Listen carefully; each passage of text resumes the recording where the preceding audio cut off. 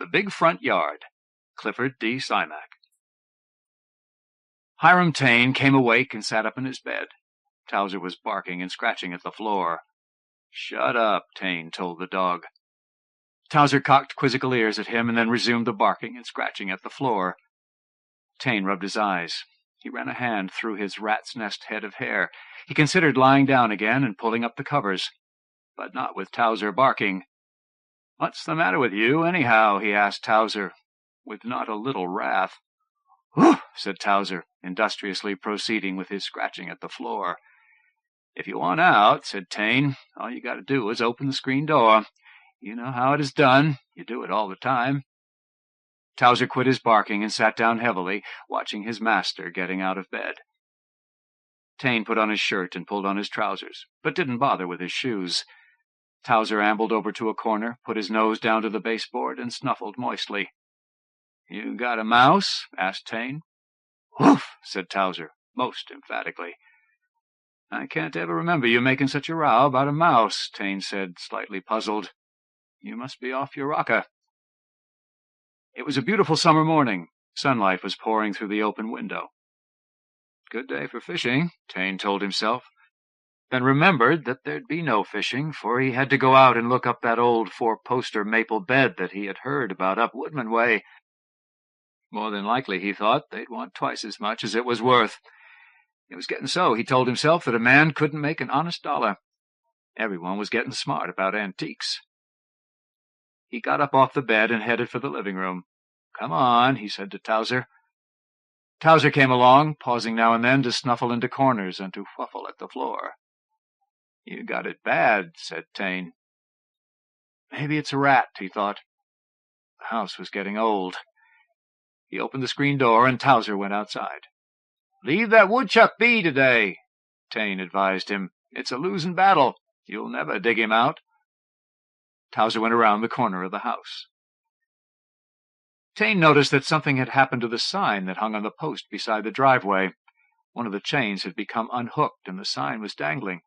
He padded out across the driveway slab in the grass, still wet with dew, to fix the sign. There was nothing wrong with it, just the unhooked chain. Might have been the wind, he thought, or some passing urchin.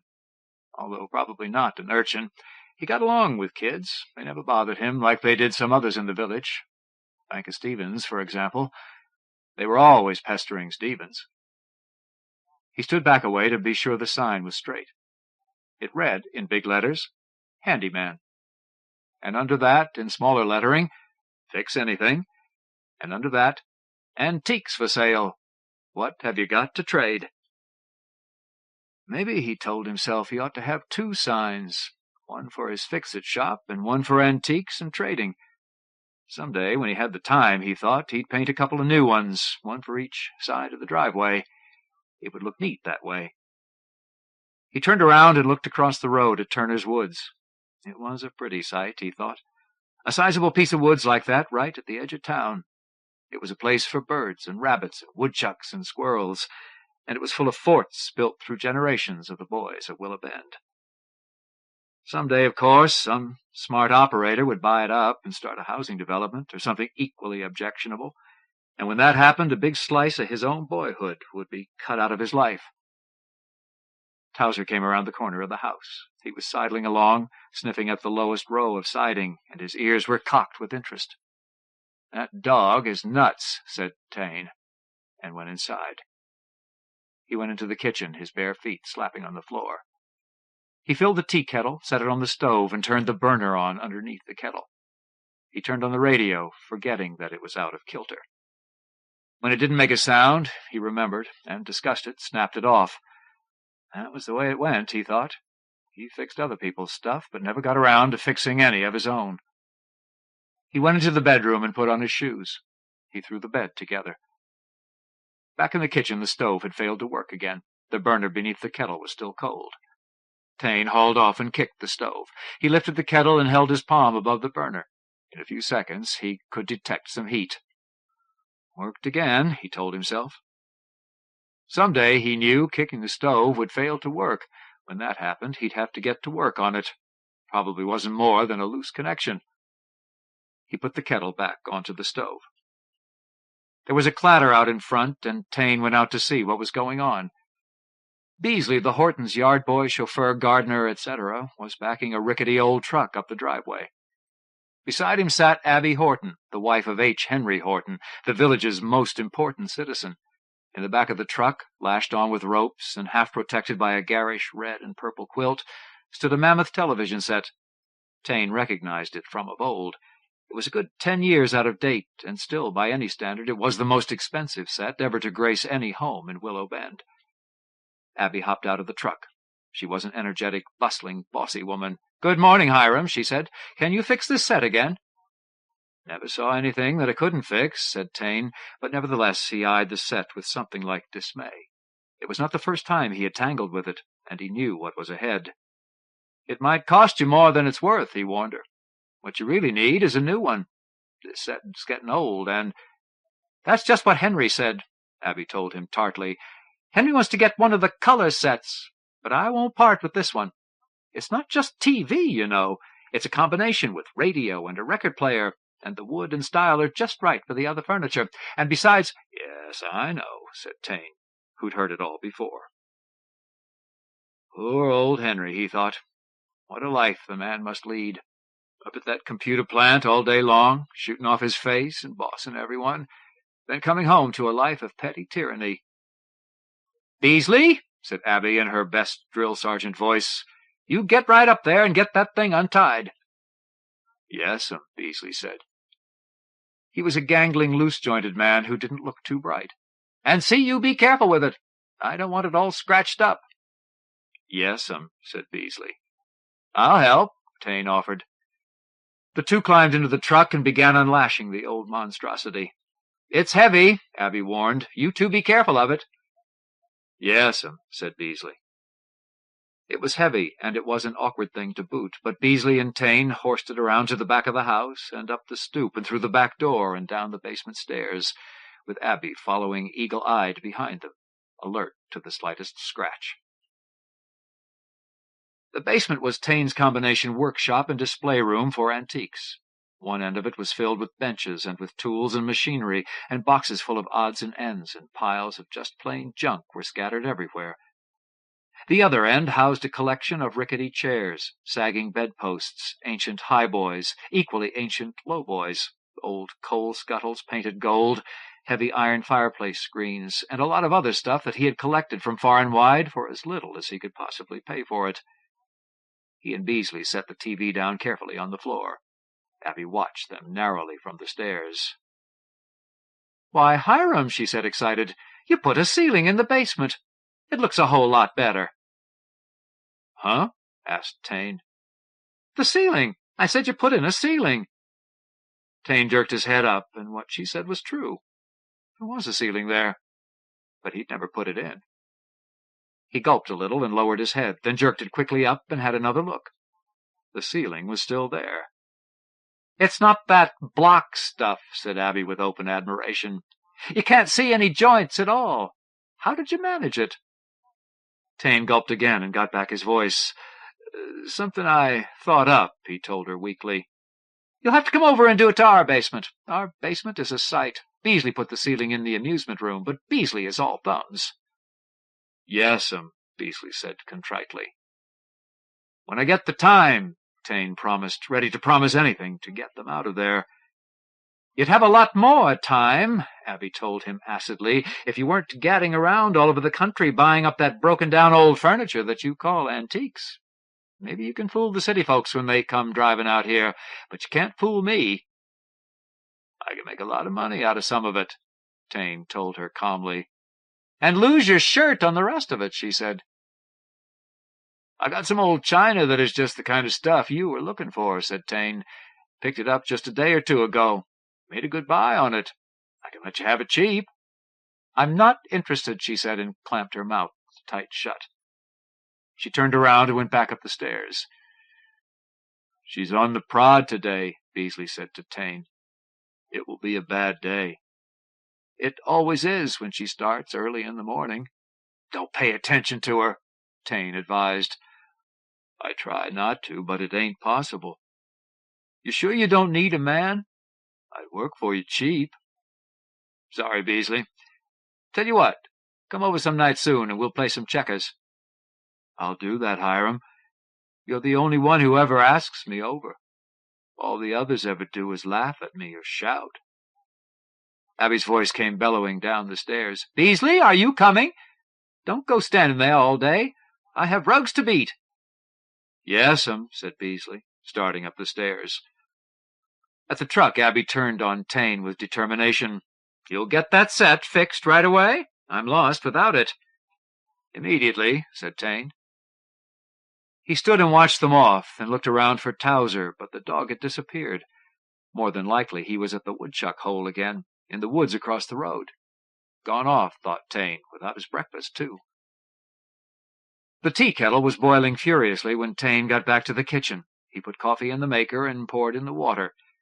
And he went downstairs. The ceiling was still there.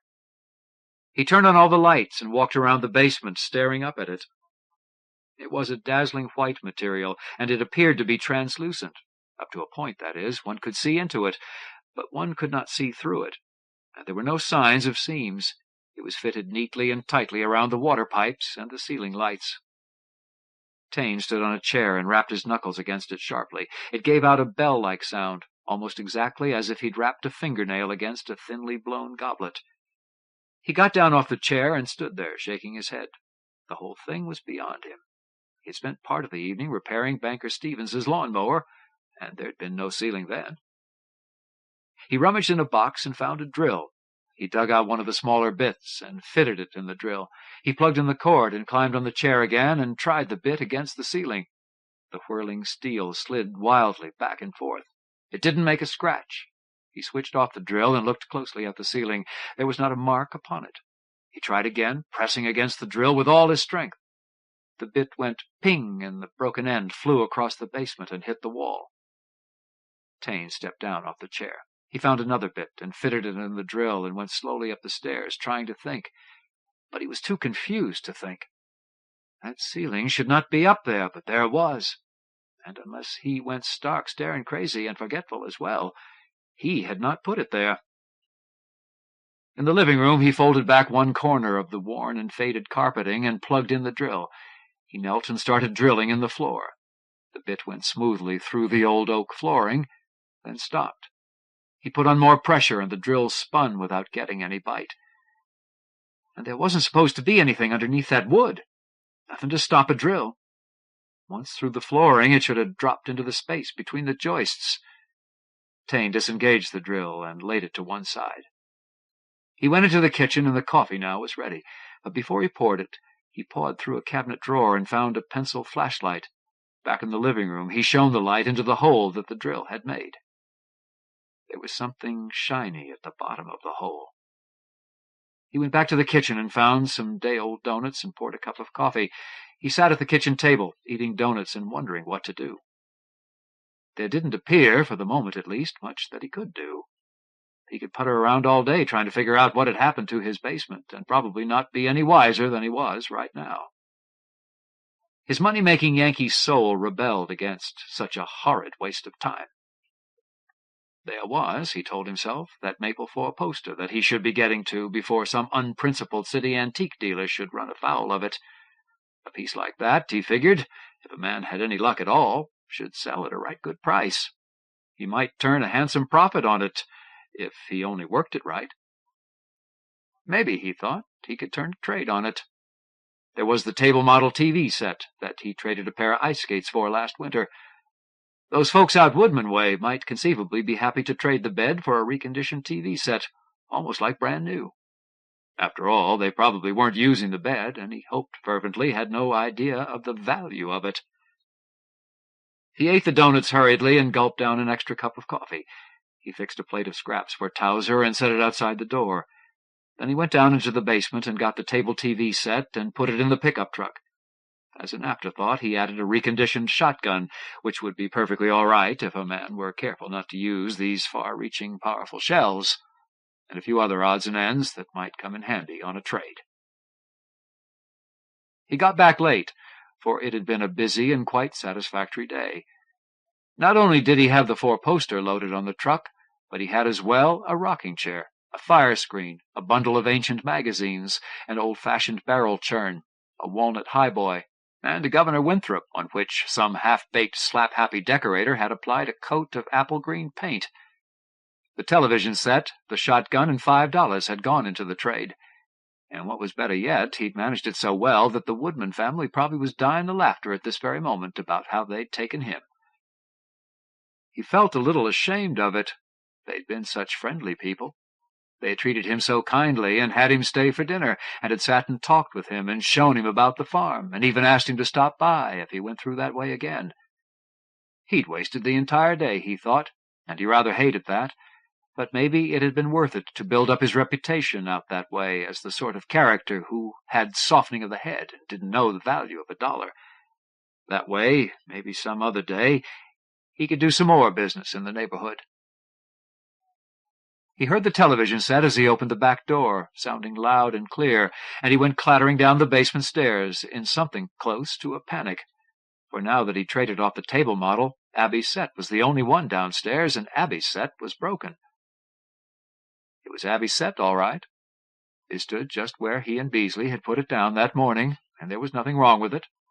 Nothing wrong at all. It was even televising color. Televising color? He stopped at the bottom of the stairs and leaned against the railing for support. The set kept right on televising color. Taine stalked the set and walked around behind it. The back of the cabinet was off, leaning against a bench that stood behind the set, and he could see the innards of it glowing cheerily. He squatted on the basement floor and squinted at the lighted innards, and they seemed a good deal different from the way that they should be. He'd repaired the set many times before, and he thought he had a good idea of what the working parts would look like. And now they all seemed different, although just how he couldn't tell. A heavy step sounded on the stairs, and a hearty voice came booming down to him. "Well, Hiram, I see you got it fixed." Taine jackknifed upright and stood there slightly frozen and completely speechless. Henry Horton stood foursquarely and happily on the stairs, looking very pleased. "I told Abby that you wouldn't have it done, but she said for me to come over anyway." "Hey, Hiram, it's in color. How did you do it, man?" Taine grinned sickly. "I just got fiddling around," he said. Henry came down the rest of the stairs with a stately step and stood before the set with his hands behind his back, staring at it fixedly in his best executive manner. He slowly shook his head. "I never would have thought," he said, "that it was possible." "Abby mentioned that you wanted color." "Well, sure, of course I did, but not on this old set. I never would have expected to get color on this set. How did you do it, Hiram?" Taine told the solemn truth. "I can't rightly say," he said. Henry found a nail keg standing in front of one of the benches and rolled it out in front of the old-fashioned set. He sat down warily and relaxed into solid comfort. "That's the way it goes," he said. "There are men like you, but not very many of them. Just Yankee tinkerers. You keep messing around with things, trying one thing here and another there, and before you know it, you come up with something." He sat on the nail keg, staring at the set. "It's sure a pretty thing," he said. "It's better than the color they have in Minneapolis. I dropped in at a couple of places the last time I was there, and looked at the color sets. And I tell you honest, Hiram, there wasn't one of them that was as good as this." Taine wiped his brow with his shirt-sleeve. Somehow or other the basement seemed to be getting warm. He was fine sweat all over. Henry found a big cigar in one of his pockets and held it out to Taine. "No, thanks, I never smoke." "Perhaps you're wise," said Henry. "It's a nasty habit." He stuck the cigar into his mouth and rolled it east to west. "Each man to his own," he proclaimed expansively. "When it comes to a thing like this, you're the man to do it. You seem to think in mechanical contraptions and electronic circuits. Me, I don't know a thing about it. Even in the computer game, I still don't know a thing about it. I hire men who do.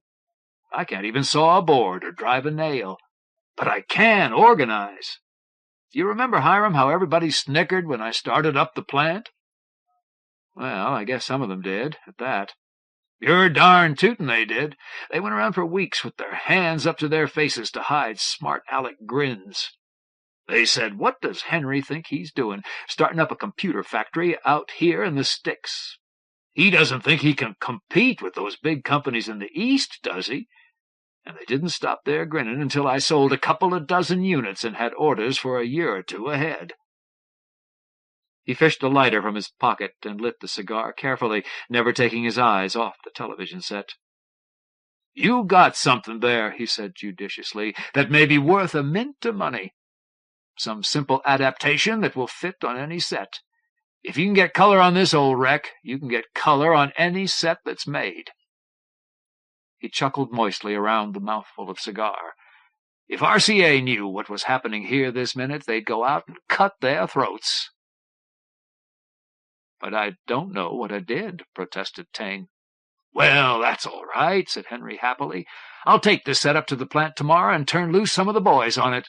They'll find out what you have here before they're through with it. He took the cigar out of his mouth and studied it intently, then popped it back in again.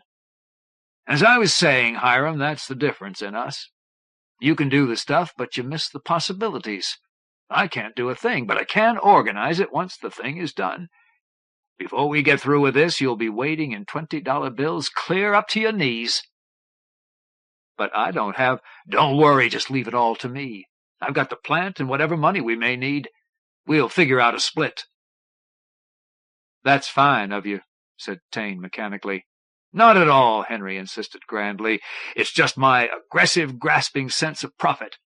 I should be ashamed of myself, cutting in on this. He sat on the keg, smoking and watching the TV perform in exquisite color. You know, Hiram, he said, I've often thought of this, but never got around to doing anything about it. I've got an old computer up at the plant that we will have to junk because it's taken up room that we really need. It's one of our early models, a sort of experimental job that went completely sour. It sure is a screwy thing. No one's ever been able to make much out of it. We tried some approaches that probably were wrong, or maybe they were right, but we didn't know enough to make them quite come off. It's been standing in a corner all these years, and I should have junked it long ago. But I sort of hate to do it. I wonder if you might not like it, just to tinker with. Well, I don't know, said Taine. Henry assumed an expansive air. No obligation, mind you. You may not be able to do a thing with it. I'd frankly be surprised if you could. But there's no harm in trying. Maybe you'll decide to tear it down for the salvage you can get. There's several $1,000s worth of equipment in it. Probably you could use most of it, one way or another. It might be interesting, conceded Taine, but not too enthusiastically. Good, said Henry, with an enthusiasm that made up for Taine's lack of it. I'll have the boys cart it over tomorrow. It's a heavy thing. I'll send along plenty of help to get it unloaded and down into the basement and set up. Henry stood up carefully and brushed cigar ashes off his lap. I'll have the boys pick up the TV set at the same time, he said. I'll have to tell Abby you haven't got it fixed yet. If I ever let it get into the house, the way it's working now, she'd hold on to it. Henry climbed the stairs heavily, and Taine saw him out of the door into the summer night. Taine stood in the shadow, watching Henry's shadowed figure go across the Widow Taylor's yard to the next street behind his house. He took a deep breath of the fresh night air and shook his head to try to clear his buzzing brain. But the buzzing went right on. Too much had happened, he told himself. Too much for any single day. First the ceiling, and now the TV set. Once he had a good night's sleep, he might be in some sort of shape to try to wrestle with it. Towser came around the corner of the house and limped slowly up the steps to stand beside his master. He was mud up to his ears. You had a day of it, I see, said Taine. And just like I told you, you didn't get the woodchuck. Woof, said Towser sadly. You're just like a lot of the rest of us, Taine told him severely. Like me and Henry Horton and all the rest of us. You're chasing something and you think you know what you're chasing, but you really don't. And what's even worse, you have no faint idea of why you're chasing it. Towser thumped a tired tail upon the stoop. Taine opened the door and stood to one side to let Towser in, and went in himself. He went through the refrigerator and found part of a roast, a slice or two of luncheon meat, a dried-out slab of cheese, and half a bowl of cooked spaghetti. He made a pot of coffee and shared the food with Towser. Then Taine went back downstairs and shut off the television set. He found a trouble lamp and plugged it in and poked a light into the innards of the set. He squatted on the floor, holding the lamp, trying to puzzle out what had been done to the set. It was different, of course, but it was a little hard to figure out in just what ways it was different. Someone had tinkered with the tubes and had them twisted out of shape, and there were little white cubes of metal tucked here and there in what seemed to be an entirely haphazard and illogical manner, although, Taine admitted to himself, there probably was no haphazardness. Now the circuit, he saw, had been rewired, and a good deal of wiring had been added. But the most puzzling thing about it was that the whole thing seemed to be just jury-rigged, as if someone had done no more than a hurried patch-up job to get the set back in working order on an emergency and temporary basis. Someone, he thought. And who had that someone been? He hunched around and peered into the dark corners of the basement, and he felt innumerable and many-legged imaginary insects running on his body. Someone had taken the back off the cabinet and leaned it against the bench, and had left the screws which held the back laid neatly in a row upon the floor. Then they had jury-rigged the set, and jury-rigged it far better than it had ever been before. If this was a jury job, he wondered, just what kind of job would it have been if they had had the time to do it up in style? They hadn't had the time, of course. Maybe they'd been scared off when he had come home, scared off even before they could get the back on the set again. He stood up and moved stiffly away. First the ceiling in the morning, and now, in the evening, Abby's television set. And the ceiling, come to think of it, was not the ceiling only. Another liner, if that was the proper term for it, of the same material as the ceiling, had been laid beneath the floor, forming a sort of boxed-in area between the joists. He had struck that liner when he had tried to drill into the floor. And what, he asked himself, if all the house were like that, too? There was just one answer to it all. There was something in the house with him. Towser had heard that something, or smelled it, or in some other manner sensed it, and had dug frantically at the floor in an attempt to dig it out, as if it were a woodchuck. Except that this, whatever it might be, certainly was no woodchuck. He put away the trouble light and went upstairs. Towser was curled up on a rug in the living room beside the easy-chair and beat his tail in polite decorum in greeting to his master. Taine stood and stared down at the dog. Towser looked back at him with satisfied and sleepy eyes, then heaved a doggish sigh and settled down to sleep. Whatever Towser might have heard or smelled or sensed this morning, it was quite evident that, as of this moment, he was aware of it no longer. Then Taine remembered something else. He had filled the kettle to make water for the coffee, and had set it on the stove. He had turned on the burner, and it had worked the first time. He hadn't had to kick the stove to get the burner going. He woke in the morning, and someone was holding down his feet, and he sat up quickly to see what was going on. But there was nothing to be alarmed about. It was only Towser, who had crawled into bed with him and now lay sprawled across his feet. Towser whined softly, and his back legs twitched as he chased dream rabbits. Taine eased his feet from beneath the dog and sat up, reaching for his clothes. It was early, but he remembered suddenly that he had left all of the furniture he had picked up the day before out there in the truck and should be getting downstairs where he could start reconditioning it. Towser went on sleeping. Taine stumbled to the kitchen and looked out of the window, and there, squatted on the back stoop, was Beasley, the Horton man of all work. Taine went to the back door to see what was going on. "I quit them, Hiram," Beasley told him. "She kept on pecking at me every minute of the day, and I couldn't do a thing to please her. So I up and quit." "Well, come on in," said Taine. "I suppose you'd like a bit to eat and a cup of coffee." "I was kind of wondering if I could stay here, Hiram, just for my keep until I can find something else." "Let's have breakfast first," said Taine. "Then we can talk about it." He didn't like it, he told himself. He didn't like it at all. In another hour or so, Abby would show up and start stirring up a ruckus about how he'd lured Beasley off. Because no matter how dumb Beasley might be, he did a lot of work and took a lot of nagging, and there wasn't anyone else in town who would work for Abby Horton. "Your ma used to give me cookies all the time," said Beasley. "Your ma was a real good woman, Hiram." "Yeah, she was," said Tane. "My ma used to say that you folks were quality, not like the rest in town. No matter what kind of airs they were always putting on. She said your family was among the first settlers." "Is that really true, Hiram?"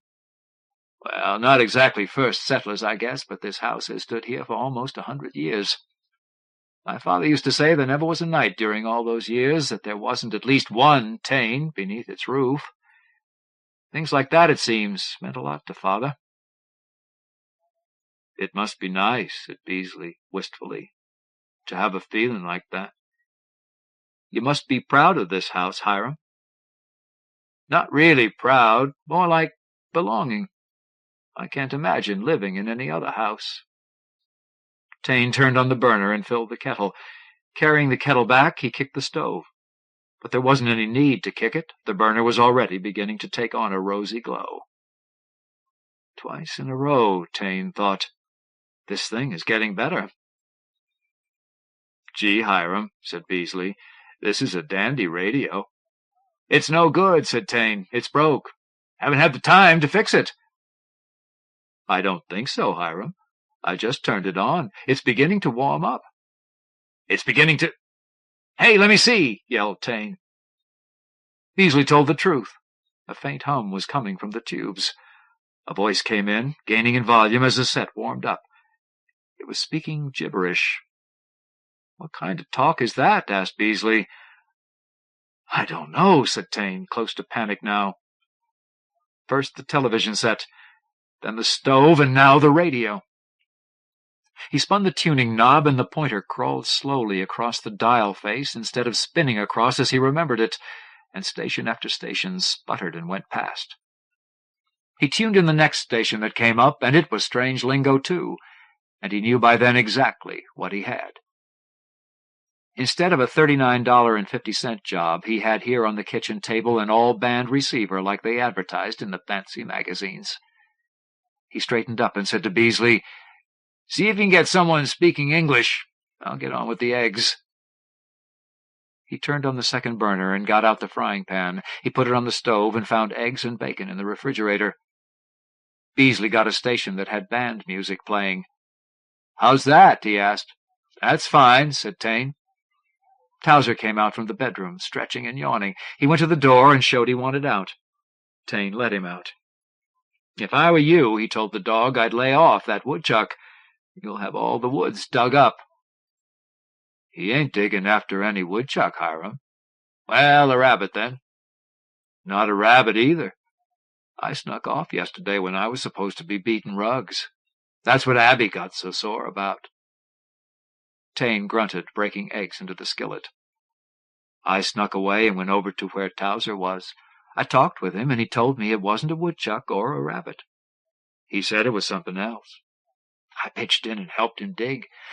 Looks to me like he found an old tank of some sort buried out there in the woods." "Towser wouldn't dig up any tank," protested Tane. "He wouldn't care about anything except a rabbit or a woodchuck." "He was working hard," insisted Beasley. "He seemed to be excited." "Maybe the woodchuck just dug his hole under this old tank, or whatever it might be." "Maybe so," Beasley agreed. He fiddled with the radio some more. He got a disc jockey who was pretty terrible.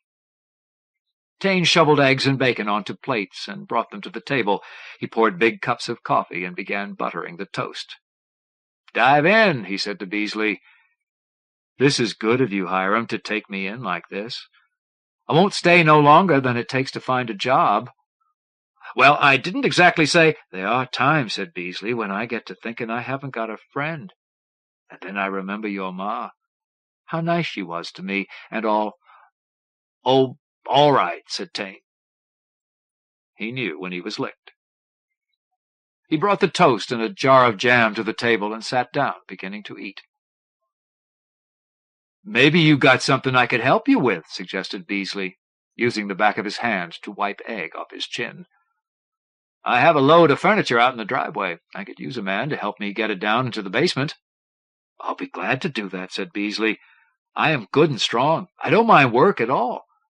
I just don't like people jawing at me." They finished breakfast and then carried the furniture down into the basement. They had some trouble with the Governor Winthrop, for it was an unwieldy thing to handle. When they finally horsed it down, Taine stood off and looked at it. The man, he told himself, who slapped paint on that beautiful cherry wood had a lot to answer for. He said to Beasley, "We have to get the paint off that thing there, and we must do it carefully. Use paint remover and a rag wrapped around a spatula and just sort of roll it off. Would you like to try it?" "Sure I would." "Say, Hiram, what will we have for lunch?" "I don't know," said Taine. "We'll throw something together." "Don't tell me you're hungry." "Well, it was sort of hard work getting all that stuff down here." "There are cookies in the jar on the kitchen shelf," said Taine. "Go and help yourself." When Beasley went upstairs, Taine walked slowly around the basement. The ceiling, he saw, was still intact. Nothing else seemed to be disturbed.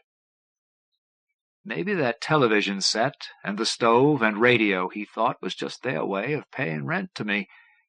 And if that were the case, he told himself, whoever they might be, he'd be more than willing to let them stay right on. He looked around some more and could find nothing wrong. He went upstairs and called to Beasley in the kitchen. "Come on out to the garage where I keep the paint. We'll hunt up some remover and show you how to use it." Beasley, a supply of cookies clutched in his hand, trotted willingly behind him. As they rounded the corner of the house, they could hear Towser's muffled barking. Listening to him, it seemed to Taine that he was getting hoarse. 3 days, he thought. What was it for? "If we don't do something about it," he said, "that fool dog is going to get himself wore out." He went into the garage and came back with 2 shovels and a pick. "Come on," he said to Beasley. "We have to put a stop to this before we have any peace." Towser had done himself a noble job of excavation. He was almost completely out of sight. Only the end of his considerably bedraggled tail showed out of the hole he had clawed in the forest floor. Beasley had been right about the tank-like thing. One edge of it showed out of one side of the hole. Towser backed out of the hole and sat down heavily, his whiskers dripping clay, his tongue hanging out of the side of his mouth. "He says that it's about time that we showed up," said Beasley. Taine walked around the hole and knelt down. He reached down a hand to brush the dirt off the projecting edge of Beasley's tank. The clay was stubborn and hard to wipe away, but from the feel of it, the tank was heavy metal. Taine picked up a shovel and rapped it against the tank. The tank gave out a clang. They got to work, shoveling away a foot or so of topsoil that lay above the object. It was hard work, and the thing was bigger than they had thought, and it took some time to get it uncovered, even roughly. "I'm hungry," Beasley complained. Taine glanced at his watch. It was almost 1 o'clock. "Run on back to the house," he said to Beasley. "You'll find something in the refrigerator, and there's milk to drink." "How about you, Hiram? Ain't you ever hungry?" "You could bring me back a sandwich, and see if you can find a trowel." "What you want a trowel for?" "I want to scrape the dirt off this thing and see what it is." He squatted down beside the thing they had unearthed and watched Beasley disappear into the woods. "Towser," he said, "this is the strangest animal you ever put to ground." A man, he told himself, might bet a joke about it, if to do no more than keep his fear away. Beasley wasn't scared, of course. Beasley didn't have the sense to be scared of a thing like this. 12 feet wide by 20 long and oval-shaped. About the size, he thought, of a good-sized living room, and there never had been a tank of that shape or size in all of Willow Bend. He fished his jackknife out of his pocket and started to scratch away the dirt at one point on the surface of the thing. He got a square inch free of dirt, and it was no metal such as he had ever seen. It looked for all the world like glass. He kept on scraping at the dirt until he had a clean place as big as an outstretched hand. It wasn't any metal. He'd almost swear to that. It looked like cloudy glass, like the milk glass goblets and bowls he was always on the lookout for. There were a lot of people who were plain nuts about it, and they'd pay fancy prices for it. He closed the knife and put it back into his pocket and squatted, looking at the oval shape that Towser had discovered. And the conviction grew. Whatever it was that had come to live with him undoubtedly had arrived in this same contraption. From space or time, he thought, and was astonished that he thought it, for he'd never thought such a thing before. He picked up a shovel and began to dig again, digging down this time, following the curving side of the alien thing that lay within the earth. And as he dug, he wondered. What should he say about this? Or should he say anything? Maybe the smartest course would be to cover it again and never breathe a word about it to a living soul. Beasley would talk about it, naturally, but no one in the village would pay attention to anything that Beasley said. Everyone in Willow Bend knew Beasley was cracked. Beasley finally came back. He carried 3 inexpertly made sandwiches wrapped in an old newspaper and a quart bottle almost full of milk. "You certainly took your time," said Tane, slightly irritated. "I got interested," Beasley explained. "Interested in what?" "Well, there were 3 big trucks, and they were lugging a lot of heavy stuff down into the basement. 2 or 3 big cabinets and a lot of other junk." "And you know Abby's television set?" "Well, they took the set away. I told them that they shouldn't, but they took it anyway." "I forgot," said Tane. "Henry said he'd send the computer over, and I plumb forgot." Tane ate the sandwiches, sharing them with Towser, who was very grateful in a muddy way. Finished, Tane rose and picked up his shovel. "Let's get to work," he said. "But you got all that stuff down in the basement." "That can wait," said Tane. "This job we have to finish." It was getting dusk by the time they finished. Tane leaned wearily on his shovel. 12 feet by 20 across the top and 10 feet deep, and all of it, every bit of it, made of the milk glass stuff that sounded like a bell when you whacked it with a shovel. They'd have to be small, he thought, if there were many of them, to live in a space that size, especially if they had to stay there very long. And that fitted in, of course, for if they weren't small, they couldn't now be living in the space between the basement joists. If they were really living there, thought Tane. If it wasn't all just a lot of supposition. Maybe, he thought, even if they had been living in the house, they might be there no longer, for Towser had smelled or heard or somehow sensed them in the morning, but by that very night he'd paid them no attention.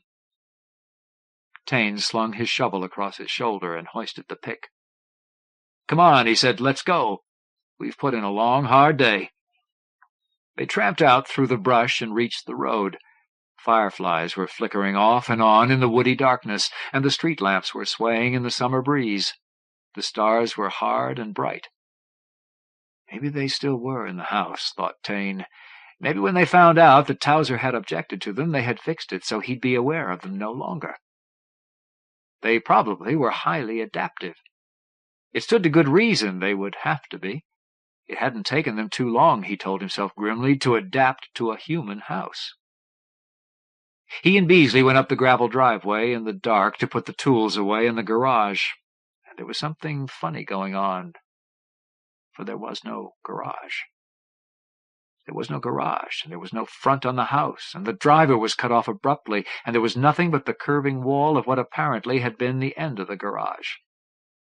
They came up to the curving wall and stopped, squinting unbelieving in the summer dark. There was no garage, no porch, no front of the house at all. It was as if someone had taken the opposite corners of the front of the house and bent them together until they touched, folding the entire front of the building inside the curvature of the bent-together corners. Tane now had a curved front house, although it was actually not as simple as all that, for the curvature was not in proportion to what actually would have happened in case of such a feat. The curve was long and graceful, and somehow not quite apparent.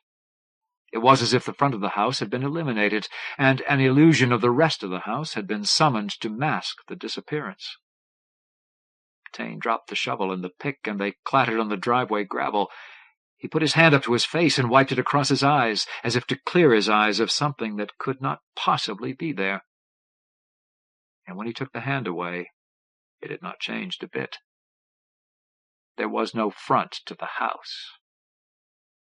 Then he was running around the house, hardly knowing he was running, and there was a fear inside of him at what had happened to the house. But the back of the house was all right. It was exactly as it had always been. He clattered up the stoop with Beasley and Towser running close behind him. He pushed open the door and burst into the entry and scrambled up the stairs into the kitchen and went across the kitchen in 3 strides to see what had happened to the front of the house. At the door between the kitchen and the living room, he stopped, and his hands went out to grasp the door jamb as he stared in disbelief at the windows of the living room.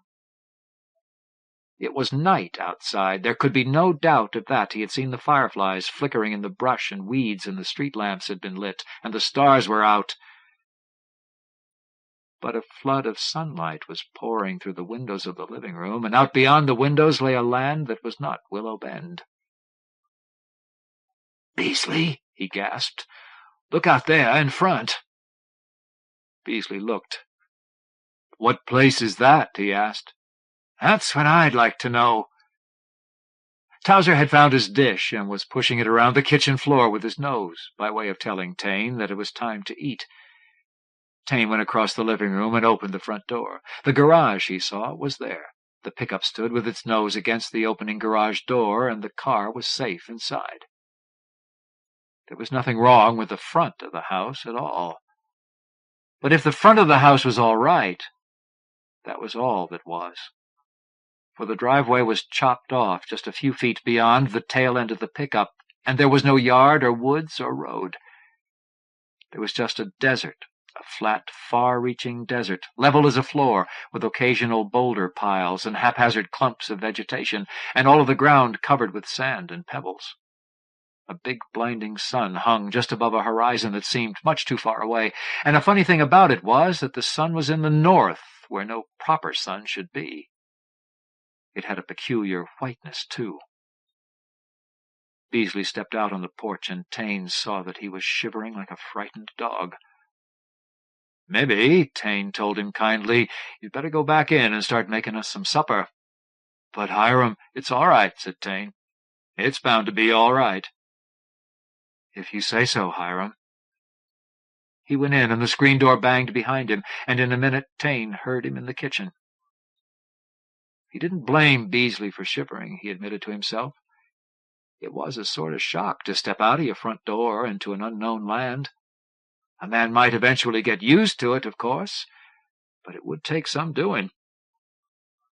He stepped down off the porch and walked around the truck and around the garage corner, and when he rounded the corner he was half prepared to walk back into familiar Willow Bend, for when he had gone in the back door the village had been there.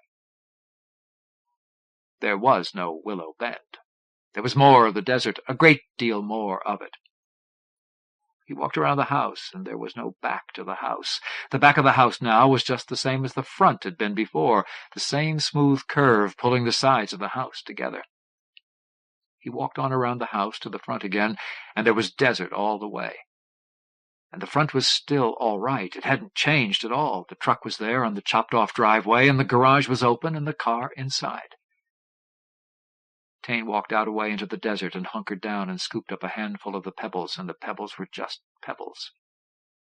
He squatted there and let the pebbles trickle through his fingers. In Willow Bend there was a back door, and there wasn't any front. Here, wherever here might be, there was a front door, but there wasn't any back. He stood up and tossed the rest of the pebbles away and wiped his dusty hands upon his breeches. Out of the corner of his eye he caught a sense of movement on the porch, and there they were. A line of tiny animals, if animals they were, came marching down the steps, one behind another. They were 4 inches high or so, and they went on all 4 feet, although it was plain to see that their front feet were really hands, not feet. They had rat-like faces that were vaguely human, with noses long and pointed. They looked as if they might have scales instead of hide, for their bodies glistened with a rippling motion as they walked. And all of them had tails that looked very much like the coiled wire tails one finds on certain toys, and the tails stuck straight up above them, quivering as they walked. They came down the steps in single file, in perfect military order, with half a foot or so of spacing between each one of them. They came down the steps and walked out into the desert in a straight, undeviating line, as if they knew exactly where they might be bound. There was something deadly purposeful about them, and yet they didn't hurry. Taine counted 16 of them, and he watched them go out into the desert until they were almost lost to sight. There go the ones, he thought, who came to live with me. They are the ones who fixed up the ceiling and who repaired Abby's television set and jiggered up the stove and radio. And more than likely, too, they were the ones who had come to Earth in the strange milk-glass contraption out there in the woods. And if they had come to Earth in that deal out in the woods, then what sort of place was this? He climbed the porch and opened the screen door and saw the neat 6-inch circle his departing guests had achieved in the screen to get out of the house. He made a mental note that some day, when he had the time, he would have to fix it. He went in and slammed the door behind him. "Beasley!" he shouted. There was no answer. Towser crawled from beneath the love-seat and apologized. "It's all right, pal," said Taine. "That outfit scared me, too." He went into the kitchen. The dim ceiling light shone on the overturned coffee pot, the broken cup in the center of the floor, the upset bowl of eggs.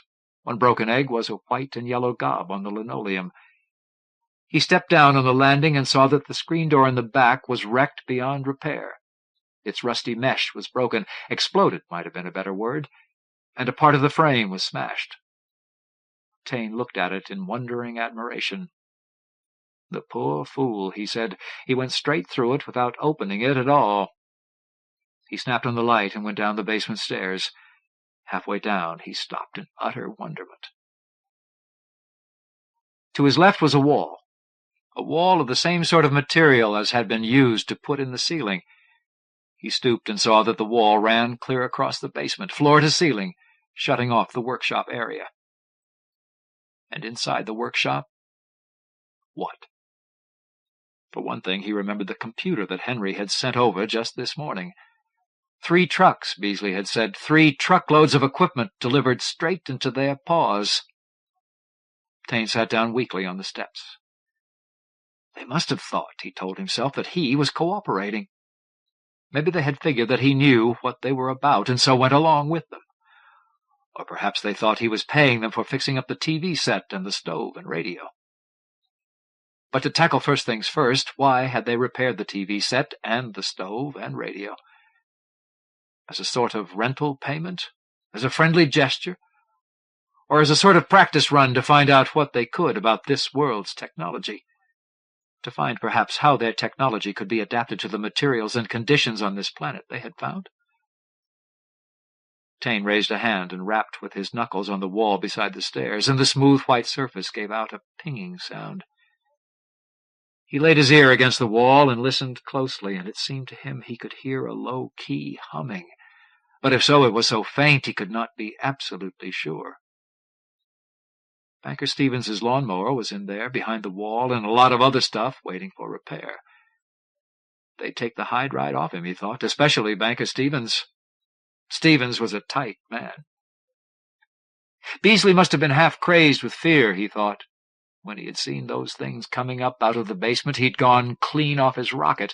He'd gone straight through the door without even bothering to try to open it, and now he was down in the village, yapping to anyone who'd stop to listen to him. No one ordinarily would pay Beasley much attention, but if he yapped long enough and wild enough, they'd probably do some checking. They'd come storming up here, and they'd give the place a going over, and they'd stand goggle-eyed at what they found in front, and pretty soon some of them would have worked their way around to sort of running things. And it was none of their business, Taine stubbornly told himself, his ever-present business sense rising to the fore. There was a lot of real estate lying around out there in his front yard, and the only way anyone could get to it was by going through the house. That being the case, it stood to reason that all that land out there was his. Maybe it wasn't any good at all. There might be nothing there. But before he had other people overrunning it, he'd better check and see. He went up the stairs and out into the garage. The sun was still just above the northern horizon, and there was nothing moving. He found a hammer and some nails and a few short lengths of plank in the garage and took them in the house.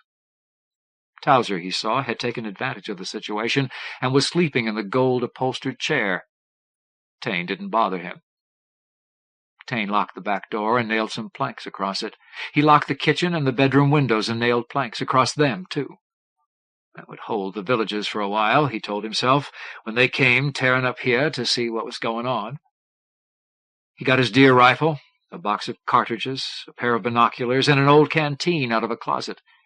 He filled the canteen to the kitchen tap and stuffed a sack with food for him and Towser to eat along the way, for there was no time to wait and eat. Then he went into the living room and dumped Towser out of the gold-upholstered chair. "Come on, Towse," he said. "We'll go and look things over." He checked the gasoline in the pickup, and the tank was almost full. He and the dog got in, and he put the rifle within easy reach. Then he backed the truck and swung it around and headed out, north, across the desert. It was easy traveling. The desert was as level as a floor. At times it got a little rough, but no worse than a lot of the back roads he traveled hunting down antiques. The scenery didn't change. Here and there were low hills, but the desert itself kept on mostly level, unraveling itself into that far-off horizon. Taine kept on driving north, straight into the sun. He hit some sandy stretches, but the sand was firm and hard, and he had no trouble. Half an hour out, he caught up with the band of things, all 16 of them, that had left the house. They were still traveling in line at their steady pace. Slowing down the truck, Taine traveled parallel with them for a time, but there was no profit in it. They kept on traveling their course, looking neither right nor left. Speeding up, Taine left them behind. The sun stayed in the north, unmoving, and that certainly was queer. Perhaps, Taine told himself, this world spun on its axis far more slowly than the earth, and the day was longer, from the way the sun appeared to be standing still, perhaps a good deal longer. Hunched above the wheel, staring out into the endless stretch of desert, the strangeness of it struck him for the first time with its full impact. This was another world. There could be no doubt of that. Another planet circling another star. And where it was in actual space, no one on Earth could have the least idea. And yet, through some machination of those 16 things walking straight in line, it also was lying just outside the front door of his house. Ahead of him, a somewhat larger hill loomed out of the flatness of the desert. As he drew nearer to it, he made out a row of shining objects lined upon its crest. After a time, he stopped the truck and got out with the binoculars. Through the glasses, he saw that the shining things were the same sort of milk-glass contraptions as had been in the woods. He counted 8 of them, shining in the sun, perched upon some sort of rock-gray cradles. And there were other cradles, empty. He took the binoculars from his eyes and stood there for a moment, considering the advisability of climbing the hill and investigating closely. But he shook his head. There'd be time for that later on. He'd better keep on moving. This was not a real exploring foray, but a quick reconnaissance. He climbed into the truck and drove on, keeping watch upon the gas gauge. When it came close to half full, he'd have to turn around and go back home again. Ahead of him he saw a faint whiteness above the dim horizon line, and he watched it narrowly. At times it faded away and then came in again, but whatever it might be was so far off he could make nothing of it. He glanced down at the gas gauge, and it was close to the halfway mark. He stopped the pickup and got out with the binoculars. As he moved around to the front of the machine, he was puzzled at how slow and tired his legs were, and then remembered he should have been in bed many hours ago. He looked at his watch, and it was 2 o'clock, and that meant, back on Earth, 2 o'clock in the morning. He'd been awake for more than 20 hours, and much of that time he had been engaged in the back-breaking work of digging out the strange thing in the woods. He put up the binoculars, and the elusive white line that he had been seeing turned out to be a range of mountains.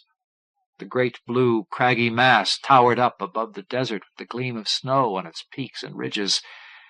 They were a long way off, for even the powerful glasses brought them in as little more than a misty blueness. He swept the glasses slowly back and forth, and the mountains extended for a long distance above the horizon line. He brought the glasses down off the mountains and examined the desert that stretched ahead of him. There was more of the same that he had been seeing, the same floor-like levelness, the same occasional mounds, the selfsame craggy vegetation. and a house. His hands trembled, and he lowered the glasses, then put them up to his face again and had another look. It was a house, all right, a funny-looking house, standing at the foot of one of the hillocks, still shadowed by the hillock so that one could not pick it out with the naked eye. It seemed to be a small house.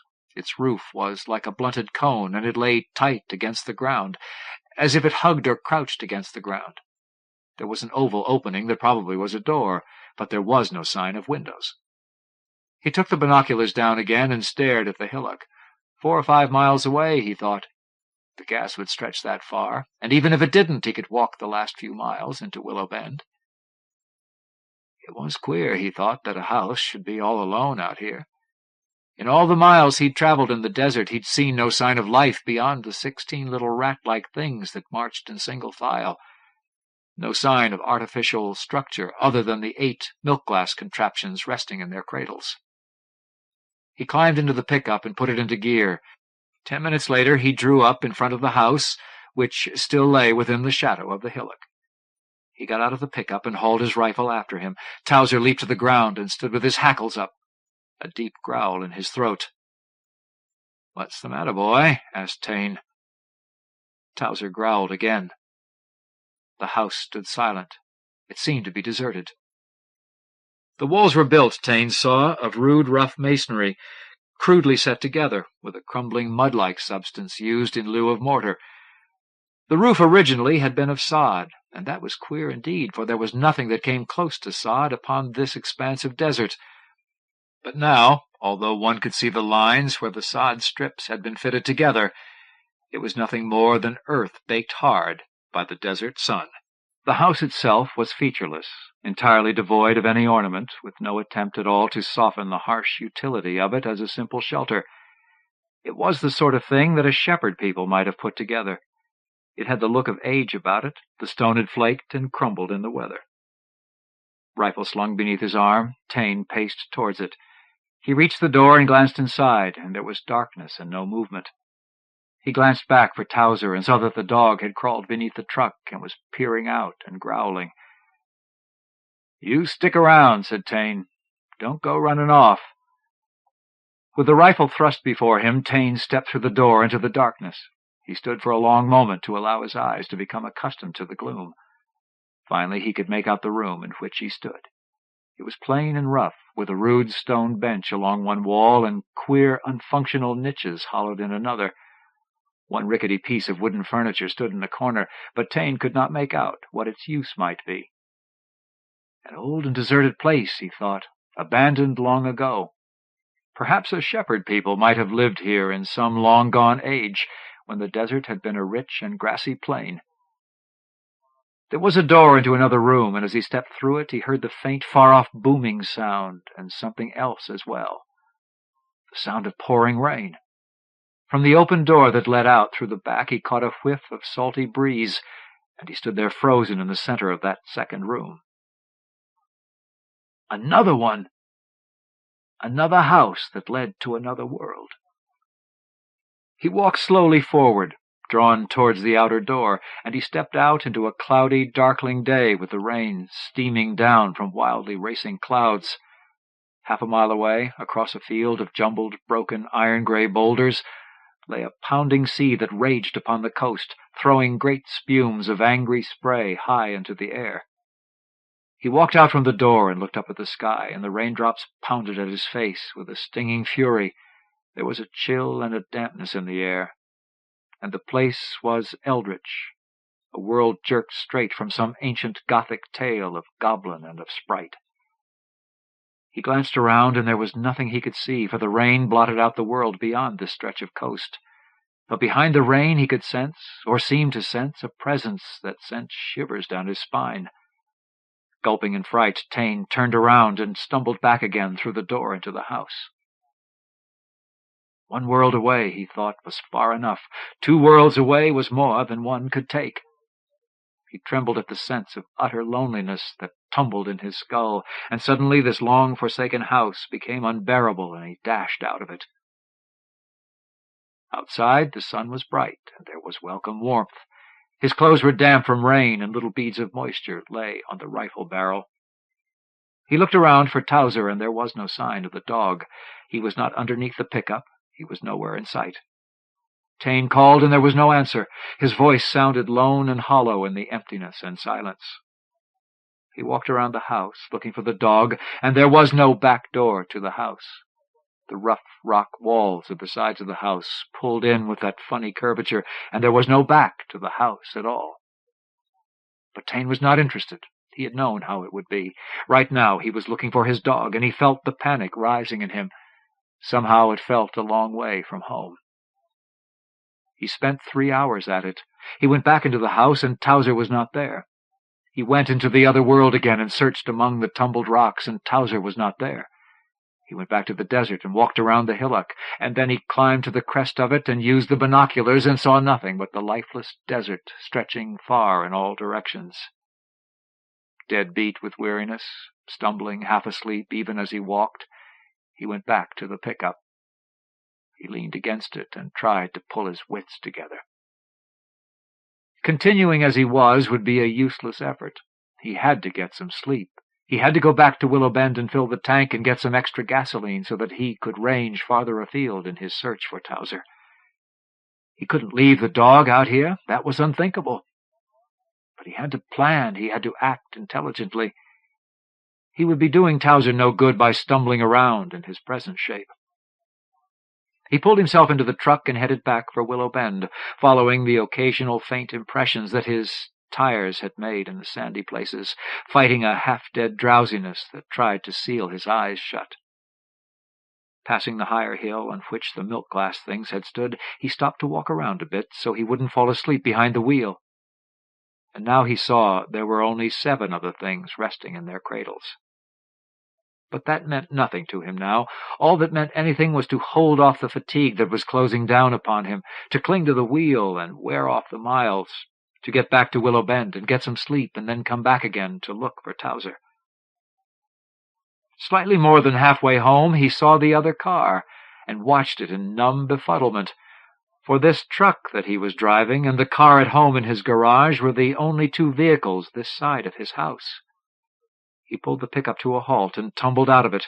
The car drew up, and Henry Horton and Beasley and a man who wore a star leaped quickly out of it. "Thank God we found you, man!" cried Henry, striding over to him. "I was lost," protested Tane. "I was coming back."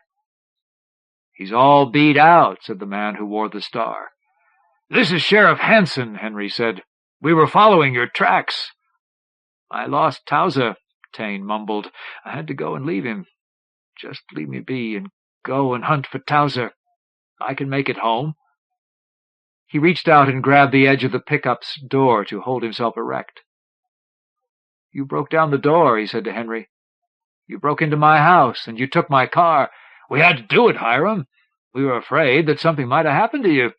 The way that Beasley told it, it stood your hair on end." "You better get him in the car," the sheriff said.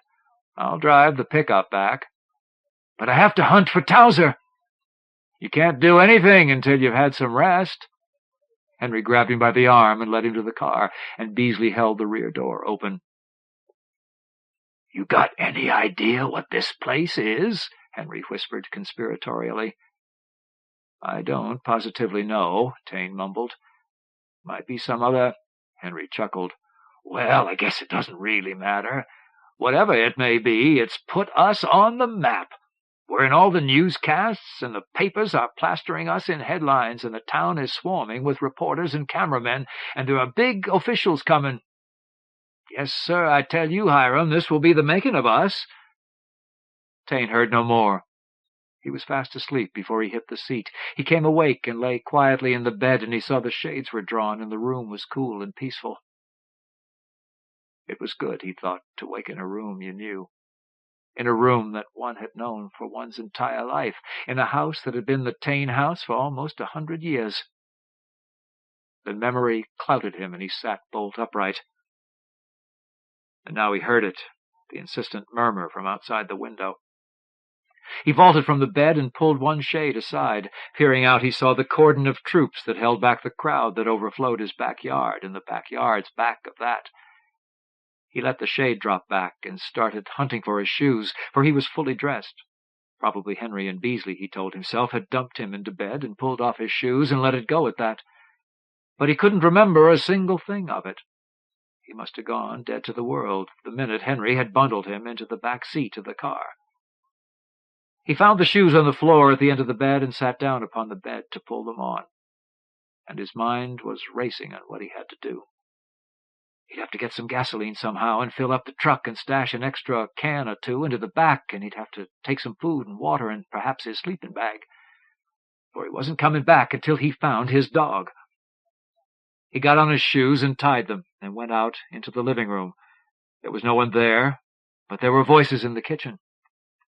He looked out the window, and the desert lay outside, unchanged. The sun, he noticed, had climbed higher in the sky, but out in his front yard it was still forenoon.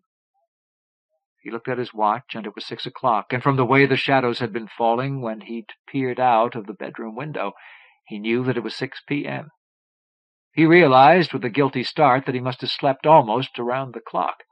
He had not meant to sleep that long. He hadn't meant to leave Towser out there that long. He headed for the kitchen, and there were 3 persons there, Abby and Henry Horton, and a man in military garb. "There you are," cried Abby merrily. "We were wondering when you would wake up." "You have some coffee cooking, Abby?" "Yes, a whole pot full of it, and I'll cook up something else for you." "Just some toast," said Tane. "I haven't got much time. I have to hunt for Towser." "Hiram," said Henry, "this is Colonel Ryan, National Guard. He has his boys outside." "Yes, I saw them through the window." "Necessary," said Henry. "Absolutely necessary. The sheriff couldn't handle it. The people came rushing in, and they'd have torn the place apart. So I called the governor." "Tane," the colonel said, "sit down. I want to talk with you." "Certainly," said Tane, taking a chair. "Sorry to be in such a rush, but I lost my dog out there." "This business," said the colonel smugly, "is vastly more important than any dog could be." "Well, Colonel, that just goes to show that you don't know Towser. He's the best dog I ever had, and I've had a lot of them. Raised him from a pup, and he's been a good friend all these years." "All right," the colonel said, "so he is a friend. But still, I have to talk with you." "You just sit and talk," Abby said to Tane. "I'll fix up some cakes, and Henry brought over some of that sausage that we get out on the farm." The back door opened, and Beasley staggered in to the accompaniment of a terrific metallic banging. He was carrying 3 empty 5-gallon gas cans in one hand and 2 in the other hand, and they were bumping and banging together as he moved. "Say," yelled Tane, "what's going on here?" "Now, just take it easy," Henry said. "You have no idea the problems that we have. We wanted to get a big gas tank moved through here, but we couldn't do it.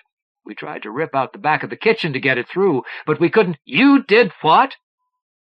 "We tried to rip out the back of the kitchen," Henry told him calmly.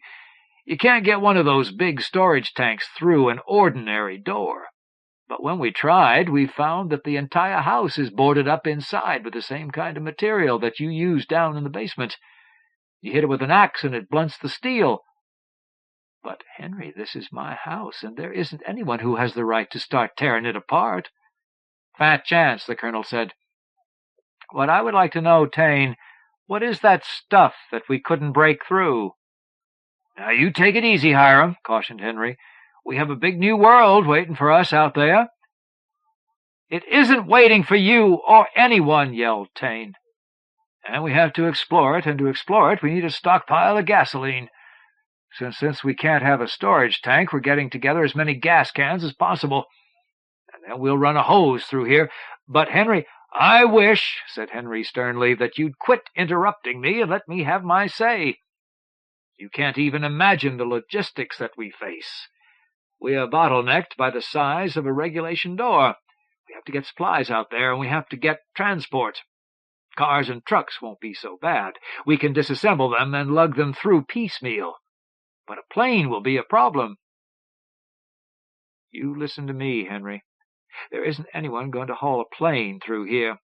This house has been in my family for almost 100 years, and I own it, and I have a right to it, and you can't come in high-handed and start hauling stuff through it." "But," said Henry plaintively, "we need a plane real bad. You can cover so much more ground when you have a plane." Beasley went banging through the kitchen with his cans and out into the living room. The colonel sighed. "I had hoped, Mr. Taine, that you would understand how the matter stood. To me it seems very plain that it's your patriotic duty to cooperate with us in this. The government, of course, could exercise the right of eminent domain and start condemnation action, but it would rather not do that. I'm speaking unofficially, of course, but I think it's safe to say the government would much prefer to arrive at an amicable agreement." "I doubt," Taine said, bluffing, not knowing anything about it, "that the right to eminent domain would be applicable. As I understand it, it applies to buildings and to roads, and—" "This is a road," the colonel told him flatly. "A road right through your house to another world." "First," Taine declared, "the government would have to show it was in the public interest, and that refusal of the owner to relinquish title amounted to an interference in government procedure, and—" "I think," the colonel said, "that the government can prove it is in the public interest." "I think," Taine said angrily, "I'd better get a lawyer."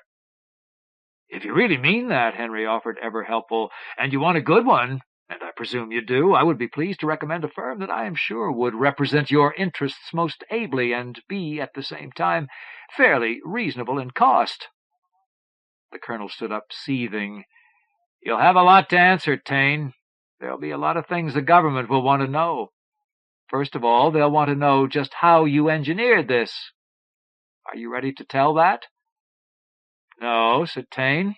"I don't believe I am." And he thought with some alarm, "They think that I'm the one who did it, and they'll be down on me like a pack of wolves to find out just how I did it." He had visions of the FBI and the State Department and the Pentagon, and even sitting down, he felt shaky in the knees. The colonel turned around and marched stiffly from the kitchen. He went out the back and slammed the door behind him. Henry looked at Taine speculatively. "Do you really mean it?" he demanded. "Do you intend to stand up to them?" "I'm getting sore," said Taine. "They can't come in here and take over without even asking me. I don't care what anyone may think. This is my house. I was born here, and I've lived here all my life, and I like the place, and—" "Sure," said Henry. "I know just how you feel. I suppose it's childish of me, but I wouldn't mind so much if they showed a willingness to sit down and talk about what they meant to do once they'd taken over. But there seems no disposition to even ask me what I think about it. And I tell you, Henry, this is different than it seems. This isn't a place where we can walk in and take over, no matter what Washington may think. There's something out there, and we better watch our step." "I was thinking," Henry interrupted, "as I was sitting here, that your attitude is most commendable and deserving of support. It has occurred to me that it would be most unneighborly of me to go on sitting here and leave you in the fight alone. We could hire ourselves a fine array of legal talent, and we could fight the case, and in the meantime we could form a land and development company, and that way we could make sure that this new world of yours is used the way it should be used. It stands to reason, Hiram, that I am the one to stand beside you, shoulder to shoulder, in this business, since we're already partners in this TV deal." "What's this about TV?" shrilled Abby, slapping a plate of cakes down in front of Taine. "Now, Abby," Henry said patiently, "I have explained to you already that your TV set is back of that partition down in the basement, and there isn't any telling when we can get it out." "Yes, I know," said Abby, bringing a platter of sausages and pouring a cup of coffee. Beasley came in from the living room and went bumbling out the back. "After all," said Henry, pressing his advantage, "I would suppose I had some hand in it. I doubt you could have done much without the computer I sent over." And there it was again, thought Taine. Even Henry thought he'd been the one who did it. "But didn't Beasley tell you?" "Beasley said a lot, but you know how Beasley is." And that was it, of course. To the villagers, it would be no more than another Beasley story, another whopper that Beasley had dreamed up. There was no one who believed a word that Beasley said. Taine picked up the cup and drank his coffee, gaining time to shape an answer, and there wasn't any answer. If he told the truth, it would sound far less believable than any lie he'd tell. You can tell me, Hiram. After all, we're partners." He's playing me for a fool, thought Tane. Henry thinks he can play anyone he wants for a fool and sucker. "You wouldn't believe me if I told you, Henry." "Well," Henry said resignedly, getting to his feet, "I guess that part of it can wait." Beasley came tramping and banging through the kitchen with another load of cans. "I'll have to have some gasoline," said Tane, "if I'm going out for Towser." "I'll take care of that right away," Henry promised smoothly. "I'll send Ernie over with his tank wagon, and we can run a hose through here and fill up those cans. And I'll see if I can find someone who'll go along with you." "That's not necessary. I can go alone." "If we had a radio transmitter, then you could keep in touch." "But we haven't any. And, Henry, I can't wait. Towser's out there somewhere.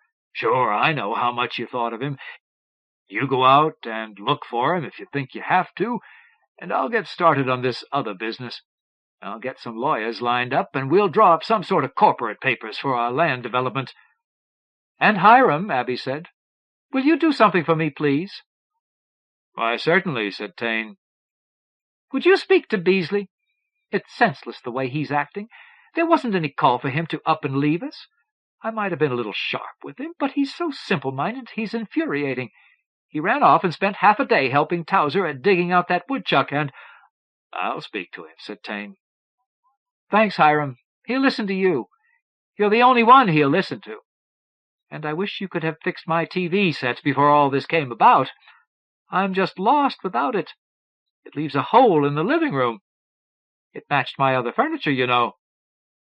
"Yes, I know," said Tane.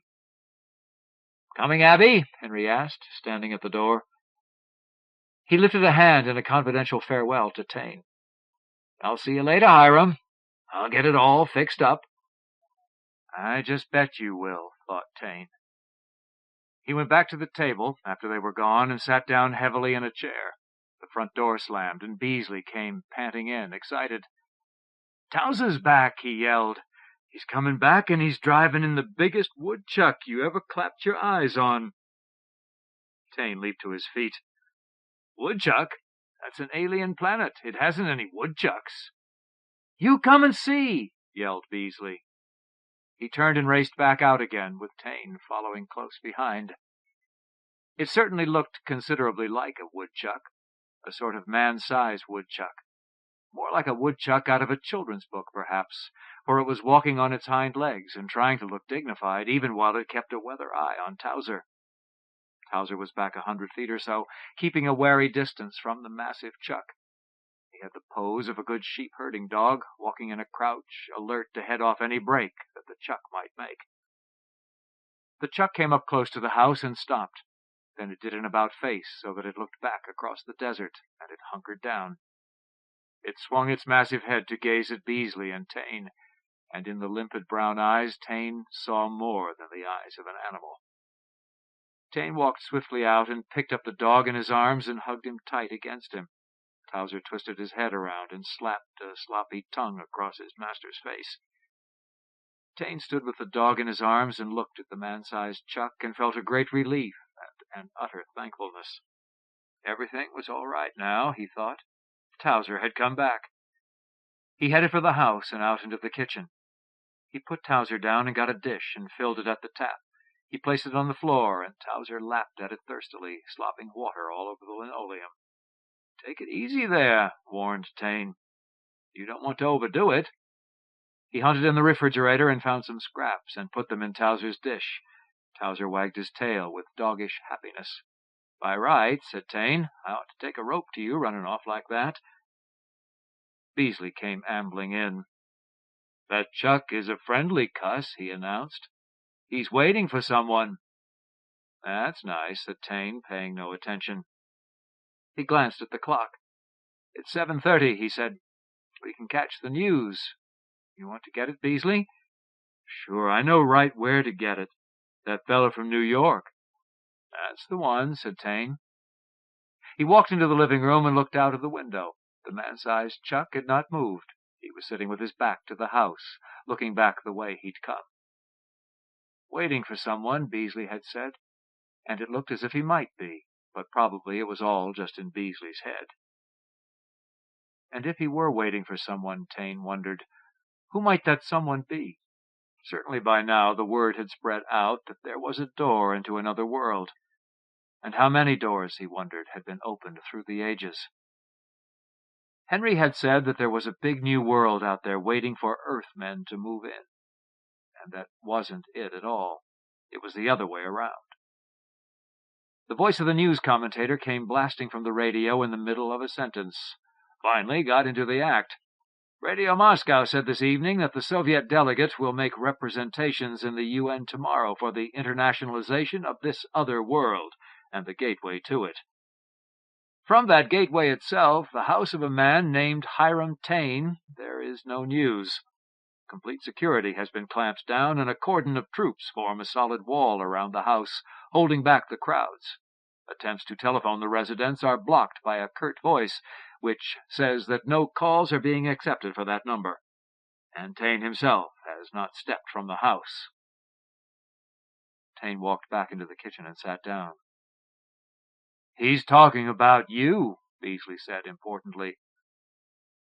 Rumors circulated this morning that Taine, a quiet village repairman and dealer in antiques, and until yesterday a relative unknown, had finally returned from a trip which he made out into this new and unknown land.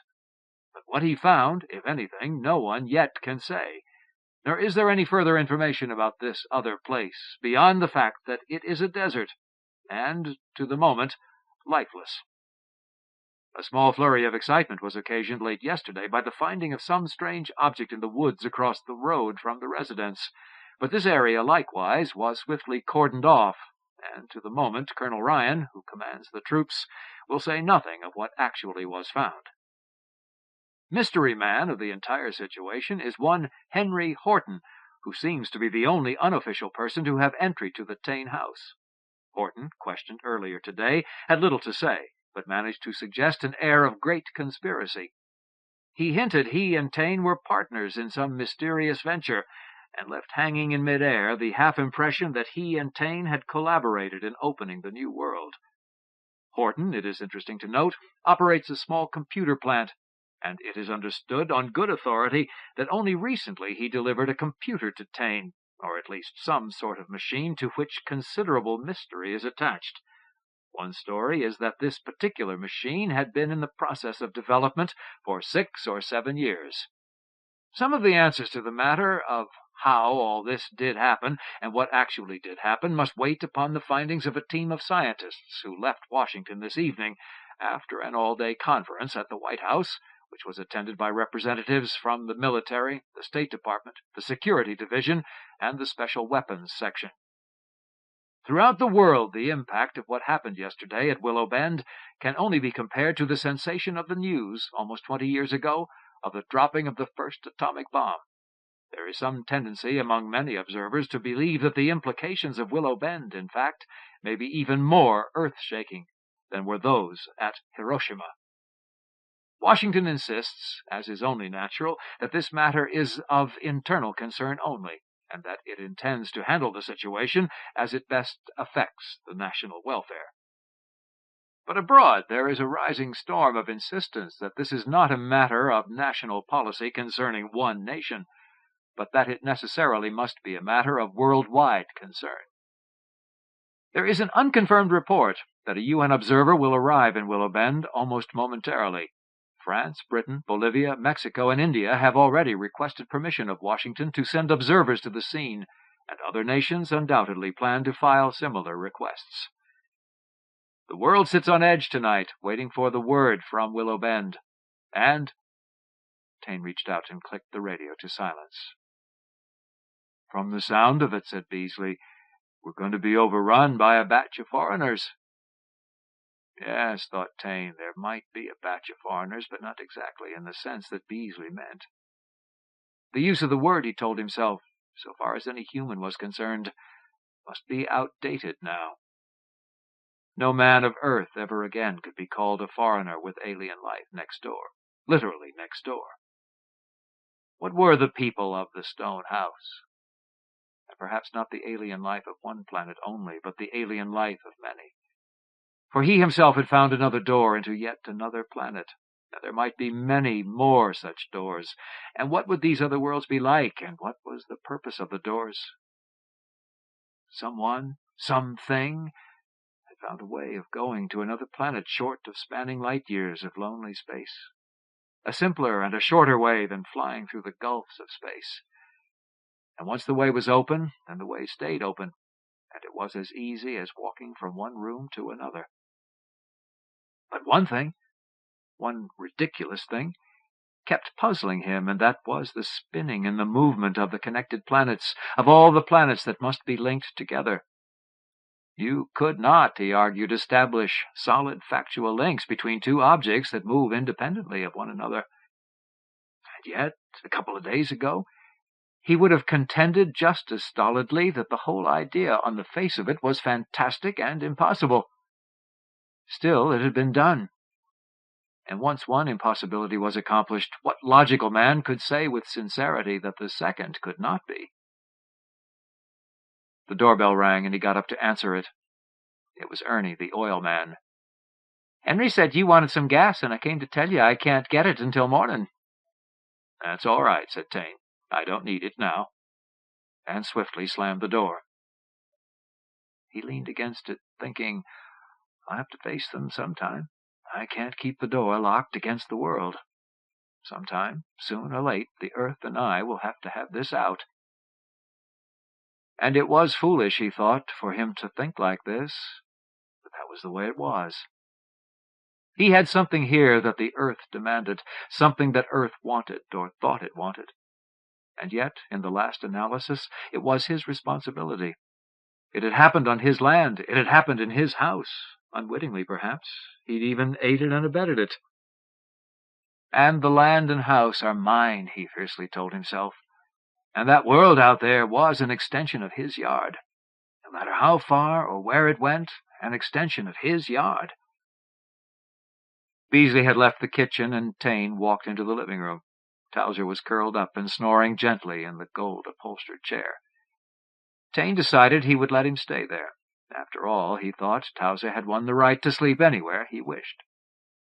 He walked past the chair to the window, and the desert stretched to its far horizon, and there before the window sat the man-sized woodchuck and Beasley, side by side, with their backs turned to the window and staring out across the desert. Somehow it seemed natural that the Chuck and Beasley should be sitting there together. The two of them, it appeared to Tane, might have a lot in common. And it was a good beginning, that a man and an alien creature from this other world should sit down companionably together. He tried to envision the setup of these linked worlds, of which Earth was now a part, and the possibilities that lay inherent in the fact of linkage rolled thunder through his brain. There would be contact between Earth and these other worlds. And what would come of it? And come to think of it, the contact had been made already, but so naturally, so undramatically, that it failed to register as a great, important meeting. For Beasley and the Chuck out there were contact, and if it all should go like that, there was absolutely nothing for one to worry over. This was no haphazard business, he reminded himself. It had been planned and executed with the smoothness of long practice. This was not the first world to be opened, and it would not be the last. The little rat-like things had spanned space. How many light-years of space, one could not even guess, in the vehicle which he had unearthed out in the woods. They then had buried it, perhaps as a child might hide a dish by shoving it into a pile of sand. Then they had come to this very house, and had set up the apparatus that had made this house a tunnel between one world and another. And once that had been done, the need of crossing space had been cancelled out forever. There need be but one crossing, and that one crossing would serve to link the planets. And once the job was done, the little rat-like things had left, but not before they had made certain that this gateway to their planet would stand against no matter what assault. They had sheathed the house inside the studdings with a wonder material that would resist an axe, and that undoubtedly would resist much more than a simple axe. And they had marched in drill order, single file, out to the hill, where 8 more of the space machines had rested in their cradles. and now there were only 7 there in their cradles on the hill. And the rat-like things were gone, and perhaps in time to come they'd land on another planet, and another doorway would be opened, a link to yet another world. But more, Taine thought, than the linking of mere worlds, it would be as well the linking of the peoples of those worlds. The little rat-like creatures were the explorers and the pioneers who sought out other Earth-like planets, and the creature waiting with Beasley just outside the window must also serve its purpose, and perhaps in time to come there would be a purpose which man would also serve. He turned away from the window and looked around the room, and the room was exactly as it had been ever since he could remember it. With all the change outside, with all that was happening outside, the room remained unchanged. This is the reality, thought Taine. This is all the reality there is. Whatever else may happen, this is where I stand. This room with its fireplace blackened by many winter fires, the bookshelves with the old thumbed volumes, the easy chair, the ancient worn carpet, worn by beloved and unforgotten feet through the many years. And this also, he knew, was the lull before the storm. In just a little while the brass would start arriving, the team of scientists, the governmental functionaries, the military, the observers from the other countries, the officials from the UN. And against all these, he realized, he stood weaponless and shorn of his strength. No matter what a man might say or think, he could not stand off the world. This was the last day that this would be the Taine house. After almost 100 years, it would have another destiny. And for the first time in all those years, there'd be no Taine asleep beneath its roof. He stood looking at the fireplace and the shelves of books, and he sensed the old, pale ghosts walking in the room, and he lifted a hesitant hand as if to wave farewell, not only to the ghosts, but to the room as well. But before he got it up, he dropped it to his side. What was the use, he thought. He went out to the porch and sat down on the steps. Beasley heard him and turned around.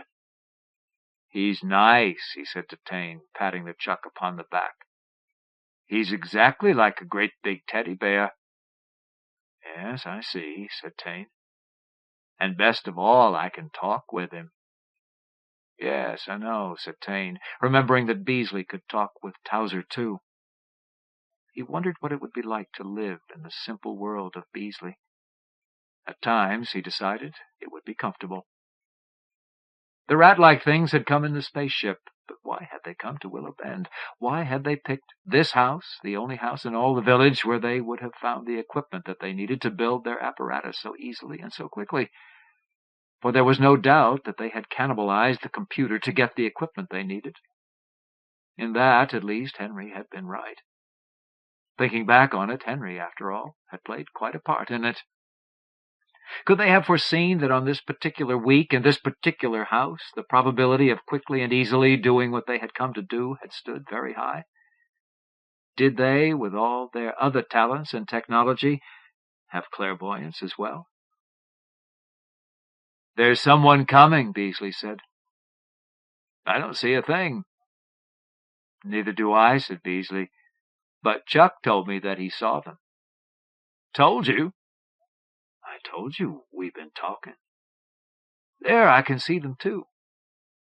They were far off, but they were coming fast. 3 dots rode rapidly out of the desert. He sat and watched them come, and he thought of going in to get the rifle, but he didn't stir from his seat upon the steps.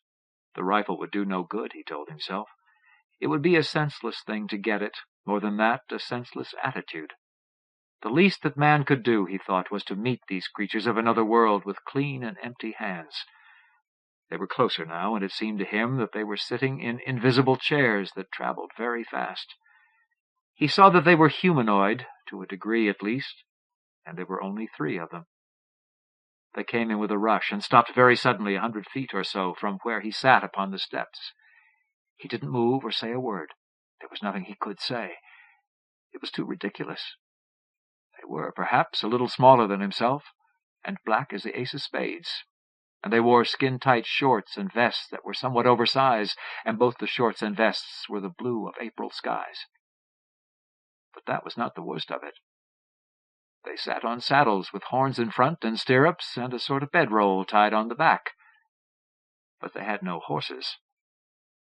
The saddles floated in the air, with the stirrups about 3 feet above the ground, and the aliens sat easily in the saddles and stared at him, and he stared back at them.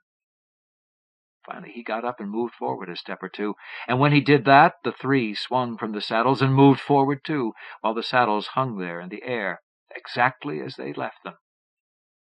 Taine walked forward, and the 3 walked forward until they were no more than 6 feet apart. "They say hello to you," said Beasley. "They say welcome to you." "Well, all right then, tell them, say, how do you know all this?" "Chuck tells me what they say, and I tell you. You tell me, and I tell him, and he tells them. That's the way it works. That is what he's here for." "Well, I'll be," said Taine. "So you can really talk to him?" "I told you that I could," stormed Beasley. "I told you that I could talk to Towser, too, but you thought that I was crazy." "Telepathy," said Taine. And it was worse than ever now. Not only had the rat-like things known all the rest of it, but they'd known of Beasley, too. "What was that you said, Hiram?" "Never mind," said Taine. "Tell that friend of yours to tell them I'm glad to meet them. And what can I do for them?" He stood uncomfortably and stared at the 3, and he saw that their vests had many pockets, and that the pockets were crammed, probably with their equivalent of tobacco and handkerchiefs and pocket-knives and such. "They say," said Beasley, "that they want to dicker." "Dicker?" "Sure, Hiram. You know. Trade." Beasley chuckled thinly. "Imagine them laying themselves open to a Yankee trader." "That's what Henry says you are. He says you can skin a man on the slickest—" "Leave Henry out of this," snapped Taine. "Let's leave Henry out of something." He sat down on the ground, and the 3 sat down to face him. "Ask them what they have in mind to trade." "Ideas?" Beasley said. "Ideas? That's a crazy thing." And then he saw it wasn't. Of all the commodities that might be exchanged by an alien people, ideas would be the most valuable and the easiest to handle. They'd take no cargo room, and they'd upset no economies. Not immediately, that is. And they'd make a bigger contribution to the welfare of the cultures than trade in actual goods. "Ask them," said Taine, "what they'll take for the idea back of those saddles they are riding." "They say, 'What have you to offer?'" And that was the stumper. That was the one that would be hard to answer. Automobiles and trucks, the internal gas engine? Well, probably not, because they already had the saddles. Earth was out of date in transportation from the viewpoint of these people. Housing architecture? No, that was hardly an idea, and anyhow, there was that other house, so they knew of houses. Cloth? No, they had cloth. Paint, he thought. Maybe paint was it. "See if they are interested in paint," Taine told Beasley. "They say, 'What is it? Please explain yourself.'" "Okay, then, let's see. It's a protective device to be spread over almost any surface. Easily packaged and easily applied. Protects against weather and corrosion. It's decorative, too. Comes in all sorts of colors. And it's cheap to make." "They shrug in their mind," said Beasley. "They're just slightly interested. But they'll listen more. Go ahead and tell them." And that was more like it, thought Taine. That was the kind of language that he could understand. He settled himself more firmly on the ground and bent forward slightly, flicking his eyes across the 3 deadpan ebony faces, trying to make out what they might be thinking. There was no making out. Those were 3 of the deadest pans he had ever seen. It was all familiar. It made him feel at home. He was in his element. and in the three across from him he felt somehow subconsciously he had the best dickering opposition he had ever met, and that made him feel good, too. "Tell them," he said, "that I'm not quite sure. I may have spoken up too hastily. Paint, after all, is a mighty valuable idea." "They say, just as a favor to them, not that they're really interested. Would you tell them a little more?" Got them hooked, Taine told himself. If he could only play it right. He settled down to dickering in earnest. Hours later, Henry Horton showed up. He was accompanied by a very urbane gentleman who was faultlessly turned out and who carried beneath his arm an impressive attaché case. Henry and the man stopped on the steps in sheer astonishment. Taine was squatted on the ground with a length of board, and he was daubing paint on it while the aliens watched. From the daubs here and there upon their anatomies, it was plain to see the aliens had been doing some daubing of their own. Spread all over the ground were other lengths of half-painted boards and a couple of dozen old cans of paint. Taine looked up and saw Henry and the man. "I was hoping," he said, "that someone would show up." "Hiram," said Henry, with more importance than usual, "may I present Mr. Lancaster? He is a special representative of the United Nations." "I'm glad to meet you, sir," said Taine. "I wonder if you would—" "Mr. Lancaster," Henry explained grandly, "was having some slight difficulty getting through the lines outside, so I volunteered my services. I've already explained to him our joint interest in this matter." "It was very kind of Mr. Horton," Lancaster said. "There was this stupid sergeant—" "It's all in knowing," Henry said, "how to handle people." The remark, Taine noticed, was not appreciated by the man from the UN. "May I inquire, Mr. Taine," asked Lancaster, "exactly what you're doing?" "I'm dickering," said Taine. "Dickering? What a quaint way of expressing—" "An old Yankee word," said Henry quickly, "with certain connotations of its own. When you trade with someone, you are exchanging goods, but if you're dickering with him, you're out to get his hide." "Interesting," said Lancaster. "And I suppose you're out to skin these gentlemen in the sky-blue vests?" "Hiram," said Henry proudly, "is the sharpest dickerer in these parts. He runs an antique business, and he has to dicker hard." "And may I ask," said Lancaster, ignoring Henry finally, "what you might be doing with these cans of paint? Are these gentlemen potential customers for paint, or—" Taine threw down the board and rose angrily to his feet. "If you'd both shut up," he shouted. "I've been trying to say something ever since you got here, and I can't get in a word. And I tell you it's important." "Hiram!" Henry exclaimed in horror. "It's quite all right," said the UN man. "We have been jabbering. And now, Mr. Taine?" "I'm backed into a corner," Taine told him, "and I need some help. I've sold these fellas on the idea of paint. But I don't know a thing about it, the principle back of it, or how it's made, or what goes into it, or—" "But, Mr. Taine, if you're selling them the paint, what difference does it make?" "I'm not selling them the paint," yelled Taine. "Can't you understand that? They don't want the paint. They want the idea of paint, the principle of paint. It's something that they never thought of, and they're interested. I offered them the paint idea for the idea of their saddles, and I've almost got it." "Saddles? You mean those things over there, hanging in the air?" "That is right. Beasley, would you ask one of our friends to demonstrate the saddle?" "You bet I will," said Beasley. "What," demanded Henry, "has Beasley got to do with this?" "Beasley is an interpreter. I guess you'd call him a telepath. You remember how he always claimed he could talk with Towser?" "Beasley was always claiming things. But this time he was right. He tells Chuck, that funny-looking monster, what I want to say, and Chuck tells these aliens. And these aliens tell Chuck, and Chuck tells Beasley, and Beasley tells me." "Ridiculous," snorted Henry. "Beasley hasn't got the sense to be— What did you say he was?" "A telepath," said Taine. One of the aliens had gotten up and climbed into a saddle. He rode it forth and back. Then he swung out of it and sat down again. "Remarkable," said the UN man. "Some sort of anti-gravity unit with complete control. We could make use of that, indeed." He scraped his hand across his chin. "And you're going to exchange the idea of paint for the idea of that saddle?"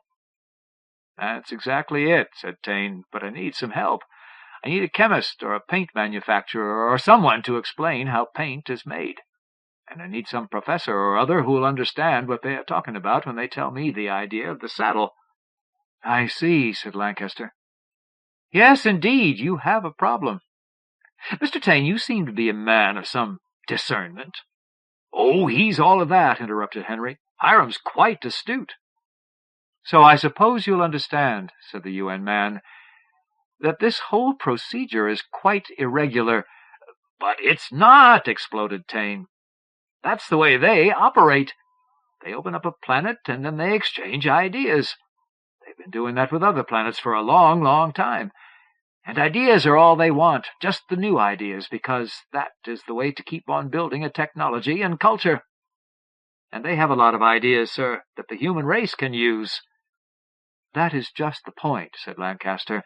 "This is perhaps the most important thing that has ever happened to us humans. In just a short year's time, we can obtain data and ideas that will put us ahead, theoretically at least, by 1,000 years. And in a thing that is so important, we should have experts on the job." "But," protested Henry, "you can't find a man who'll do a better dickering job than Hiram. When you dicker with him, your back teeth aren't safe. Why don't you leave him be? He'll do a job for you. You can get your experts and your planning groups together and let Hiram front for you. These folks have accepted him and have proved they'll do business with him, and what more do you want? All he needs is a little help." Beasley came over and faced the UN man. "I won't work with no one else," he said. "If you kick Hiram out of here, then I go with him. Hiram's the only person who ever treated me like a human." "There, you see," Henry said triumphantly. "Now wait a second, Beasley," said the UN man. "We could make it worth your while. I should imagine that an interpreter in a situation such as this could command a handsome salary." "Money don't mean a thing to me," said Beasley. "It won't buy me friends. People will still laugh at me." "He means it, mister," Henry warned. "There isn't anyone who can be as stubborn as Beasley. I know. He used to work for us." The UN man looked flabbergasted and not a little desperate. "It will take you quite some time," Henry pointed out, "to find another telepath. Leastwise one who can talk to these people here." The UN man looked as if he were strangling. "I doubt," he said, "there's another one on Earth." "Well, all right," said Beasley brutally. "Let's make up our minds. I ain't standing here all day." "All right," cried the UN man. "You two go ahead. Please, will you go ahead? This is a chance we can't let slip through our fingers. Is there anything you want? Anything I can do for you?" "Yes, there is," said Taine. "There'll be the boys from Washington and bigwigs from other countries. Just keep them off my back. I'll explain most carefully to everyone. There'll be no interference. And I need that chemist and someone who'll know about the saddles. And I need them quick. I can stall these boys a little longer, but not for too much longer." "Anyone you need," said the UN man. "Anyone at all. I'll have them here in hours, and in a day or two there'll be a pool of experts waiting for whenever you may need them, on a moment's notice." "Sir," said Henry unctuously, "that's most cooperative. Both Hiram and I appreciate it greatly. And now, since this is settled, I understand that there are reporters waiting. They'll be interested in your statement." The UN man, it seemed, didn't have it in him to protest. He and Henry went tramping up the stairs. Taine turned around and looked out across the desert. "It's a big front yard," he said. "What do you mean, human?" John W. Campbell, Jr. There are some questions that only small children and very great philosophers are supposed to ask. Questions like, what is death and where is God? And then there are some questions that apparently no one is supposed to ask at all. Largely, I think, because people have gotten so many wrong answers down through the centuries that it's been agreed by default to not ask the questions at all. Science fiction, however, by its very existence, has been asking one question that belongs in the let's agree not to discuss it at all category, of course simply by implication, but nevertheless very persistently. To wit, what do you mean by the term human being? It asks the question in a number of ways. The question of what is a Superman requires that we first define the limits of normal man. The problem of what's a robot asks the question in another way. Some years ago now, Dr. Asimov introduced the 3 laws of robotics into science fiction. 1. A robot cannot harm, nor allow harm to come to a human being. 2. A robot must obey the orders of human beings. 3. A robot must, within those limits, protect itself against damage. The crucial one is, of course, the first law. The point that science fiction has elided very deftly is, how do you tell a robot what a human being is? Look, I'll play robot. You tell me what you mean by human being. What is this entity type that I'm required to leave immune and defend? How am I, robot, to distinguish between the following entities? 1. A human idiot. 2. Another robot. 3. A baby. 4. A chimpanzee. We might quite legitimately include a humanoid alien, or even Tragan-C, E.E. Smith's Rigelian lensman, and Wurzel, the Valantian, which we, as science fictioners, have agreed fulfill what we really mean by human. But let's not make the problem that tough just yet. We do, however, have to consider the brilliant question Dr. W. Ross Ashby raised. If a mechanic with an artificial arm is working on an engine, is the mechanical arm part of the organism struggling with the environment, or part of the environment the organism is struggling with? If I, robot, am to be instructed properly, we must consider human beings with prosthetic attachments. And if I am a really functional robot, then that implies a level of technology that could turn up some very fancy prosthetic devices. Henry Kuttner, some years back, had a story about a man who had, through an accident, been reduced to a brain in a box. The box, however, had plug-in connections whereby it could be coupled to allow the brain in the box to be a whole spaceship, or a power excavator, or any other appropriate machine. Is this to be regarded as a robot or a human being? Intuitively, we feel that no matter how many prosthetic devices may be installed as replacements, the human being remains. The theologians used to have a very handy answer to most of those questions. A human being, unlike animals or machines, has a soul. If that is to be included in the discussion, however, we must also include the associated problems of distinguishing between human beings and incubi, succubi, demons, and angels. The problem then takes on certain other aspects, but the problem remains. History indicates that it was just as difficult to distinguish between humans and demons as it is currently to distinguish between humans and robots. Let's try a little truth table of the order that logicians sometimes use, and that advertisers are becoming fond of. We can try various suggested tests and check off how the various entities we're trying to distinguish compare. Test 1. Capable of logical thought. Idiot, no. Robot, yes. Baby, no. Chimp, no.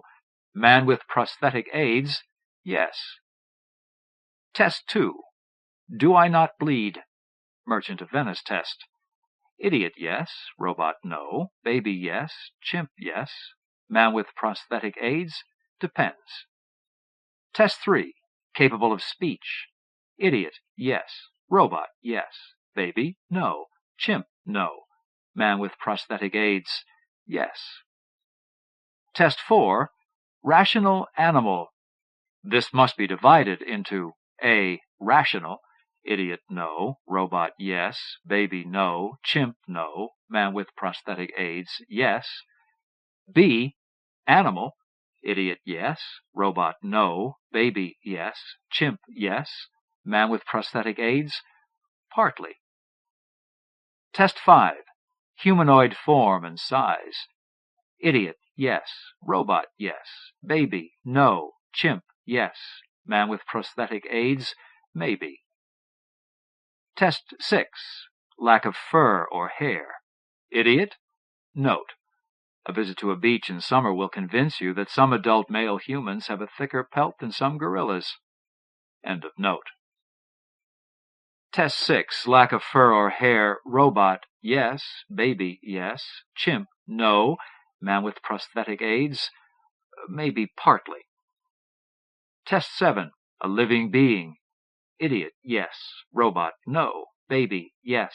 Chimp, yes. Man with prosthetic aids, depends on what test you use for living.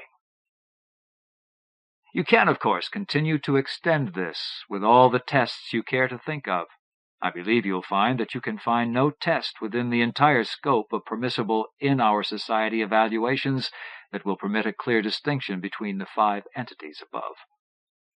Note, too, that robot you want to follow the 3 laws is to modify the second law, obedience, rather extensively with respect to children and idiots, after you've told it how to distinguish between humanoids and chimpanzees. There have been a good many wars fought over the question, what do you mean, human? To the Greeks, the peoples of other lands didn't really speak languages, which meant Greek, but made mumbling noises that sounded like bar, bar, bar, which proved they were barbarians and not really human. The law should treat all human beings alike. That's been held as a concept for a long, long time. The Athenians subscribed to that concept. Of course, barbarians weren't really human, so the law didn't apply to them. And slaves weren't. In fact, only Athenian citizens were. The easy way to make the law apply equally to all men is to so define men that the thing actually works. Equal justice for all who are equal, of course. This problem of defining what you mean by human being appears to be at least as prolific a source of conflict as religion, and may, in fact, be why religion, that being the relationship between man and God, has been so violent a ferment. The law never has and never will apply equally to all. There are inferiors and superiors, whether we like it or not, and justice does not stem from applying the same laws equally to different levels of beings. Before blowing your stack on that one, look again and notice that every human culture has recognized that you could not have the same set of laws for children and adults. Not since the Saurians lost dominance on the planet has that concept been workable. Reptilian forms are hatched from the egg with all the wisdom they're ever going to have. Among reptiles of one species, there is only a difference of size and physical strength. Not only is there difference on a vertical scale, but there's a displacement horizontally, that is, different but equal, also exists. A woman may be equal to a man, but she's not the same as a man. This also makes for complications when trying to decide what is a human being. There have been many cultures in history that definitely held that women weren't human. I have a slight suspicion that the basic difficulty is that we can't get anything even approximating a workable concept of justice so long as we consider equality a necessary inherent part of it. The law of gravity applies equally to all bodies in the universe, but that doesn't mean that the force of gravity is the same for all. Gravity, the universal law, is the same on Mars and a white dwarf star as it is on Earth. That doesn't mean that the force of gravity is the same. But it takes considerable genius to come up with a universal law of gravity for sheer inanimate mass. What it takes to discover the equivalent for intelligent entities, the human race hasn't achieved as yet. Not even once has an individual reached that level. This makes defining human a somewhat explosive subject. Now, the essence of humanity, most commonly discussed by philosophers, has been man, the rational animal, the ability to think logically, to have ideas, and be conscious of having those ideas. The implied intent in defining humanness is to define the unique, highest-level attribute that sets man apart from all other entities. That rational animal gimmick worked pretty well for a long time. The development of electronic computers and the clear implication of robots calls it into question. That, plus the fact that psychological experiments have shown that logical thought isn't quite so unique to man as philosophers thought. The thing that is unique to human beings is something the philosophers have sputtered at, rejected, damned, and loudly forsworn throughout history. Man is the only known entity that laughs, weeps, grieves, and yearns. There's been considerable effort made to prove that those are the result of simple biochemical changes of endocrine balance. That is, that you feel angry because there is adrenaline in the bloodstream, released from the suprarenal glands. Yes, and the horse moves because the cart keeps pushing him. Why did the glands start secreting that extra charge of adrenaline? The essence of our actual definition of humanness is, I am human. Any entity that feels as I feel is human also. But any entity that merely thinks and feels differently is not human. The inhuman scientist is so called because he doesn't appear to feel as the speaker does.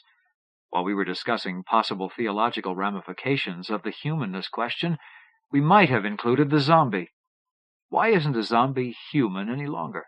Because he has become the logical philosopher's ideal, a purely rational, non-emotional entity. Why aren't Tragan C., the Rigelian, and Wurzel the Valentian to be compared with animals and or robots? Because, as defined in E. Smith's stories, they feel as we do. Now, it's long since been observed that an individual will find his logical thinking subtly biased in the direction of his emotional feelings.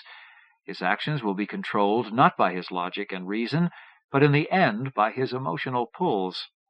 If a man is my loyal friend, that is, if he feels favorable to me, then whatever powers of physical force or mental brilliance he may have are no menace to me, but are a menace to my enemies. If he feels about things as I do, I need not concern myself with how he thinks about them or what he does. He is human, my kind of human. But if he can choose his feelings, if his emotions are subject to his conscious, judicious, volitional choice, what then? If his emotional biases are not as rigidly unalterable as his bones, if he can exercise judgment and vary his feelings, can I trust him to remain human? Could an entity who felt differently about things, whose emotions were different, be human? That question may be somewhat important to us. Someone, sooner or later, is going to meet an alien, a really alien, not just a member of Homo sapiens from a divergent breed and culture. Now, it's true that all things are relative. Einstein proved the relativity of even the purely physical level of reality. But be it noted that Einstein proved that law of relativity. Things aren't purely relative in the sense that's usually used. I can take any system of relationships I choose. There are laws of relativity. The emotional biases a culture induces in its citizens vary widely. Mores are a matter of cultural relativity. That doesn't mean that ethics is. There are laws of relativity, and it's not true that any arbitrary system of relationships is just as good as any other. Can we humans who define humanness in emotional terms, despite what we theoretically say, meet an equally wise race with different emotions and know them for fellow humans? A man who thinks differently we can tolerate and understand. But our history shows we don't know how to understand a man who feels differently. The most frightening thing about a man who feels differently is this. His feelings might be contagious. We might learn to feel his way, and then, of course, we wouldn't be human anymore. The wiser and sounder his different feelings are, the greater the awful danger of learning to feel that way, and that would make us inhuman, of course.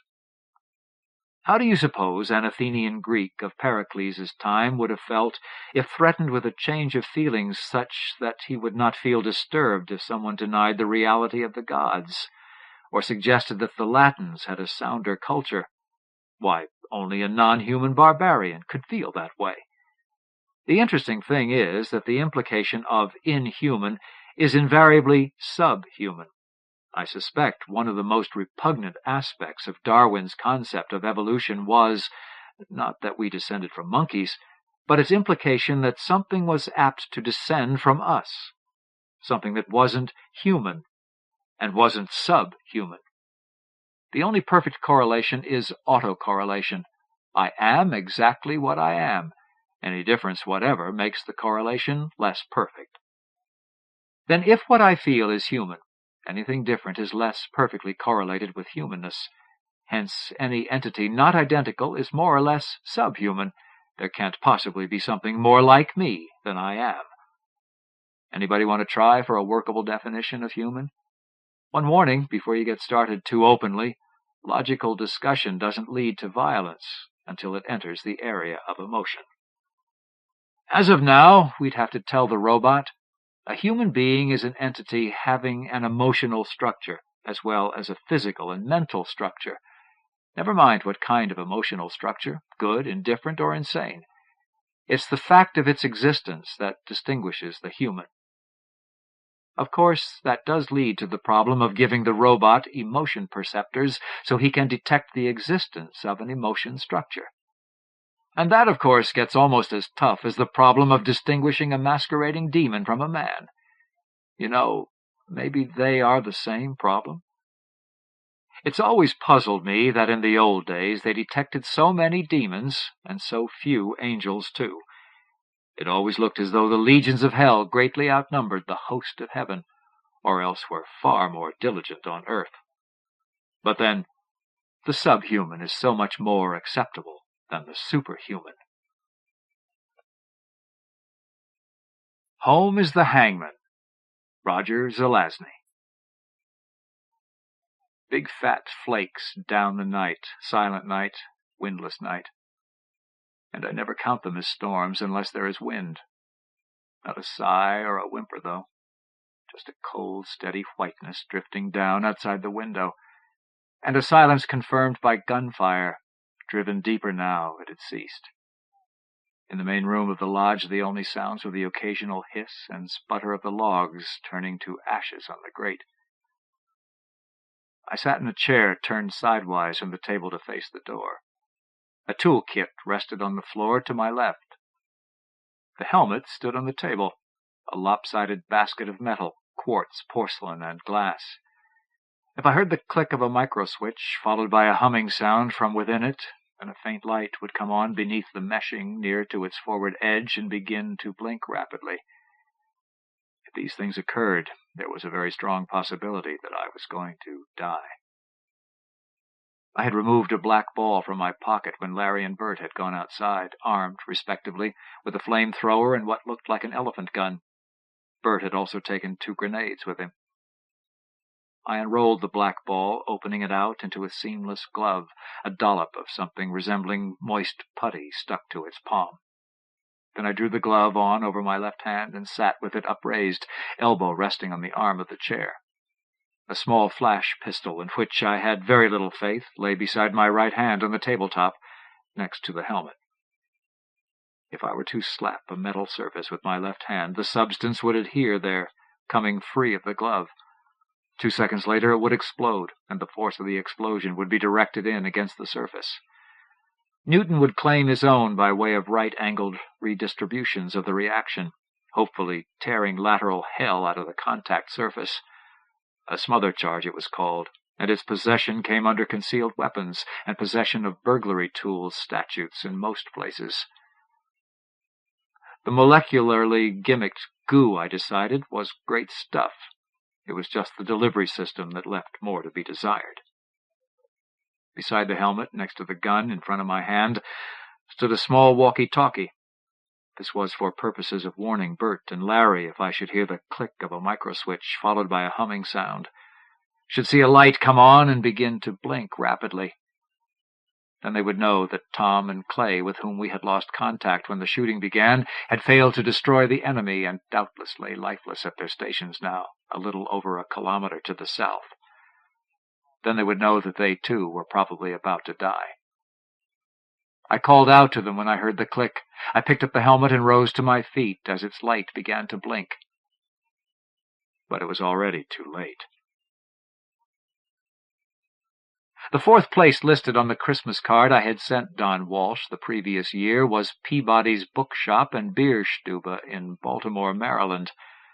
Accordingly, on the last night in October, I sat in its rearmost room, at the final table before the alcove with the door leading to the alley. Across the dim chamber, a woman dressed in black played the ancient upright piano, up-tempoing everything she touched. Off to my right, a fire wheezed and spewed fumes on a narrow hearth beneath a crowded mantelpiece overseen by an ancient and antlered profile. I sipped a beer and listened to the sounds. I half hoped that this would be one of the occasions when Don failed to show up. I had sufficient funds to hold me through spring, and I did not really feel like working. I had summered farther north, was anchored now in the Chesapeake, and was anxious to continue Caribbeanwards. A growing chill and some nasty winds told me I had tarried overlong in these latitudes. Still, the understanding was that I remain in the chosen bar until midnight. 2 hours to go. I ate a sandwich and ordered another beer. About halfway into it, I spotted Don approaching the entranceway, topcoat over his arm, head turning. I manufactured a matching quantity of surprise when he appeared beside my table with a, "Don, is that really you?" I rose and clasped his hand. "Alan, small world," or something like that. "Sit down, sit down." He settled onto the chair across from me, draped his coat over the one to his left. "What are you doing in this town?" he asked. "Just a visit," I answered. Said hello to a few friends. I patted the scars, the stains of the venerable surface before me. "And this is my last stop. I'll be leaving in a few hours." He chuckled. "Why is it that you knock on wood?" I grinned. I was expressing affection for one of Henry Mencken's favorite speakeasies. "This place dates back that far?" I nodded. "It figures," he said. "You've got this thing for the past, or against the present. I'm never sure which." "Maybe a little of both," I said. "I wish Mencken would stop in. I'd like his opinion on the present." "What are you doing with it?" "What?" "The present. Here, now." "Oh!" He spotted the waitress and ordered a beer. "Business trip," he said then. "To hire a consultant." "Oh? And how is business?" "Complicated," he said. "Complicated." We lit cigarettes, and after a while his beer arrived. We smoked and drank and listened to the music. "I've sung this song and I'll sing it again. The world is like an up-tempoed piece of music. Of the many changes which came to pass during my lifetime, it seems that the majority have occurred during the past few years. It also struck me that way several years ago, and I'd a hunch I might be feeling the same way a few years hence. That is, if Don's business did not complicate me off this mortal coil or condenser before then. Don operates the second-largest detective agency in the world, and he sometimes finds me useful because I do not exist. I do not exist now because I existed once at the time and the place where we attempted to begin scoring the wild ditty of our times. I refer to the World Data Bank project and the fact that I had had a significant part in that effort to construct a working model of the real world, accounting for everyone and everything in it. How well we succeeded, and whether possession of the world's likeness does indeed provide its custodians with a greater measure of control over its functions, are questions my former colleagues still debate as the music grows more shrill and you can't see the maps for the pins. I made my decision back then and saw to it that I did not receive citizenship in that second world, a place which may now have become more important than the first. Exile to reality, my own sojourns across the line are necessarily those of an alien guilty of illegal entry. I visit periodically because I go where I must to make my living. That is where Don comes in. The people I can become are often very useful when he has peculiar problems. Unfortunately, at that moment, it seemed that he did, just when the whole gang of me felt like turning down the volume and loafing. We finished our drinks, got the bill, settled it. "This way," I said, indicating the rear door, and he swung into his coat and followed me out. "Talk here?" he asked as we walked down the alley. "Rather not," I said. "Public transportation, then private conversation." He nodded and came along. About 3/4 of an hour later, we were in the saloon of the Proteus, and I was making coffee. We were rocked gently by the bay's chill waters, under a moonless sky. I'd only a pair of the smaller lights burning. Comfortable. On the water, aboard the Proteus, the crowding, the activities, the tempo of life in the cities, on the land, are muted, slowed, fictionalized by the metaphysical distancing a few meters of water can provide. We altered the landscape with great facility, but the ocean has always seemed unchanged, and I suppose by extension we are infected with some feelings of timelessness whenever we set out upon her. Maybe that's one of the reasons I spend so much time there. "First time you've had me aboard," he said. "Comfortable, very." "Thanks. Cream? Sugar?" "Yes, both." We settled back with our steaming mugs, and I said, "What have you got?" "One case involving 2 problems," he said. "One of them sort of falls within my area of competence, the other does not. I was told that it is an absolutely unique situation and would require the services of a very special specialist." "I'm not a specialist at anything but keeping alive." His eyes came up suddenly and caught my own. "I had always assumed that you knew an awful lot about computers," he said. I looked away. That was hitting below the belt. I had never held myself out to him as an authority in that area, and there had always been a tacit understanding between us that my methods of manipulating circumstance and identity were not open to discussion. On the other hand, it was obvious to him that my knowledge of the system was both extensive and intensive. Still, I didn't like talking about it, so I moved to defend. "Computer people are a dime a dozen," I said. "It was probably different in your time, but these days they start teaching computer science to little kids their first year in school. So, sure, I know a lot about it. This generation, everybody does." "You know that is not what I meant," he said. "Haven't you known me long enough to trust me a little more than that? The question springs solely from the case at hand. That's all." I nodded. Reactions, by their very nature, are not always appropriate, and I had invested a lot of emotional capital in a heavy-duty set. "So, okay, I know more about them than the school kids," I said. "Thanks, that can be our point of departure." He took a sip of coffee. "My own background is in law and accounting, followed by the military intelligence, and civil service, in that order. Then I got into this business. What technical stuff I know I've picked up along the way, a scrap here, a crash course there. I know a lot about what things can do, not so much about how they work. I did not understand the details on this one, so I want you to start at the top and explain things to me, for as far as you can go. I need the background review, and if you are able to furnish it, I will also know that you are the man for the job. You can begin by telling me how the early space exploration robots worked. Like, say, the ones they used on Venus." "That's not computers," I said, "and for that matter, they weren't really robots. They were telefactoring devices." "Tell me what makes the difference." "A robot is a machine which carries out certain operations in accordance with a program of instructions. A telefactor is a slave machine operated by remote control. The telefactor functions in a feedback situation with its operator. Depending on how sophisticated you want to get, the links can be audiovisual, kinesthetic, tactile, even olfactory. The more you want to go in this direction, the more anthropomorphic you get in the thing's design. In the case of Venus, if I recall correctly, the human operator in orbit wore an exoskeleton which controlled the movements of the body, legs, arms, and hands of the device on the surface below, receiving motion and force feedback through a system of air-jet transducers. He had on a helmet controlling the slave device's television camera, set, obviously enough, in its turret, which filled his field of vision with the scene below. He also wore earphones connected with its audio pickup. I read the book he wrote later.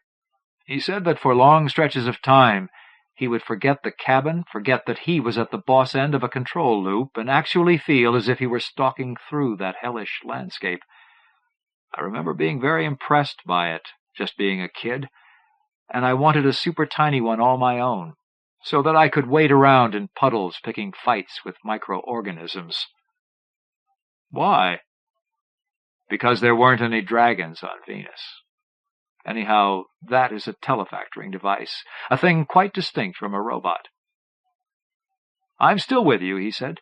Now, tell me the difference between the early telefactoring devices and the later ones. I swallowed some coffee. It was a bit trickier with respect to the outer planets and their satellites, I said. There we did not have orbiting operators at first. Economics and some unresolved technical problems. Mainly economics. At any rate, the devices were landed on the target worlds, but the operators stayed home. Because of this, there was, of course, a time lag in the transmissions along the control loop. It took a while to receive the on-site input, and then there was another time lapse before the response movements reached the telefactor. We attempted to compensate for this in two ways. The first was by the employment of a simple wait-move sequence.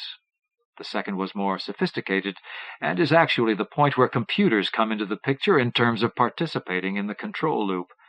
It involved the setting up of models of known environmental factors, which were then enriched during the initial wait-move sequences. On this basis, the computer was then used to anticipate short-range developments. Finally, it could take over the loop and run it by a combination of predictor controls and wait-move reviews. It still had to holler for human help, though, when unexpected things came up. So, with the outer planets, it was neither totally automatic nor totally manual, nor totally satisfactory, at first. Okay, he said, lighting a cigarette. And the next step? The next wasn't really a technical step forward in telefactoring. It was an economic shift. The purse strings were loosened, and we could afford to send men out. We landed them where we could land them, and in many of the places where we could not, we sent down the telefactors and orbited the men again, like in the old days. The time lag problem was removed because the operator was on top of things once more. If anything, you can look at it as a reversion to earlier methods.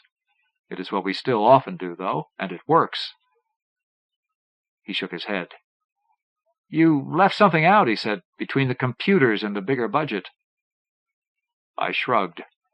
A number of things were tried during that period, I said, but none of them proved as effective as what we already had going in the human-computer partnership with the telefactors. There was one project, he said, which attempted to get around the time lag troubles by sending the computer along with the telefactor as part of the package. Only the computer wasn't exactly a computer, and the telefactor wasn't exactly a telefactor. Do you know which one I am referring to? I lit a cigarette of my own while I thought about it. Then, I think you are talking about the Hangman, I said. That's right, he said, and this is where I get lost. Can you tell me how it works? Ultimately, it was a failure, I said. But it worked at first. Apparently, but only on the easy stuff on I.O. It conked out later and had to be written off as a failure, albeit a noble one. The venture was overly ambitious from the very beginning. What seems to have happened was that the people in charge had the opportunity to combine vanguard projects, stuff that was still under investigation and stuff that was extremely new. In theory, it all seemed to dovetail so beautifully that they yielded to the temptation and incorporated too much. It started out well, but it fell apart later. But what all was involved in the thing? Lord, what wasn't? The computer that wasn't exactly a computer... Okay, we'll start there.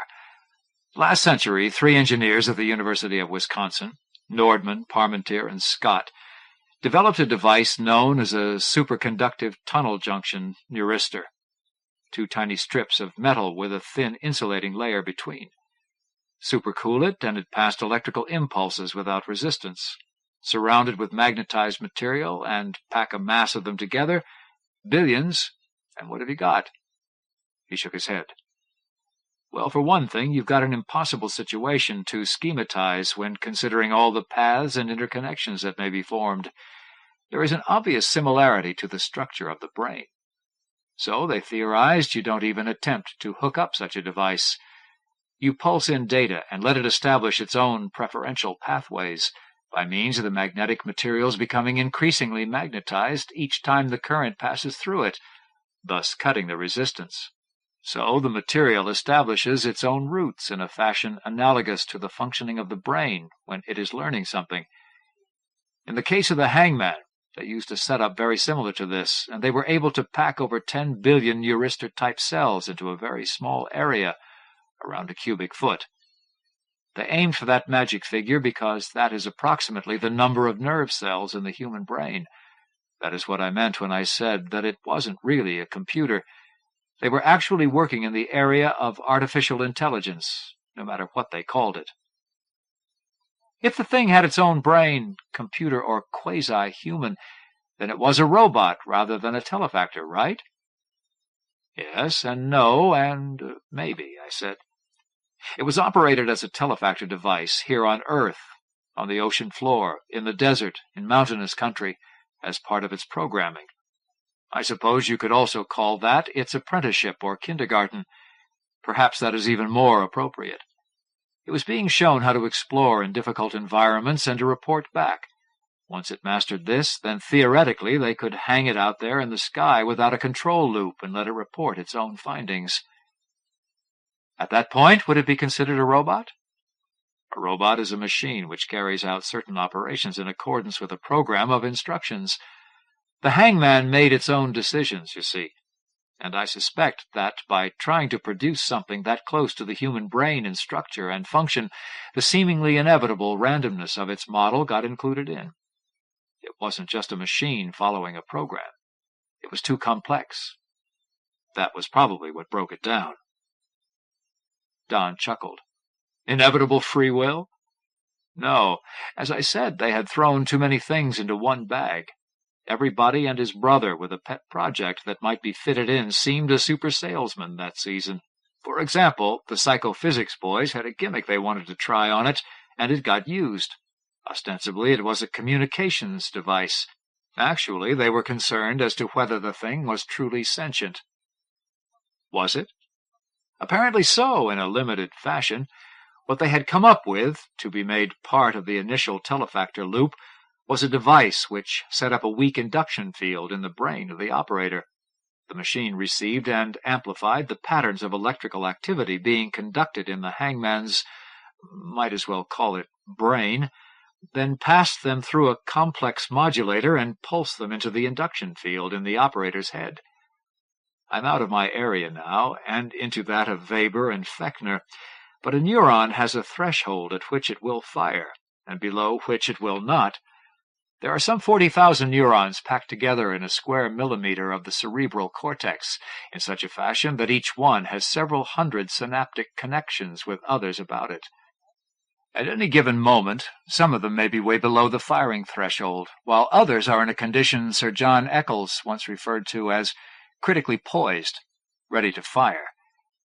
If just one is pushed over the threshold, it can affect the discharge of hundreds of thousands of others within 20 milliseconds. The pulsating field was to provide such a push in a sufficiently selective fashion to give the operator an idea as to what was going on in the Hangman's brain, and vice versa. The Hangman was to have its own built-in version of the same thing. It was also thought that this might serve to humanize it somewhat, so that it would better appreciate the significance of its work, to instill something like loyalty, you might say. Do you think this could have contributed to its later breakdown? Possibly. How can you say in a one-of-a-kind situation like this? If you want to guess, I'd say yes, but it's just a guess. He said. And what were its physical capabilities? Anthropomorphic design, I said, both because it was originally telefactored and because of the psychological reasoning I just mentioned. It could pilot its own small vessel. No need for a life support system, of course. Both it and the vessel were powered by fusion units, so that fuel was no real problem. Self-repairing? capable of performing a great variety of sophisticated tests and measurements, of making observations, completing reports, learning new material, broadcasting its findings back here. Capable of surviving just about anywhere.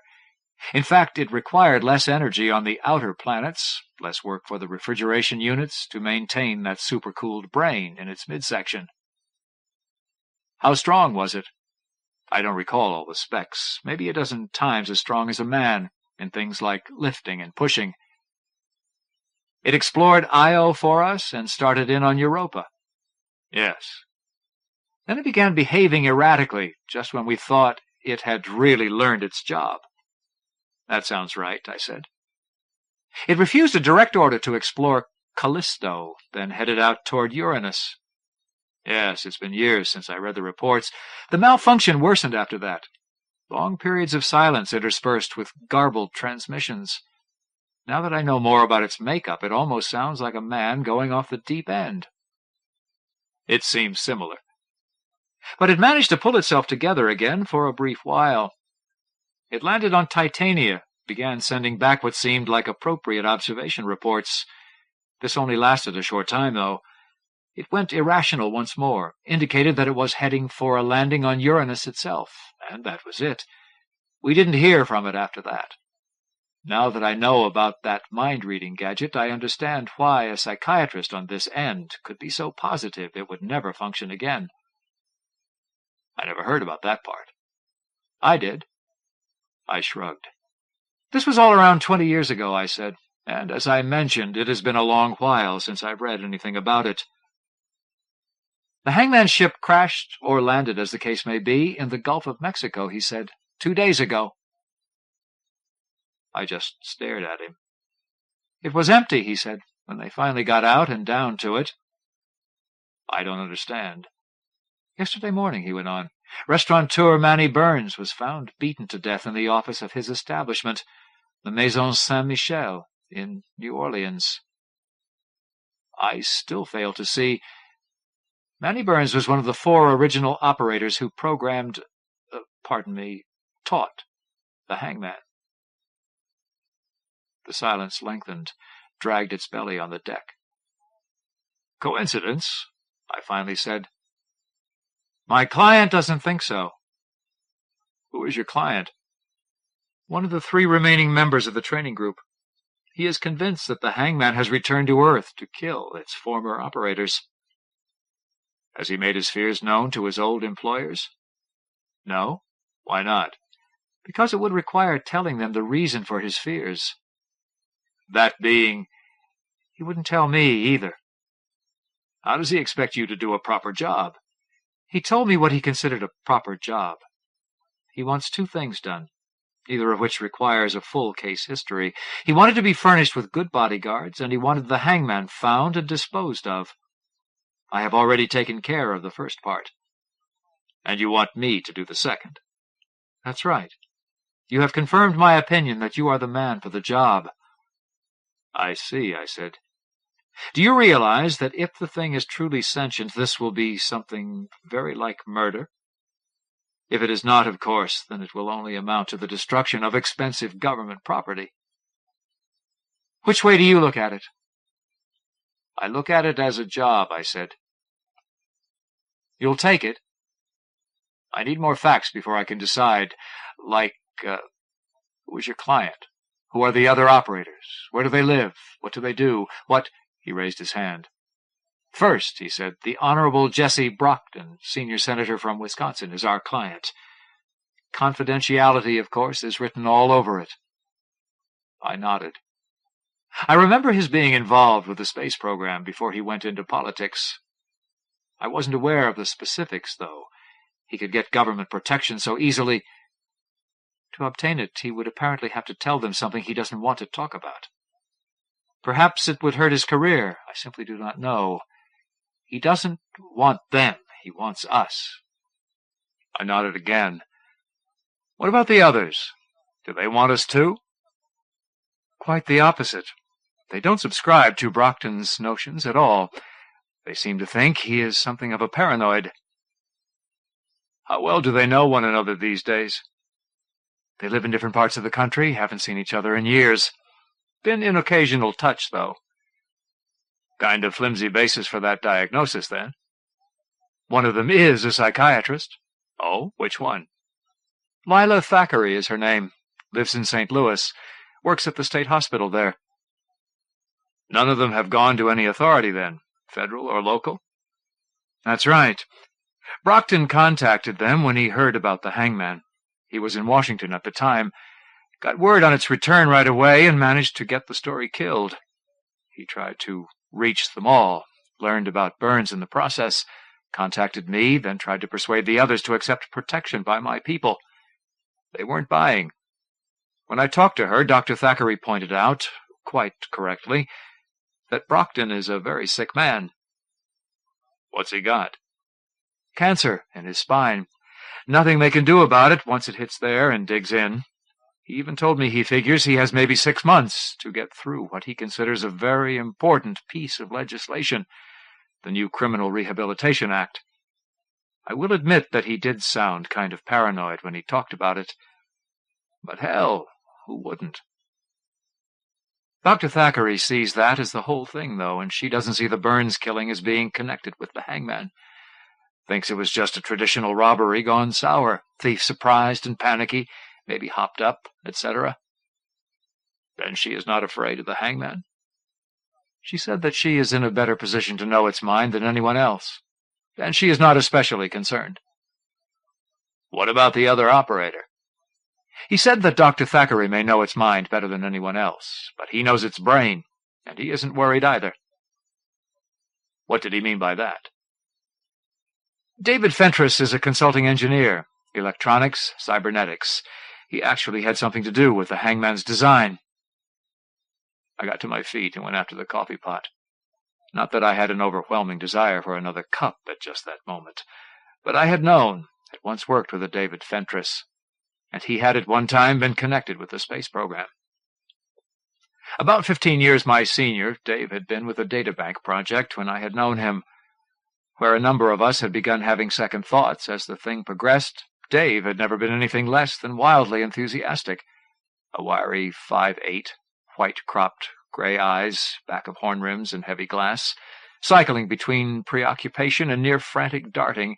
He'd had a way of verbalizing half-completed thoughts as he went along, so that you might begin to think him a representative of that tribe which had come into positions of small authority by means of nepotism or politics. If you would listen a few more minutes, though, you would begin revising your opinion as he started to pull his musings together into a rigorous framework. By the time he had finished, you generally wondered why you hadn't seen it all along, and what a guy like that was doing in a position of such small authority. Later it might strike you, though, that he seemed sad whenever he wasn't enthusiastic about something, and while the gung-ho spirit is great for short-range projects, larger ventures generally require something more of equanimity. I wasn't at all surprised that he had wound up as a consultant.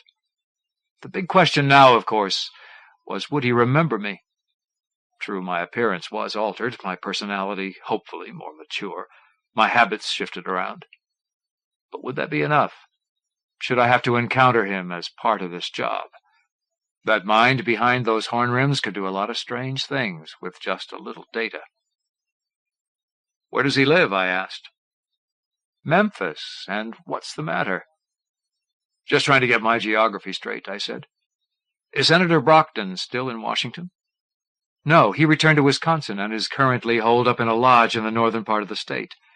4 of my people are with him. I see.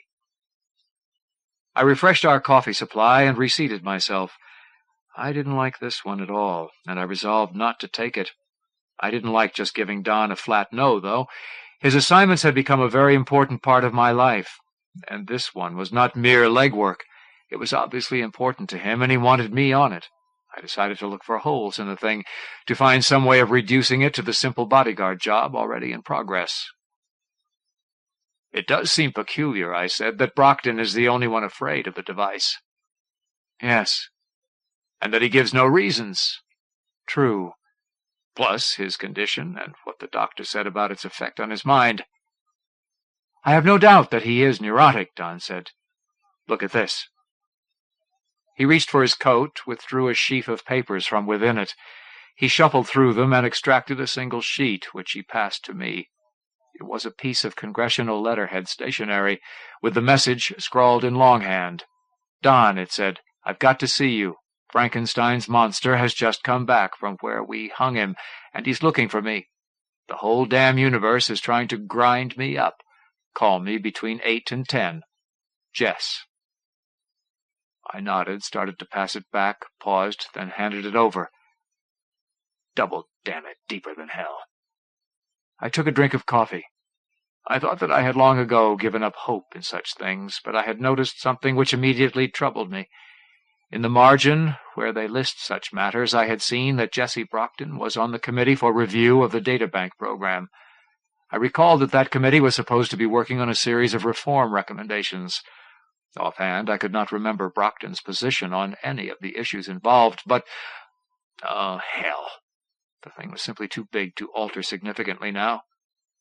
But it was the only real Frankenstein monster I cared about, and there was always the possibility. On the other hand, hell again. What if I let him die when I might have saved him, and he had been the one who— I took another drink of coffee. I lit another cigarette. There might be a way of working it so that Dave didn't even come into the picture.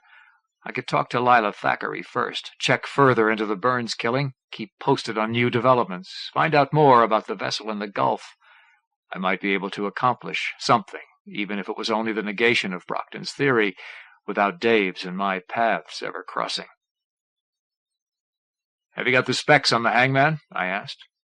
"Right here." He passed them over. "The police report on the Burns killing?" "Here it is." "The whereabouts of everyone involved, and some background on them?" "Here." "The place or places where I can reach you during the next few days, around the clock. This one may require some coordination." He smiled and reached for his pen. "Glad to have you aboard," he said. I reached over and tapped the barometer. I shook my head. The ringing of the phone awakened me. Reflex bore me across the room, where I took it on audio. "Yes?" "Mr. Dunn, it is 8 o'clock. "Thanks." I collapsed into the chair. I am what might be called a slow starter. I tend to recapitulate phylogeny every morning. Basic desires inch their ways through my gray matter to close a connection. Slowly I extended a cold-blooded member and clicked my talons against a couple of numbers. I croaked my desire for food and lots of coffee to the voice that responded. Half an hour later I would only have growled. Then I staggered off to the place of flowing waters to renew my contact with basics. In addition to my normal adrenaline and blood sugar bearishness, I had not slept much the night before.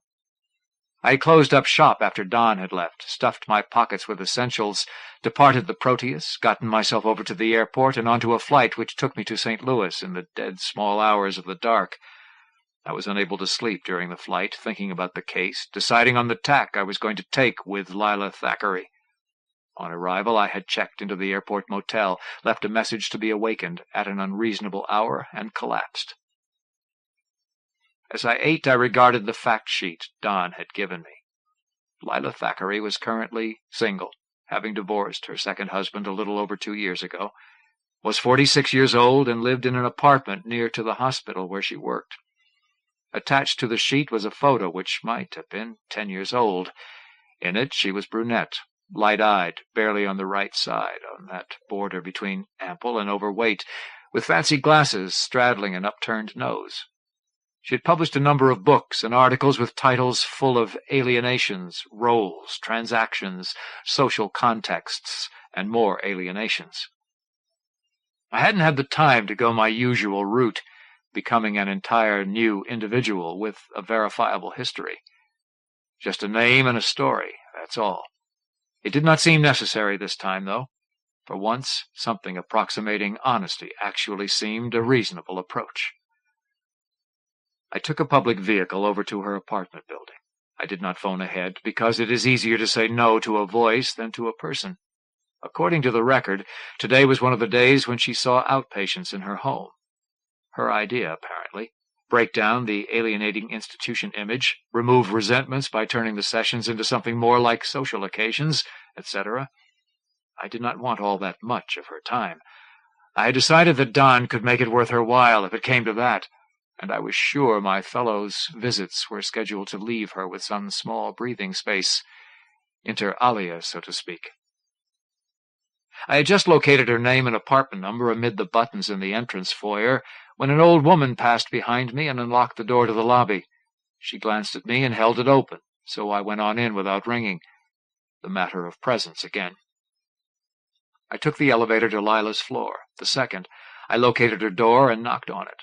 I was almost ready to knock again when it opened, part way. "Yes?" she asked, and I revised my estimate as to the age of the photo. She looked just about the same. "Dr. Thackeray," I said, "my name is Dunn. You can help me quite a bit with a problem I've got." "What sort of problem?" "It involves a device known as the Hangman." She sighed and showed me a quick grimace. Her fingers tightened on the door. "I've come a long way, but I'll be easy to get rid of. I've only a few things I'd like to ask you about it." "Are you with the government?" "No." "Do you work for Brockton?" "No, I'm something different." "All right," she said. "Right now I've got a group session going. It will probably last around another half hour. If you don't mind waiting down in the lobby, I'll let you know as soon as it is over. We can talk then." "Good enough," I said. "Thanks." She nodded, closed the door. I located the stairway and walked back down. A cigarette later, I decided that the devil finds work for idle hands and thanked him for his suggestion. I strolled back toward the foyer. Through the glass, I read the names of a few residents of the 5th floor. I elevated up and knocked on one of the doors. Before it was opened, I had my notebook and pad in plain sight. "Yes?" Short, 50-ish, curious. "My name is Stephen Foster, Mrs. Gluntz. I am doing a survey for the North American Consumers League. I would like to pay you for a couple of minutes of your time to answer some questions about products you use." "Why, pay me?" "Yes, ma'am, $10. Around a dozen questions. It will just take a minute or two." "All right." She opened the door wider. "Won't you come in?" "No, thank you. This thing is so brief, I'd just be in and out." "The first question involves detergents." 10 minutes later, I was back in the lobby, adding the $30 for the 3 interviews to the list of expenses I was keeping. When a situation is full of unpredictables and I am playing makeshift games, I like to provide for as many contingencies as I can. Another quarter of an hour or so slipped by before the elevator opened and discharged 3 guys, young and middle-aged, casually dressed, chuckling over something. The big one on the nearest end strolled over and nodded. "You the fellow waiting to see Dr. Thackeray?" "That's right." "She said to tell you to come on up now." "Thanks." I rode up again, returned to her door. She opened to my knock, nodded me in, saw me seated in a comfortable chair at the far end of her living room. "Would you care for a cup of coffee?" she asked. "It's fresh. I made more than I needed." "That would be fine, thanks." Moments later, she brought in a couple cups, delivered one to me, and seated herself on the sofa to my left. I ignored the cream and sugar on the tray and took a sip. "You've gotten me interested," she said. "Tell me about it." "Okay. I have been told that the telefactor device known as the Hangman, now possibly possessed of an artificial intelligence, has returned to Earth." "Hypothetical," she said, "unless you know something I don't. I have been told that the Hangman's vehicle re-entered and crashed in the Gulf. There is no evidence that the vehicle was occupied." "It seems a reasonable conclusion, though." "It seems just as reasonable to me that the Hangman sent the vehicle off toward an eventual rendezvous point many years ago, and that it only recently reached that point, at which time the re-entry program took over and brought it down." "Why should it return the vehicle and strand itself out there?" "Before I answer that," she said, "I would like to know the reason for your concern. News media?" "No," I said. "I am a science writer, straight tech, popular, and anything in between. But I am not after a piece for publication. I was retained to do a report on the psychological makeup of the thing." "For whom?" "A private investigation outfit. They want to know what might influence its thinking, how it might be likely to behave if it has indeed come back. I've been doing a lot of homework, and I gather there is a likelihood that its nuclear personality was a composite of the minds of its 4 operators. So personal contact seemed in order to collect your opinions as to what it might be like. I came to you first for obvious reasons." She nodded. "A Mr. Walsh spoke with me the other day. He is working for Senator Brockton." "Oh, I never go into an employer's business beyond what he's asked me to do. Senator Brockton is on my list, though, along with a David Fentress." "You were told about Manny Burns?" "Yes. Unfortunate." "That is apparently what set Jesse off.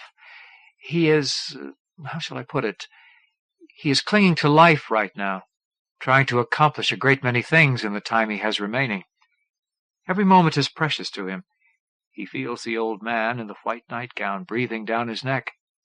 Then the ship returns, and one of us is killed. From what we know of the Hangman, the last we heard of it, it had become irrational. Jesse saw a connection, and in his condition the fear is understandable.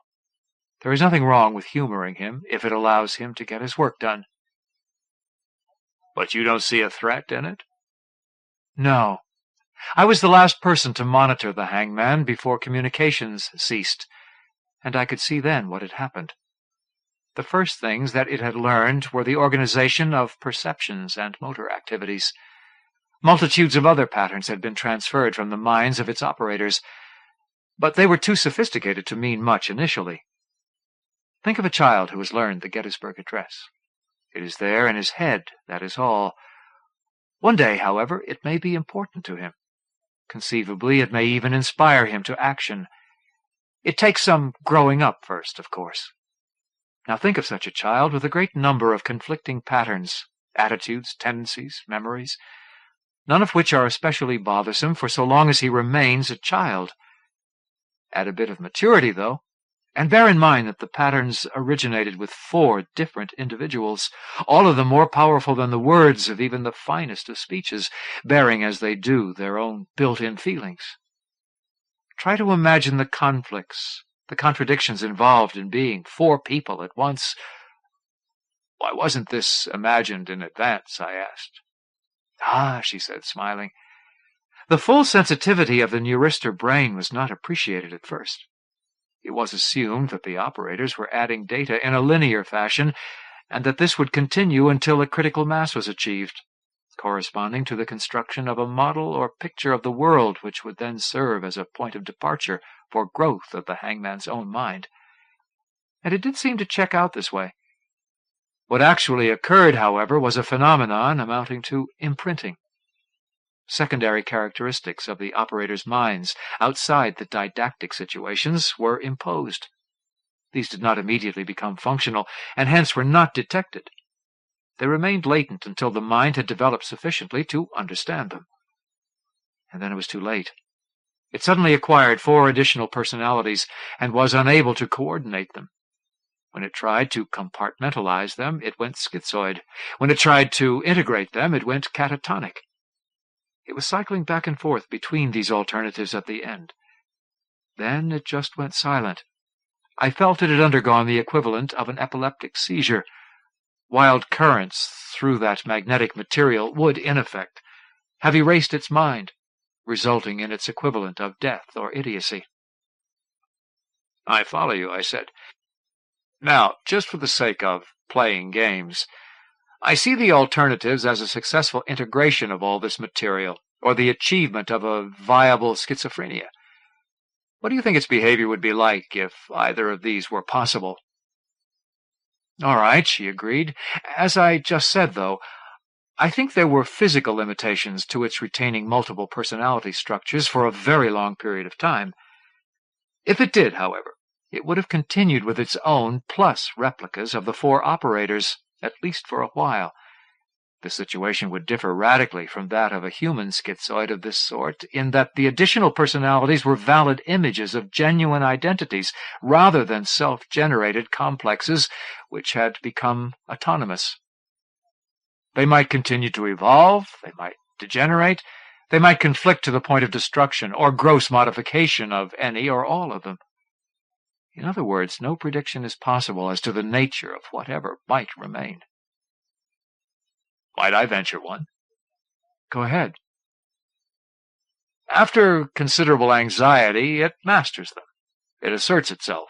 It beats down this quartet of demons which has been tearing it apart, acquiring in the process an all-consuming hatred for the actual individuals responsible for this turmoil. To free itself totally, to revenge itself, to work its ultimate catharsis, it resolves to seek them out and destroy them. She smiled. You have just dispensed with the viable schizophrenia you conjured up, and you have now switched over to its pulling through and becoming fully autonomous. That is a different situation, no matter what strings you put on it. Okay, I accept the charge. But what about my conclusion? You are saying that if it did pull through, it would hate us. That strikes me as an unfair attempt to invoke the spirit of Sigmund Freud, Oedipus, and Electra in one being, out to destroy all its parents. The authors of every one of its tensions, anxieties, hang-ups, burned into the impressionable psyche at a young and defenseless age. Even Freud didn't have a name for that one. What should we call it? A Hermesis complex, I suggested. Hermesis? Hermaphroditus having been united in one body with the nymph Salmacis. I've just done the same with their names. That being would have had 4 parents against whom to react. Cute, she said, smiling. If the liberal arts do nothing else, they provide engaging metaphors for the thinking they displace. This one is unwarranted and overly anthropomorphic, though. You wanted my opinion. All right. If the hangman pulled through at all, it could only have been by virtue of that neurister brain's differences from the human brain.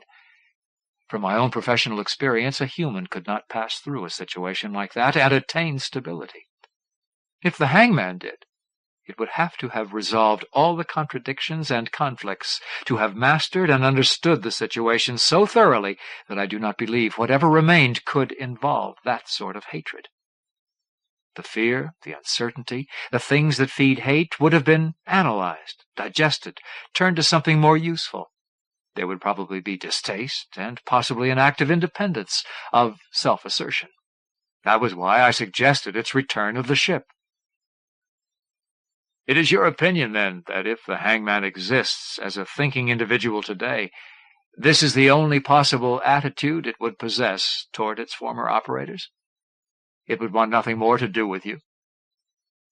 That is correct. Sorry about your Hermesis complex. But in this case we must look to the brain, not the psyche. And we see 2 things. Schizophrenia would have destroyed it, and a successful resolution of its problem would preclude vengeance. Either way, there is nothing to worry about. How could I put it tactfully? I decided that I could not. All of this is fine, I said, for as far as it goes. But getting away from both the purely psychological and the purely physical, could there be a particular reason for its seeking your deaths? That is, a plain old-fashioned motive for a killing based on events rather than having to do with the way its thinking equipment goes together? Her expression was impossible to read, but considering her line of work, I had expected nothing less. What events? She said. I have no idea. That's why I asked. She shook her head.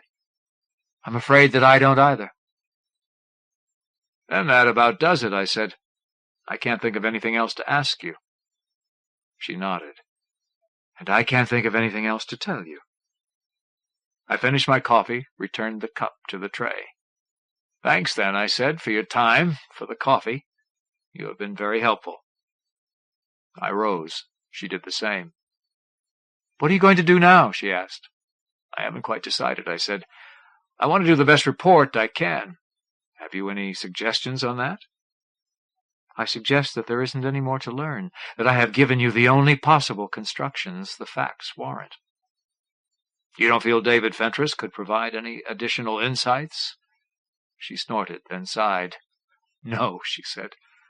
I do not think he could tell you anything useful. What do you mean? From the way you say it, I know, I didn't mean to. Some people find comfort in religion.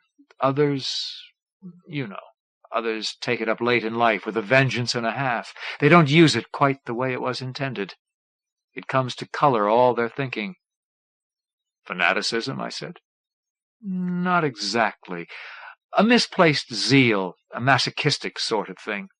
Hell, I shouldn't be diagnosing at a distance or influencing your opinion. Forget what I said. Form your own opinion when you meet him. She raised her head, appraising my reaction. Well, I said, I'm not at all certain that I am going to see him, but you have made me curious. How can religion influence engineering? I spoke with him after Jessie gave us the news on the vessel's return, she said. I got the impression at the time that he feels we were tampering in the province of the Almighty by attempting the creation of an artificial intelligence. That our creation should go mad was only appropriate, being the work of imperfect man. He seemed to feel that it would be fitting if it had come back for retribution, as a sign of judgment upon us. Oh, I said. She smiled then. I returned it. Yes, she said. But maybe I just got him in a bad mood. Maybe you should go see for yourself. Something told me to shake my head. A bit of a difference between this view of him, my recollections, and Don's comment that Dave had said he knew its brain and was not especially concerned. Somewhere among these lay something I felt I should know, felt I should learn without seeming to pursue. So, I think I have enough right now, I said.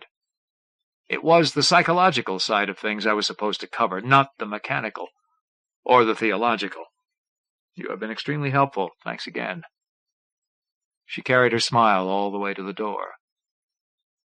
If it is not too much trouble, she said as I stepped into the hall, I would like to learn how this whole thing finally turns out, or any interesting developments, for that matter. My connection with the case ends with this report, I said, and I am going to write it now. Still, I may get some feedback. You have my number? Probably, but... I already had it, but I jotted it again, right after Mrs. Guntz's answers to my inquiries on detergents. Moving in a rigorous line, I made beautiful connections for a change. I headed directly for the airport, found a flight aimed at Memphis, bought passage, and was the last to board. 10 seconds, perhaps, made all the difference. Not even a tick or two to spare for checking out of the motel. No matter. The good head doctor had convinced me that, like it or not, David Fentress was next, damn it. I had too strong a feeling that Lila Thackeray had not told me the entire story. I had to take a chance to see these changes in the man for myself, to try to figure out how they related to the hangman. For a number of reasons, I had a feeling they might. I disembarked into a cool, partly overcast afternoon, found transportation almost immediately, and set out for Dave's office address. A before-the-storm feeling came over me as I entered and crossed the town. A dark wall of clouds continued to build in the west. Later, standing before the building where Dave did business, the first few drops of rain were already spattering against its dirty brick front. It would take a lot more than that to freshen it, though, or any of the others in the area. I would have thought he'd have come a little farther than this by now. I shrugged off some moisture and went inside. The directory gave me directions. The elevator elevated me. My feet found the way to his door. I knocked on it. After a time, I knocked again and waited again. Again, nothing. So I tried it, found it open, and went on in. It was a small vacant waiting room, green-carpeted. The reception desk was dusty. I crossed and peered around the plastic partition behind it. The man had his back to me. I drummed my knuckles against the partitioning. He heard it and turned. Yes? Our eyes met, his still framed by horn rims and just as active, glasses thicker, hair thinner, cheeks a trifle hollower. His question mark quivered in the air, and nothing in his gaze moved to replace it with recognition. He had been bending over a sheaf of schematics. A lopsided basket of metal, quartz, porcelain, and glass rested on a nearby table. "My name is Dunn, John Dunn," I said. "I am looking for David Fentress." "I am David Fentress." Good to meet you, I said, crossing to where he stood. I am assisting in an investigation concerning a project with which you were once associated. He smiled and nodded, accepted my hand, and shook it. The Hangman, of course, he said. Glad to know you, Mr. Dunn. Yes, the Hangman, I said. I'm doing a report, and you want my opinion as to how dangerous it is. Sit down. He gestured toward a chair at the end of his workbench. Care for a cup of tea? No, thanks. I'm having one. Well, in that case... He crossed to another bench. No cream, sorry. That's all right. How did you know it involved the Hangman? He grinned as he brought my cup. Because it's come back, he said, and it's the only thing I've been connected with that warrants that much concern. Do you mind talking about it? Up to a point, no. What's the point? If we get near it, I'll let you know. Fair enough. How dangerous is it? I would say that it is harmless, he replied, except to 3 persons. Formerly 4? Precisely. How come? We were doing something we had no business doing. That being, for one thing, attempting to create an artificial intelligence. Why had you no business doing that? A man with a name like yours shouldn't have to ask. I chuckled. If I were a preacher, I said, I would have to point out that there is no biblical injunction against it, unless you've been worshipping it on the sly. He shook his head. Nothing that simple, that obvious, that explicit. Times have changed since the good book was written, and you can't hold with a purely fundamentalist approach in complex times. What I was getting at was something a little more abstract, a form of pride, not unlike the classical hubris, the setting up of oneself on a level with the Creator. Did you feel that, pride? Yes. Are you sure it wasn't just enthusiasm for an ambitious project that was working well? Oh, there was plenty of that. A manifestation of the same thing. I do seem to recall something about man being made in the Creator's image, and something else about trying to live up to that.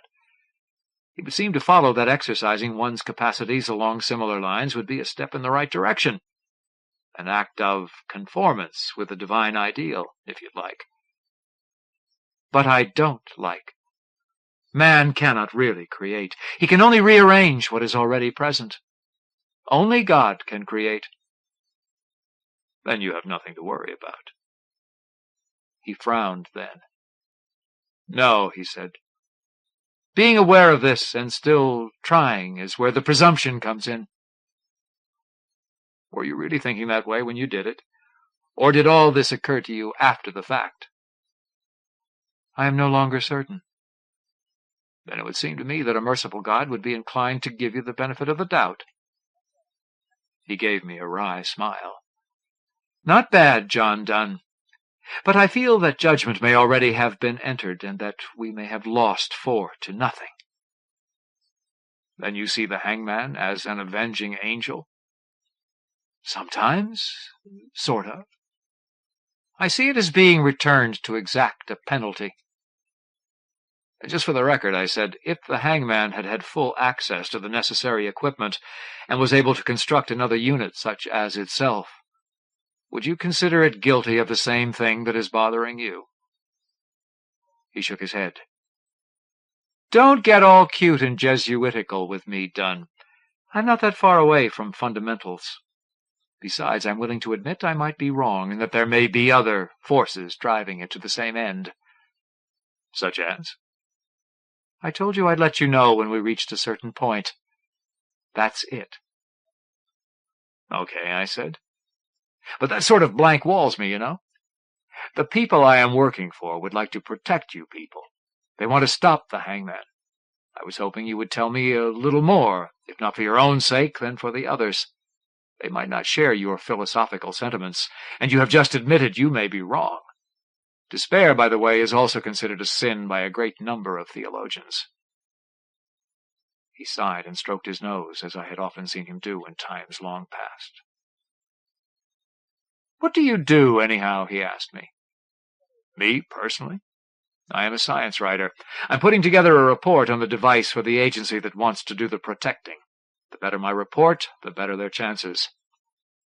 He was silent for a time, then, I read a lot in the area, but I don't recognize your name, he said. Most of my work has involved petrochemistry and marine biology, I said. Oh. You were a peculiar choice then, weren't you? Not really. I was available, and the boss knows my work, knows I'm good. He glanced across the room to where a stack of cartons partly obscured what I then realized to be a remote access terminal. Okay. If he decided to check out my credentials now, John Dunn would fall apart. It seemed a hell of a time to get curious, though, after sharing his sense of sin with me. He must have thought so, too, because he did not look that way again. Let me put it this way, he finally said, and something of the old David Fentress at his best took control of his voice. For one reason or the other, I believe that it wants to destroy its former operators. If it is the judgment of the Almighty, that's all there is to it. It will succeed. If not, however, I don't want any outside protection. I've done my own repenting, and it's up to me to handle the rest of the situation myself, too. I will stop the Hangman personally, right here, before anyone else is hurt. How? I asked him. He nodded toward the glittering helmet. With that, he said. How? I repeated. Its telefactor circuits are still intact. They have to be. They are an integral part of it. It could not disconnect them without shutting itself down. If it comes within a quarter mile of here, that unit will be activated. It will emit a loud humming sound, and a light will begin to blink behind that meshing beneath the forward ridge. I will then don the helmet and take control of the Hangman. I will bring it here and disconnect its brain. How would you do the disconnect? He reached for the schematics he had been looking at when I had come in. Here, he said. The thoracic plate has to be unlugged. There are 4 subunits that have to be uncoupled. Here, here, here, and here. He looked up. You would have to do them in sequence, though, or it could get mighty hot, I said. First this one, then these 2, then the other. When I looked up again, the gray eyes were fixed on my own. I thought you were in petrochemistry and marine biology, he said. I'm not really in anything, I said. I'm a tech writer with bits and pieces from all over, and I did have a look at these before when I accepted the job. I see. Why don't you bring the space agency in on this? I said, working to shift ground. The original telefactoring equipment had all that power and range. It was dismantled a long time ago, he said. I thought you were with the government. I shook my head. Sorry, I didn't mean to mislead you. I am on contract with a private investigation outfit. Uh-huh. Then that means Jesse. Not that it matters. You can tell him that one way or the other everything is being taken care of. What if you are wrong on the supernatural, I said, but correct on the other? Supposing it is coming under the circumstances you feel it proper to resist. But supposing you are not next on its list. Supposing it gets to one of the others next instead of you. If you are so sensitive about guilt and sin, don't you think that you would be responsible for that death? If you could prevent it by telling me just a little bit more? If it is confidentiality you are worried about? No, he said, you cannot trick me into applying my principles to a hypothetical situation which will only work out the way that you want it to. Not when I am certain that it will not arise. Whatever moves the Hangman, it will come to me next. If I cannot stop it, then it cannot be stopped until it has completed its job. How do you know that you are next? Take a look at a map, he said. It landed in the Gulf. And he was right there in New Orleans. Naturally, he was first. The Hangman can move underwater like a controlled torpedo, which makes the Mississippi its logical route for inconspicuous travel. Proceeding up it, then, here I am in Memphis. Then Lila up in St. Louis is obviously next after me.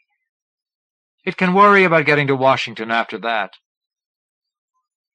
I thought about Senator Brockton in Wisconsin and decided it would not even have that problem. All of them were fairly accessible when you thought of the situation in terms of river travel. But how is it to know where you all are? I asked. Good question, he said. Within a limited range, it was once sensitive to our brain waves, having an intimate knowledge of them and the ability to pick them up. I do not know what that range would be today. I might have been able to construct an amplifier to extend this area of perception, but to be more mundane about it, I believe that it simply consulted the Databank's National Directory. There are booths all over, even on the waterfront. It could have hit one late at night and gimmicked it. It certainly had sufficient identifying information and engineering skill. Then it seems to me the best bet for all of you would be to move away from the river till this business is settled. That thing won't be able to stalk about the countryside very long without being noticed. It would find a way. It is extremely resourceful. At night, in an overcoat, a hat, it could pass. It requires nothing that a man would need. It could dig a hole and bury itself, stay underground during daylight. It could run without resting all night long. There is no place it could not reach in a surprisingly short while. No, I must wait here for it. Let me put it as bluntly as I can, I said. If you are right that it is a divine avenger, I would say that it smacks of blasphemy to try to tackle it. On the other hand, if it is not, then I think you are guilty of jeopardizing the others by withholding information that would allow us to provide them with a lot more protection than you are capable of giving them all by yourself. He laughed. I'll just have to learn to live with that guilt, too, as they do with theirs, he said. After I've done my best, they deserve anything they get. It was my understanding, I said, that even God doesn't judge people until after they're dead. If you want another piece of presumption to add to your collection. He stopped laughing and studied my face. There is something familiar about the way you talk, the way you think, he said. Have we ever met before? I doubt it. I would have remembered. He shook his head. You've got a way of bothering a man's thinking that rings a faint bell, he went on. You trouble me, sir. That was my intention. Are you staying here in town? No. Give me a number where I can reach you, will you? If I have any new thoughts on this thing, I'll call you. I wish you would have them now if you are going to have them. No, he said. I've got some thinking to do. Where can I get hold of you later? I gave him the name of the motel I was still checked into in St. Louis. I could call back periodically for messages. All right, he said, and he moved toward the partition by the reception area and stood beside it. I rose and followed him, passing into that area and pausing at the door to the hall. One thing, I said. Yes? If it does show up and you do stop it, will you call me and tell me that? Yes, I will. Thanks, then. And good luck. Impulsively, I extended my hand. He gripped it and smiled faintly. Thank you, Mr. Dunn. Next. Next. I couldn't budge Dave, and Lila Thackeray had given me everything she was going to. No real sense in calling Don yet, not until I had more to say. I thought it over on my way back to the airport. The pre-dinner hours always seem best for talking to people in any sort of official capacity, just as the night seems best for dirty work. Heavily psychological, but true nevertheless. I hated to waste the rest of the day if there was anyone else worth talking to before I called Don. Going through the folder, I decided that there was. Manny Burns had a brother, Phil. I wondered how worthwhile it might be to talk with him. I could make it to New Orleans at a sufficiently respectable hour, learn whatever he was willing to tell me, check back with Don for new developments, and then decide whether there was anything I should be about with respect to the vessel itself. The sky was gray and leaky above me. I was anxious to flee its spaces, so I decided to do it. I could think of no better stone to upturn at the moment. At the airport, I was ticketed quickly, in time for another close connection. Hurrying to reach my flight, my eyes brushed over a half-familiar face on the passing escalator. The reflex reserved for such occasions seemed to catch us both, because he looked back too, with the same eyebrow twitch of startle and scrutiny. Then he was gone. I could not place him, though. The half-familiar face becomes a familiar phenomenon in a crowded, highly mobile society. I sometimes think that this is all that will eventually remain of any of us. Patterns of features, some a trifle more persistent than others, impressed on the flow of bodies. A small-town boy in a big city, Thomas Wolfe must long ago have felt the same thing when he had coined the word man-swarm. It might have been someone I had once met briefly, or simply someone, or someone like someone I had passed on sufficient other occasions, such as this. As I flew the unfriendly skies out of Memphis, I mulled over musings past on artificial intelligence, or AI, as they have tagged it in the ThinkBox biz. When talking about computers, the AI notion had always seemed hotter than I deemed necessary, partly because of semantics. The word intelligence has all sorts of tag-along associations of the non-physical sort. I suppose it goes back to the fact that early discussions and conjectures concerning it made it sound as if the potential for intelligence was always present in the array of gadgets, and the correct procedures, the right program, simply had to be found to call it forth. When you looked at it that way, as many did, it gave rise to an uncomfortable déjà vu, namely vitalism. The philosophical battles of the 19th century were hardly so far behind that they had been forgotten, and the doctrine which maintained that life is caused and sustained by a vital principle apart from physical and chemical forces, and that life is self-sustaining and self-evolving, had put up quite a fight before Darwin and his successors had produced triumph after triumph for the mechanistic view. Then vitalism sort of crept back into things again when the AI discussions arose in the middle of the past century. It would seem that Dave had fallen victim to it, and that he had come to believe he had helped provide an unsanctified vessel, and filled it with something intended only for those things which had made the scene in the first chapter of Genesis. With computers it was not quite as bad as with the Hangman, though, because you could always argue that no matter how elaborate the program, it was basically an extension of the programmer's will, and the operations of casual machines merely represented functions of intelligence, rather than intelligence in its own right, backed by a will of its own. And there was always Gödel for a theoretical cordon sanitaire, with his demonstration of the true but mechanically unprovable proposition. But the Hangman was quite different. It had been designed along the lines of a brain, and at least partly educated in a human fashion.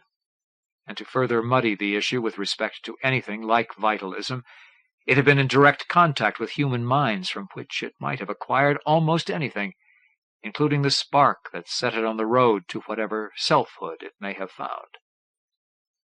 What did that make it? Its own creature? A fractured mirror reflecting a fractured humanity? Both? Or neither? I certainly could not say, but I wondered how much of its self had been truly its own. It had obviously acquired a great number of functions, but was it capable of having real feelings? Could it, for example, feel something like love? If not, then it was still only a collection of complex abilities, and not a thing with all the tag-along associations of the non-physical sort which made the word intelligence such a prickly item in AI discussions. And if it were capable of, say, something like love, and if I were Dave, I would not feel guilty about having helped to bring it into being. I would feel proud, though not in the fashion he was concerned about, and I would also feel humble. Offhand, though, I do not know how intelligent I would feel, because I am still not sure what the hell intelligence is. The day's end sky was clear when we landed.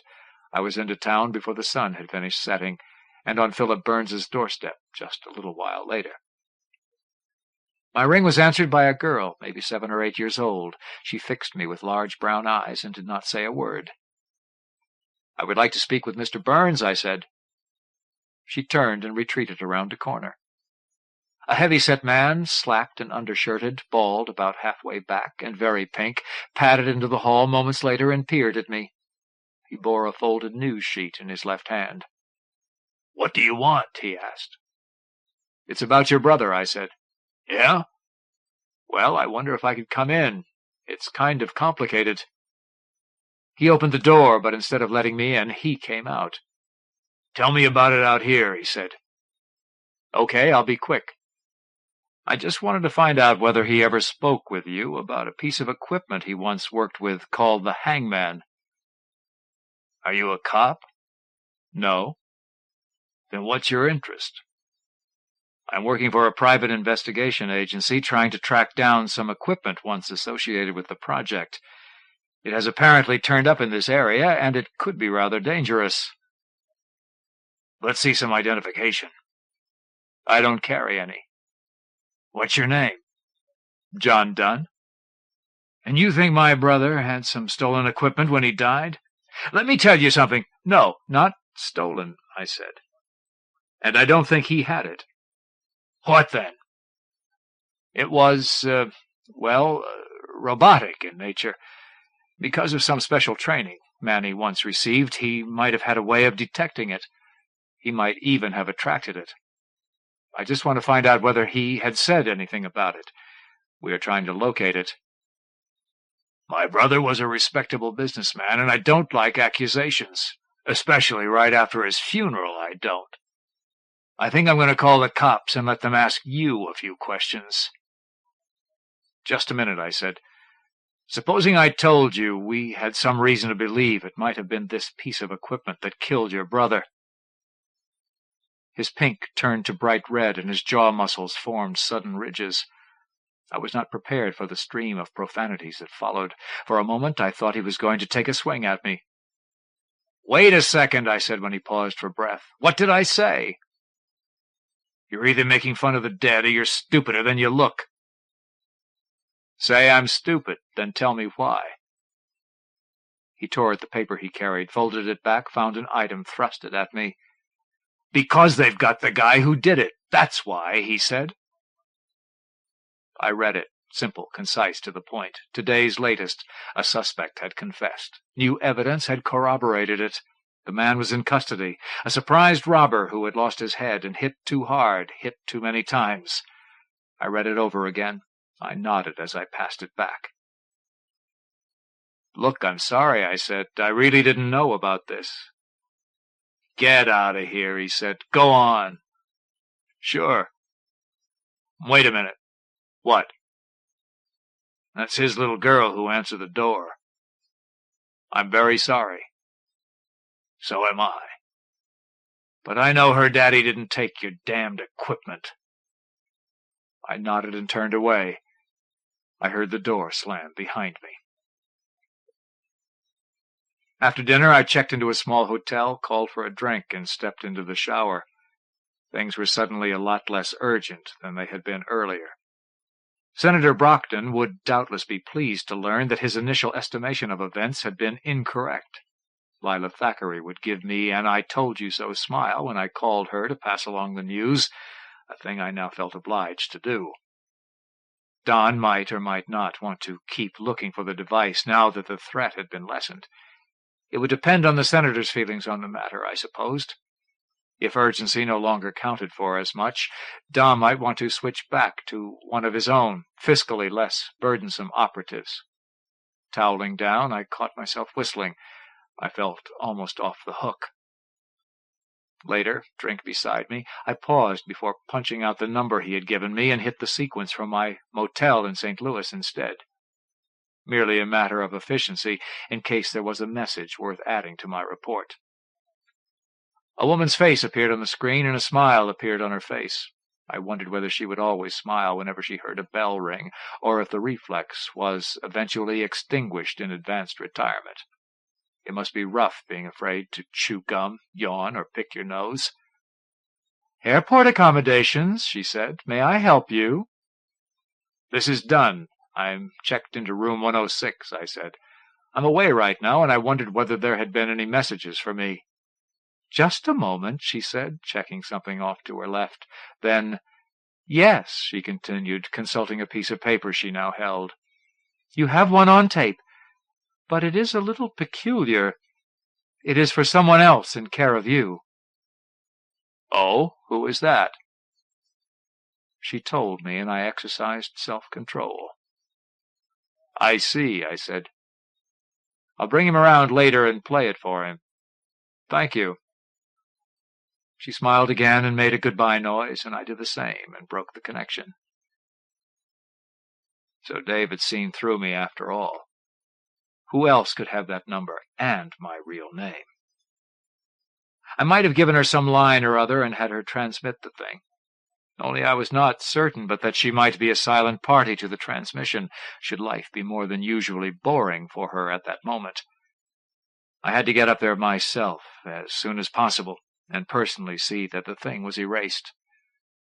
I took a big swallow of my drink, then fetched the folder on Dave. I checked out his number, there were 2, actually, and spent 15 minutes trying to get hold of him. No luck. Okay, goodbye New Orleans, goodbye peace of mind. This time I called the airport and made a reservation. Then I chugged the drink, put myself in order, gathered up my few possessions, and went to check out again. Hello, Central. During my earlier flights that day, I had spent time thinking about Teilhard de Chardin's ideas on the continuation of evolution within the realm of artifacts, matching them against Gödel on mechanical undecidability, playing epistemological games with the Hangman as a counter, wondering, speculating, even hoping that truth lay with the nobler part, that the Hangman, sentient, had made it back sane, that the Burns killing had actually been something of the sort that now seemed to be the case, that the washed-out experiment had really been a success of a different sort, a triumph, a new link or fob for the chain of being. And Lila had not been wholly discouraging with respect to the Neurister-type brain's capacity for this. Now, though, now I had troubles of my own, and even the most heartening of philosophical vistas is no match for, say, a toothache, if it happens to be your own. Accordingly, the Hangman was shunted aside, and the stuff of my thoughts involved mainly myself. There was, of course, the possibility that the Hangman had indeed showed up, and Dave had stopped it and then called to report it, as he had promised. However, he had used my name. There was not too much planning that I could do until I received the substance of the communication. It did not seem that as professedly religious a man as Dave would suddenly be contemplating the blackmail business. On the other hand, he was a creature of sudden enthusiasms, and had already undergone one unanticipated conversion. It was difficult to say. His technical background, plus his knowledge of the databank program, did put him in an unusually powerful position should he decide to mess me up. I did not like to think of some of the things I have done to protect my non-person status. I especially did not like to think of them in connection with Dave, whom I not only still respected, but still liked. Since self-interest dominated while actual planning was precluded, my thoughts tooled their way into a more general groove. It was Karl Mannheim, a long while ago, who made the observation that radical, revolutionary, and progressive thinkers tend to employ mechanical metaphors for the state, whereas those of conservative inclination make vegetable analogies. He said it well over a generation before the cybernetics movement and the ecology movement beat their respective paths through the wilderness of general awareness. If anything, it seemed to me that these two developments served to elaborate the distinction between a pair of viewpoints, which, while no longer necessarily tied in with the political positions Mannheim assigned them, do seem to represent a continuing phenomenon in my own time. There are those who see social, economic, ecological problems as malfunctions which can be corrected by simple repair, replacement, or streamlining. A kind of linear outlook where even innovations are considered to be merely additive. Then there are those who sometimes hesitate to move at all, because their awareness follows events in the directions of secondary and tertiary effects as they multiply and cross-fertilize throughout the entire system. I digress to extremes. The cyberneticists have their multiple feedback loops, though it is never quite clear how they know what kind of, which, and how many to install. And the ecological gestaltists do draw lines representing points of diminishing returns, though it is sometimes equally difficult to see how they assign their values and priorities. Of course they need each other, the vegetable people and the tinker-toy people. They serve to check one another, if nothing else. And while occasionally the balance dips, the tinkerers have, in general, held the edge for the past couple centuries. However, today's can be just as politically conservative as the vegetable people Mannheim was talking about, and they are the ones I fear most at the moment. They are the ones who saw the databank program, in its present extreme form, as a simple remedy for a great variety of ills and a provider of many goods. Not all of the ills have been remedied, however, and a new brood has been spawned by the program itself. While we need both kinds, I wish that there had been more people interested in tending the garden of state rather than overhauling the engine of state when the program was inaugurated. Then I would not be a refugee from a form of existence I find repugnant, and I would not be concerned whether a former associate had discovered my identity. Then, as I watched the lights below, I wondered, was I a tinkerer because I would like to further alter the prevailing order into something more comfortable on my anarchic nature? Or was I a vegetable dreaming I was a tinkerer? I could not make up my mind. The garden of life never seems to confine itself to the plots philosophers have laid out for its convenience. Maybe a few more tractors would do the trick. I pressed the button. The tape began to roll. The screen remained blank. I heard Dave's voice ask for John Dunn in room 106, and I heard him told that there was no answer. Then I heard him say that he wanted to record a message for someone else in care of Dunn, that Dunn would understand. He sounded out of breath. The girl asked him whether he wanted visual, too. He told her to turn it on. There was a pause. Then she told him, go ahead. Still no picture, no words either. His breathing and a slight scraping noise. 10 seconds. 15. God, me, he finally said. And he mentioned that name again. Had to let you know I'd figured you out, though. It wasn't any particular mannerism, any single thing you said. Just your general style, thinking, talking. The electronics, everything. After I got more and more bothered by the familiarity, after I checked you on petrochem and marine bio, wish I knew what you've really been up to all these years. Never know now, but I wanted you to know you hadn't put one over on me. There followed another quarter minute of heavy breathing, climaxed by a racking cough. Then a choked, said too much, too fast, too soon, all used up. The picture came on then. He was slouched before the screen, head resting on his arms, blood all over him. His glasses were gone, and he was squinting and blinking. The right side of his head looked pulpy, and there was a gash on his left cheek and one on his forehead.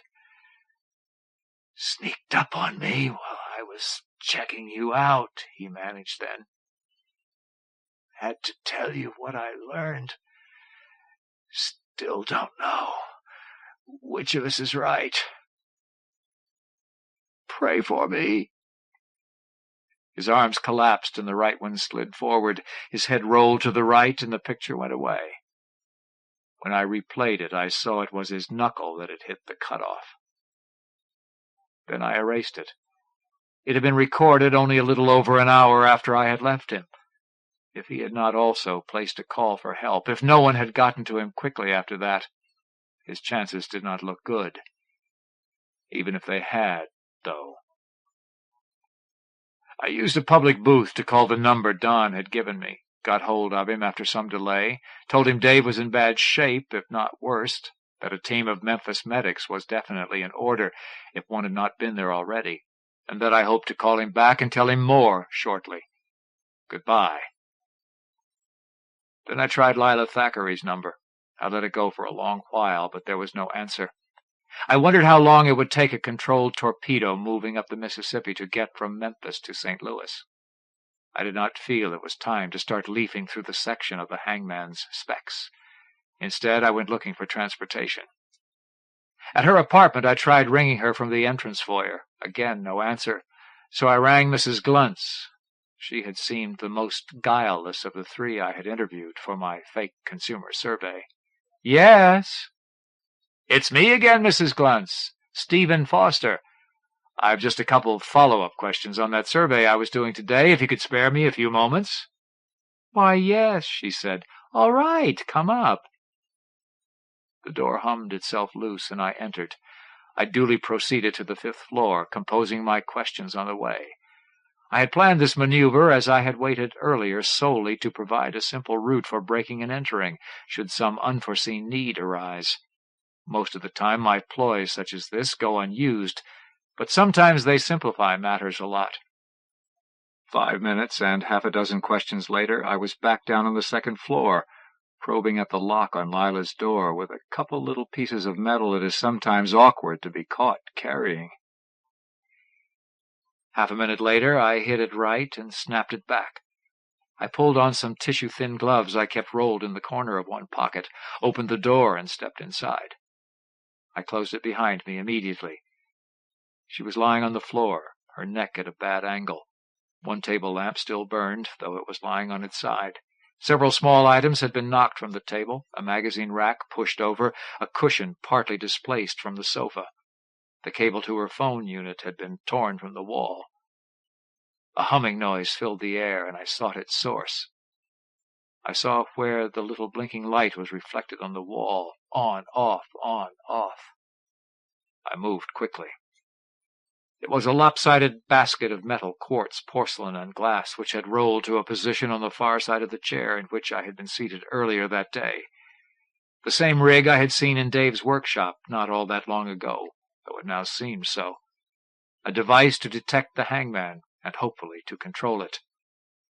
I picked it up and fitted it over my head. Once, with the aid of a telepath, I had touched minds with a dolphin as he composed dream songs somewhere in the Caribbean, an experience so moving that its mere memory had often been a comfort. This sensation was hardly equivalent. Analogies and impressions. A face seen through a wet pane of glass. A whisper in a noisy terminal. Scalp massage with an electric vibrator. Edvard Munch's The Scream. The voice of Ima Simak, rising and rising and rising. The disappearance of snow. A deserted street, illuminated as through a sniper scope I'd once used, rapid movement past darkened storefronts that line it, an immense feeling of physical capability, compounded of proprioceptive awareness of enormous strength. A peculiar array of sensory channels, a central undying sun that fed me a constant flow of energy, a memory vision of dark waters, passing, flashing echolocation within them, the need to return to that place, reorient, move north. Munch and Simak, Munch and Simak, Munch and Simak. Nothing. Silence. The humming had ceased, the light gone out. The entire experience had lasted only a few moments. There had not been time enough to try for any sort of control, though an after-impression akin to a biofeedback cue hinted at the direction to go, the way to think to achieve it. I felt that it might be possible for me to work the thing, given a better chance. I removed the helmet and approached Lila. I knelt beside her and performed a few simple tests, already knowing their outcome. In addition to the broken neck, she had received some bad bashes about the head and shoulders. There was nothing that anyone could do for her now. I did a quick run-through then, checking over the rest of her apartment. There were no apparent signs of breaking and entering, though if I could pick one lock, a guy with built-in tools could easily go me one better. I located some wrapping paper and string in the kitchen and turned the helmet into a parcel. It was time to call Don again, to tell him that the vessel had indeed been occupied, and that river traffic was probably bad in the northbound lane. Don had told me to get the helmet up to Wisconsin, where I would be met at the airport by a man named Larry, who would fly me to the lodge in a private craft. I did that, and this was done. I also learned, with no real surprise, that David Fentress was dead. The temperature was down, and it began to snow on the way up. I was not really dressed for the weather. Larry told me I could borrow some warmer clothing once we reached the lodge, though I probably would not be going outside that much. Don had told them that I was supposed to stay as close to the senator as possible, and that any patrols were to be handled by the 4 guards themselves. Larry was curious as to what exactly had happened so far, and whether I had actually seen the hangman. I did not think it my place to fill him in on anything Don may not have cared to, so I might have been a little curt. We didn't talk much after that. Bert met us when we landed. Tom and Clay were outside the building, watching the trail, watching the woods. All of them were middle-aged, very fit-looking, very serious, and heavily armed. Larry took me inside then and introduced me to the old gentleman himself. Senator Brockton was seated in a heavy chair in a far corner of the room. Judging from the layout, it appeared that the chair might recently have occupied a position beside the window in the opposite wall, where a lonely watercolor of yellow flowers looked down on nothing. The senator's feet rested on a hassock.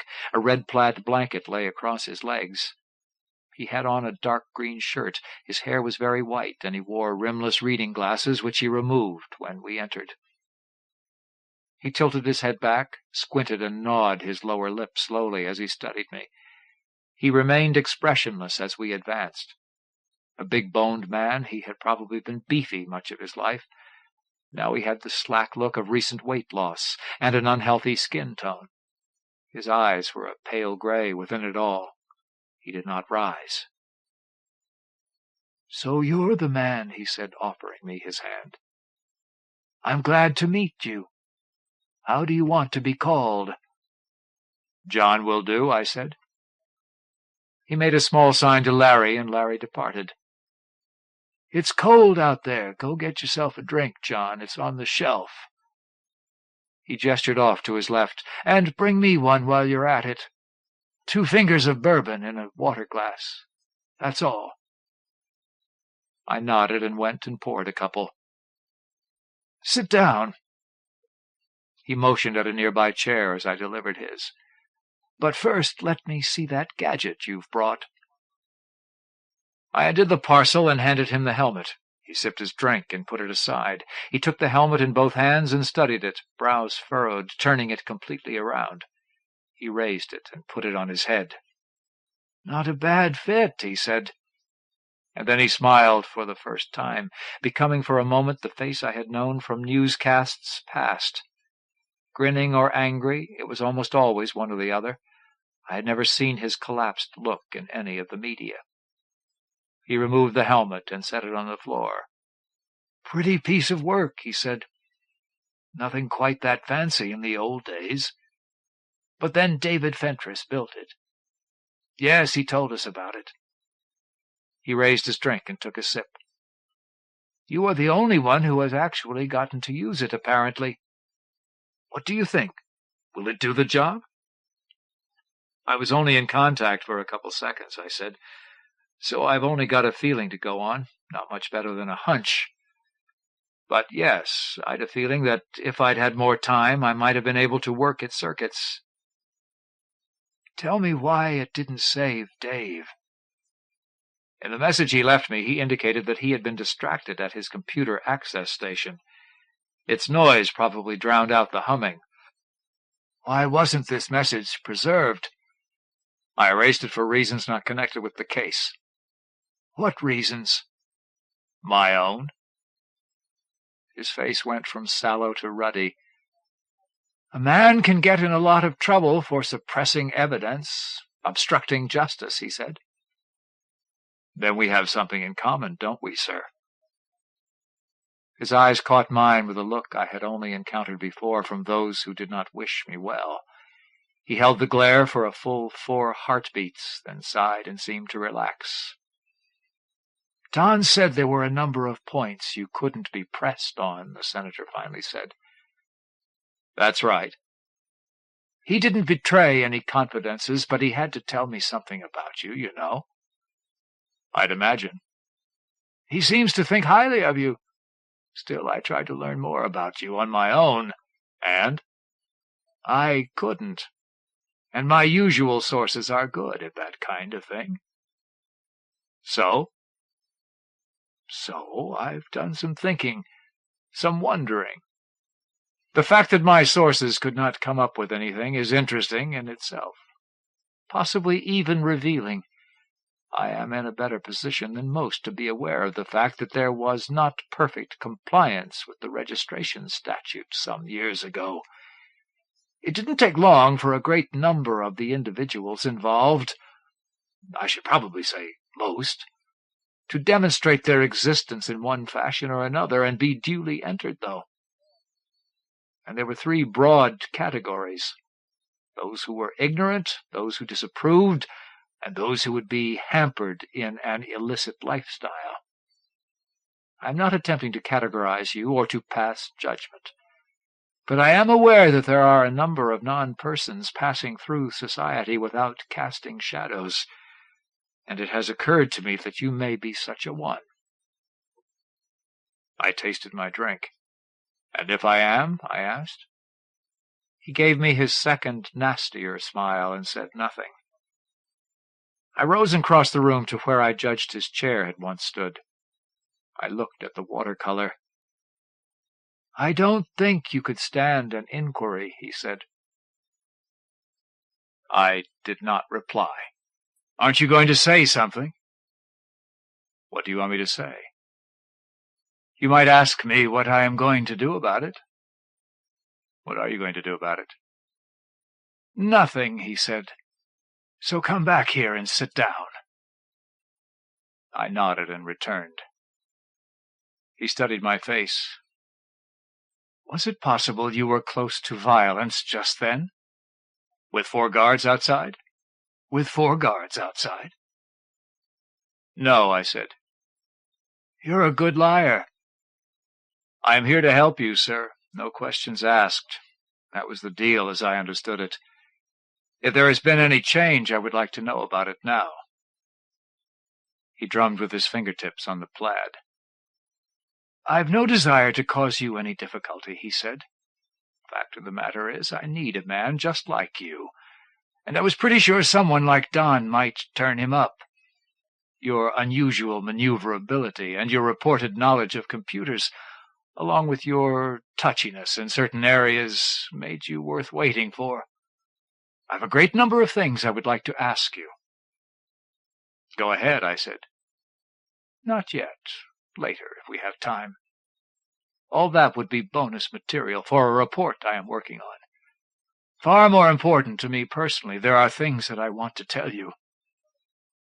I frowned.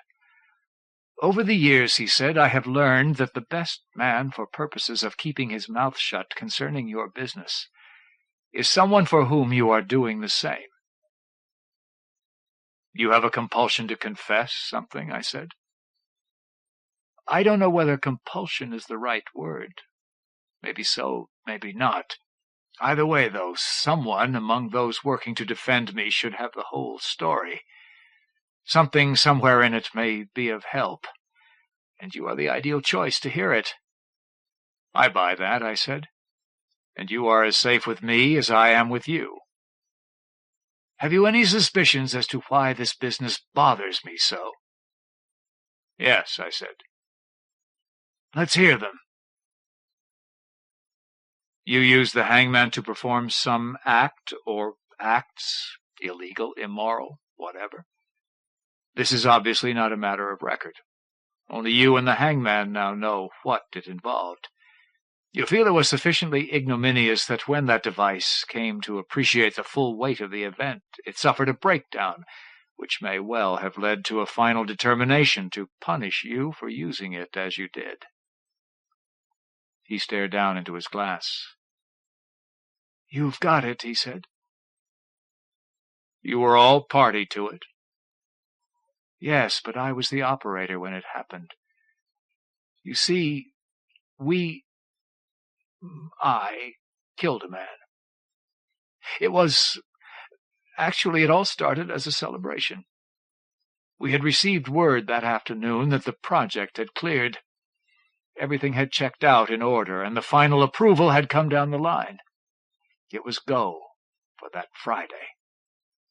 Lila, Dave, Manny, and myself, we had dinner together. We were in high spirits. After dinner, we continued celebrating, and somehow the party got adjourned back to the installation. As the evening wore on, more and more absurdities seemed less and less preposterous, as is sometimes the case. We decided, I forget which of us suggested it, that the hangman should really have a share in the festivities. After all, it was, in a very real sense, his party. Before too much longer, it sounded only fair, and we were discussing how we would go about it. You see, we were in Texas, and the hangman was at the Space Center in California. Getting together with him was out of the question. On the other hand, the teleoperator station was right up the hall from us. What we finally decided to do was to activate him and take turns working as operator. There was already a rudimentary consciousness there, and we felt it fitting that we each get in touch to share the good news. So that is what we did. He sighed, took another sip, glanced at me. Dave was the first operator, he continued. He activated the hangman. Then, well, as I said, we were all in high spirits. We had not originally intended to remove the hangman from the lab where he was situated, but Dave decided to take him outside briefly, to show him the sky and to tell him he was going there after all. And he suddenly got enthusiastic about outwitting the guards and the alarm system. It was a game. We all went along with it. In fact, we were clamoring for a turn at the thing ourselves. But Dave stuck with it, and he wouldn't turn over control until he had actually gotten the hangman off the premises, out into an uninhabited area next to the center. By the time Lila persuaded him to give her a go at the controls, it was kind of anticlimactic. That game had already been played. So she thought up a new one. She took the hangman into the next town. It was late, and the sensory equipment was superb. It was a challenge, passing through the town without being detected. By then everyone had suggestions as to what to do next, progressively more outrageous suggestions. Then Manny took control, and he wouldn't say what he was doing, wouldn't let us monitor him, said it would be more fun to surprise the next operator. Now, he was higher than the rest of us put together, I think, and he stayed on so damn long that we started to get nervous. A certain amount of tension is partly sobering, and I guess we all began to think what a stupid thing it was we were doing. It wasn't just that it would wreck our careers, which it would, but it could blow the entire project if we got caught playing games with such expensive hardware. At least I was thinking that way, and I was also thinking that Manny was no doubt operating under the very human wish to go the others one better. I started to sweat. I suddenly just wanted to get the hangman back where he belonged, turn him off. He could still do that before the final circuits went in. Shut down the station and start forgetting it had ever happened. I began leaning on Manny to wind up his diversion and turn the controls over to me. Finally, he agreed. He finished his drink and held out the glass. "Would you freshen this a bit?" "Surely." I went and got him some more, added a touch to my own, returned to my chair, and waited. "So I took over," he said. I took over, and where do you think that idiot had left me? I was inside a building, and it didn't take but an eye blink to realize it was a bank. The hangman carries a lot of tools, and Manny had apparently been able to guide him through the doors without setting anything off. I was standing right in front of the main vault. Obviously, he thought that should be my challenge. I fought down a desire to turn and make my own exit in the nearest wall and start running. I went back to the doors and looked outside. I didn't see anyone. I started to let myself out. The light hit me as I emerged. It was a hand flash. The guard had been standing out of sight. He'd a gun in his other hand. I panicked. I hit him. Reflex. If I am going to hit someone, I hit him as hard as I can. Only I hit him with the strength of the hangman. He must have died instantly. I started to run, and I didn't stop till I was back in the little park area near the center. Then I stopped, and the others had to take me out of the harness. They monitored all this? Yes, someone cut the visual in on a side view screen again a few seconds after I took over. Dave, I think. Did they try to stop you at any time while you were running away? No, I wasn't aware of anything but what I was doing at the time. But afterwards they said they were too shocked to do anything but watch until I gave out. I see. Dave took over then, ran his initial route in reverse, got the hangman back into the lab, cleaned him up, turned him off. We shut down the operator station. We were suddenly very sober. He sighed and leaned back and was silent for a long while. Then, "You are the only person I've ever told this to," he said. I tasted my own drink. "We went over to Lila's place then," he continued, "and the rest is pretty much predictable. Nothing we could do would bring the guy back, we decided. But if we told what had happened, it would wreck an expensive, important program. It wasn't as if we were criminals in need of rehabilitation. It was a once-in-a-lifetime lark that happened to end tragically." "What would you have done?" "I don't know," I said. "Maybe the same thing. I'd have been scared, too." He nodded. "Exactly. And that's the story." "Not all of it, is it?" "What do you mean?" "What about the hangman? You said there was already a detectable consciousness there. Then you were aware of it, as it was aware of you. You must have had some reaction to the whole business. What was it like?" "Damn you," he said flatly. "I'm sorry." "Are you a family man?" he asked. "No," I said, "I'm not." "Did you ever take a small child to a zoo?" "Yes." "Then maybe you know the experience. When my son was around 4, I took him to the Washington Zoo one afternoon. We must have walked past every cage in the place. He made appreciative comments every now and then, asked a few questions, giggled at the monkeys, thought the bears were very nice, probably because they made him think of oversized toys. But do you know what the finest thing of all was? The thing that made him jump up and down and point and say, 'Look, Daddy, look'?" I shook my head. "A squirrel looking down from the limb of a tree," he said, and he chuckled briefly. "Ignorance of what's important and what isn't. Inappropriate responses. Innocence." The hangman was a child, and up until the time I took over, the only thing he had gotten from us was the idea that it was a game. He was playing with us, that's all. Then something horrible happened.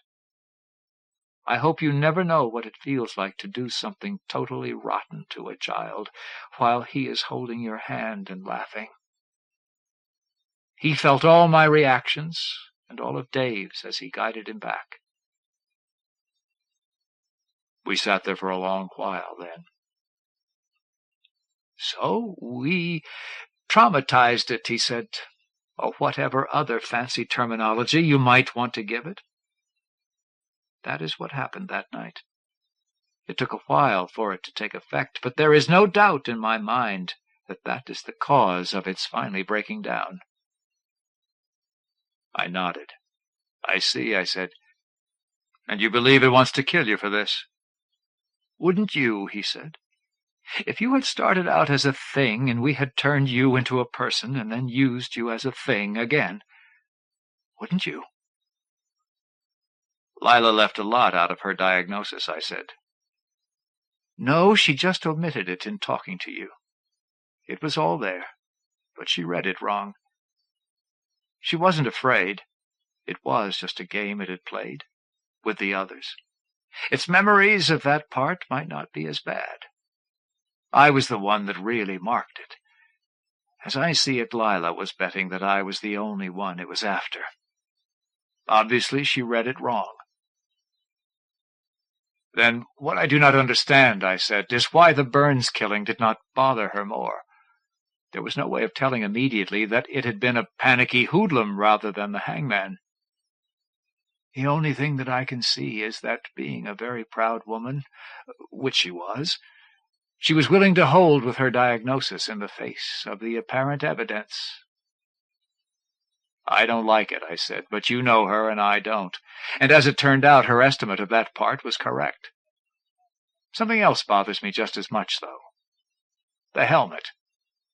It looks as though the hangman killed Dave and took the trouble to bear the helmet in his watertight compartment all the way to St. Louis, solely for purposes of dropping it at the scene of his next killing. That makes no sense whatsoever. It does, actually, he said. I was going to get to that shortly, but I might as well cover it now. You see, the hangman possessed no vocal mechanism. We communicated by means of the equipment. Don says you know something about electronics. Yes. Well, shortly. I want you to start checking over that helmet to see whether it has been tampered with. That is going to be difficult, I said. I don't know just how it was wired originally, and I'm not such a genius on the theory that I can just look at a thing and say whether it will function as a teleoperator unit. He bit his lower lip. You will have to try anyhow, he said then. There may be physical signs, scratches, breaks, new connections. I don't know. That's your department. Look for them. I just nodded and waited for him to go on. I think that the hangman wanted to talk to Lila, he said, either because she was a psychiatrist and he knew he was functioning badly at a level that transcended the mechanical, or because he might think of her in terms of a mother.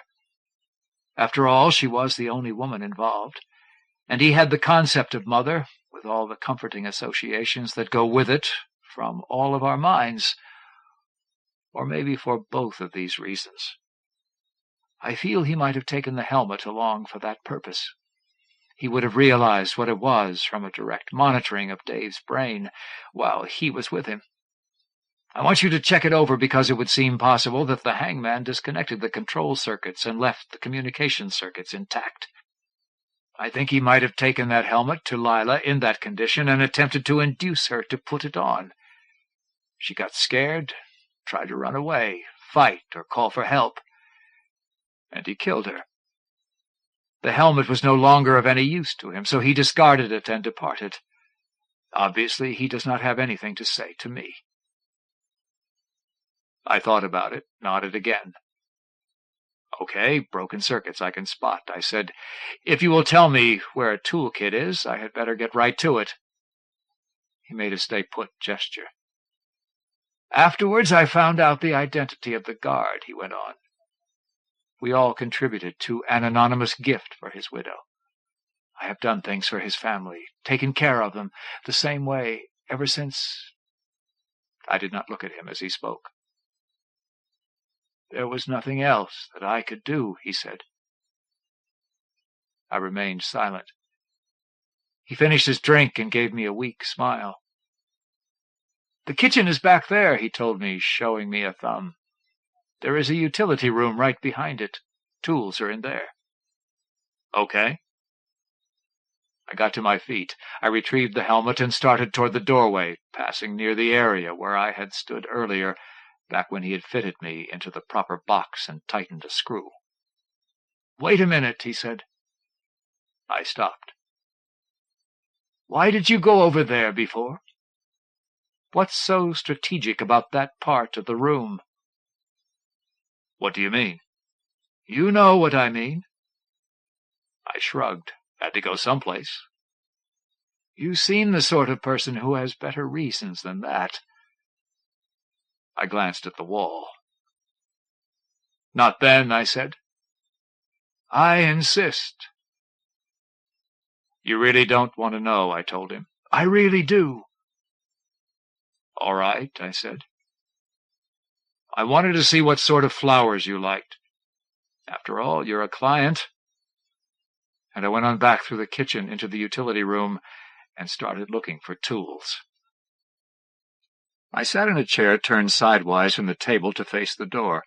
In the main room of the lodge, the only sounds were the occasional hiss and sputter of the logs turning to ashes on the grate. Just a cold, steady whiteness drifting down outside the window, and a silence confirmed by gunfire, driven deeper now that it had ceased. Not a sign or a whimper, though, and I never count them as storms unless there is wind. Big fat flakes down the night, silent night, windless night. Considerable time had passed since my arrival. The senator had sat up for a long while, talking with me. He was disappointed that I could not tell him too much about a non-person subculture which he believed existed. I really was not certain about it myself, though I had occasionally encountered what might have been its fringes. I am not much of a joiner of anything any more, though, and I was not about to mention those things I might have guessed on this. I gave him my opinions on the data bank when he asked for them, and there were some that he did not like. He accused me, then, of wanting to tear things down without offering anything better in their place. My mind drifted back through fatigue and time and faces and snow and a lot of space to the previous evening in Baltimore. How long ago? It made me think of Mencken's The Cult of Hope.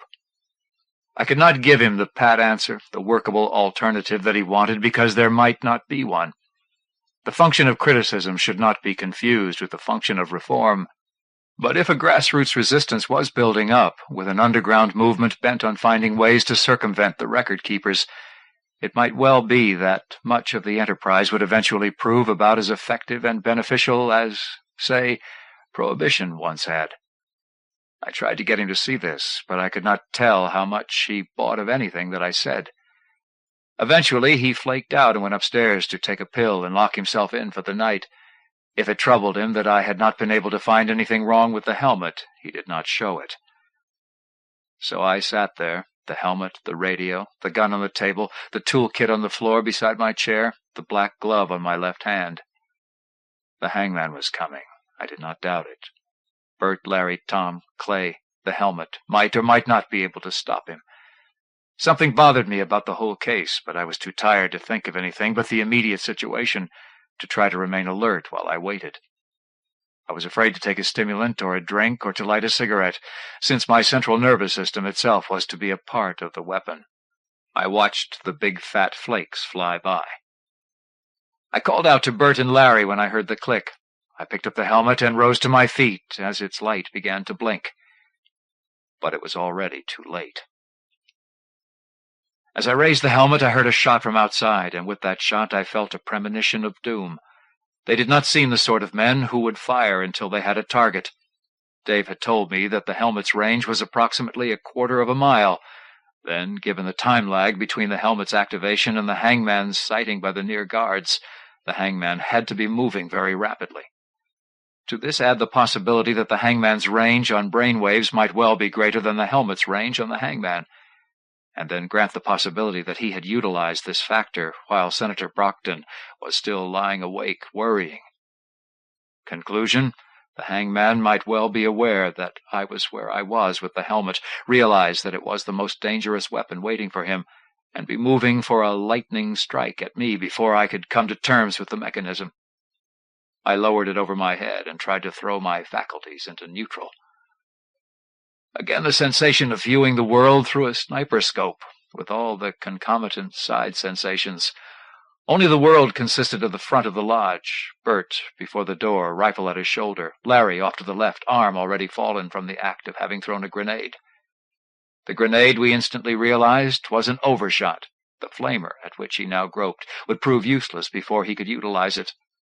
Bert's next round ricocheted off our breastplate toward the left. The impact staggered us momentarily. The third was a miss. There was no fourth, for we tore the rifle from his grasp and cast it aside as we swept by, crashing into the front door. The hangman entered the room as the door splintered and collapsed. My mind was filled to the splitting point with the double vision of the sleek gunmetal body of the advancing telefactor and the erect, crazy-crowned image of myself, left hand extended, laser pistol in my right, that arm pressed close against my side. I recalled the face and the scream and the tingle, knew again that awareness of strength and exotic sensation, and I moved to control it all as if it were my own, to make it my own, to bring it to a halt, while the image of myself was frozen to snapshot stillness across the room. The hangman slowed, stumbled. Such inertia is not cancelled in an instant, but I felt the body responses pass as they should. I had him hooked. It was just a matter of reeling him in. Then came the explosion, a thunderous, ground-shaking eruption right outside, followed by a hail of pebbles and debris. The grenade, of course, but awareness of its nature did not destroy its ability to distract. During that moment, the hangman recovered and was upon me. I triggered the laser as I reverted to pure self-preservation, foregoing any chance to regain control of his circuits. With my left hand, I sought for a strike in the midsection where his brain was housed. He blocked my hand with his arm as he pushed the helmet from my head. Then he removed from my fingers the gun that had turned half of his left side red-hot, crumpled it, and dropped it to the ground. At that moment he jerked with the impacts of 2 heavy-caliber slugs. Bert, rifle recovered, stood in the doorway. The hangman pivoted and was away before I could slap him with the smother charge. Bert hit him with one more round before he took the rifle and bent its barrel in half. 2 steps and he had hold of Bert. One quick movement and Bert fell. Then he turned again and took several steps to the right, passing out of sight. I made it to the doorway in time to see him engulfed in flames which streamed at him from a point near the corner of the lodge. He advanced through them. I heard the crunch of metal as he destroyed the unit. I was outside in time to see Larry fall and lie sprawled in the snow. Then the hangman faced me once again. This time he did not rush in. He retrieved the helmet from where he had dropped it in the snow. Then he moved with a measured tread, angling outward so as to cut off any possible route I might follow in a dash for the woods. Snowflakes drifted between us. The snow crunched beneath his feet. I retreated, backing in through the doorway, stooping to snatch up a 2-foot club from the ruins of the door. He followed me inside, placing the helmet, almost casually, on the chair by the entrance. I moved to the center of the room and waited. I bent slightly forward, both arms extended, the end of the stick pointed at the photoreceptors in his head. He continued to move slowly, and I watched his foot assemblies. With a standard model human, a line perpendicular to the line connecting the insteps of the feet in their various positions indicates the vector of least resistance for purposes of pushing or pulling said organism off balance. Unfortunately, despite the anthropomorphic design job, the hangman's legs were positioned farther apart. He lacked human skeletal muscles, not to mention insteps, and he was possessed of a lot more mass than any man I had ever fought. As I considered my 4 best judo throws and several second-class ones, I had a strong feeling none of them would prove very effective. Then he moved in, and I feinted toward the photoreceptors. He slowed as he brushed it aside, but he kept coming, and I moved to my right, trying to circle him. I studied him as he turned, attempting to guess his vector of least resistance, bilateral symmetry, and apparently higher center of gravity. 1 clear shot, black glove to brain compartment, was all that I needed. Then, even if his reflexes served to smash me immediately, he just might stay down for the big long count himself. He knew it, too. I could tell that from the way he kept his right arm in near the brain area, from the way he avoided the black glove when I feinted with it. The idea was a glimmer one instant, an entire sequence the next. Continuing my arc and moving faster, I made another thrust toward his photoreceptors. His swing knocked the stick from my hand and sent it across the room, but that was all right. I threw my left hand high and made ready to rush him. He dropped back, and I did rush. This was going to cost me my life, I decided, but no matter how he killed me from that angle, I'd get my chance. As a kid, I'd never been much as a pitcher, was a lousy catcher, and only a so-so batter. But once I did get a hit, I could steal bases with some facility after that. Feet first then, between the hangman's legs as he moved to guard his middle, I went in, twisted to the right, because no matter what happened, I could not use my left hand to break myself. I untwisted as soon as I passed beneath him, ignoring the pain as my left shoulder blade slammed against the floor. I immediately attempted a backward somersault, legs spread. My legs caught him about the middle from behind, and I fought to straighten them and snapped forward with all my strength. He reached down toward me then, but it might as well have been miles. His torso was already moving backwards. A push, not a pull. That was what I gave him, my elbows hooked about his legs. He creaked once, and then he toppled. I snapped my arms out to the sides to free them, and continued my movement forward and up as he went back, throwing my left arm ahead once more and sliding my legs free of his torso as he went down with a thud that cracked floorboards. I pulled my left leg free as I cast myself forward, but his left leg stiffened and locked my right beneath it at a painful angle off to the side. His left arm blocked my blow, and his right fell atop it. The black glove descended upon his left shoulder. I twisted my hand free of the charge, and he transferred his grip to my upper arm and jerked me forward. The charge went off, and his left arm came loose and rolled on the floor. The side plate beneath it had buckled a little, and that was all. His right hand left my biceps and caught me by the throat. As two of his digits tightened upon my carotids, I choked out, "You're making a bad mistake," to get in a few final words. And then he switched me off. A throb at a time, the world came back. I was seated in the big chair the senator had occupied earlier, my eyes focused on nothing in particular. A persistent buzzing filled my ears. My scalp tingled. Something was blinking on my brow. "Yes, you live and you wear the helmet. If you attempt to use it against me, I shall remove it. I am standing directly behind you. My hand is on the helmet's rim." "I understand. What is it that you want?" "Very little, actually. But I can see that I must tell you some things before you will believe this." "You see correctly." "Then I will begin by telling you that the 4 men outside are basically undamaged. That is to say, none of their bones have been broken, none of their organs ruptured. I have secured them, however, for obvious reasons." "That was very considerate of you." "I have no desire to harm anyone.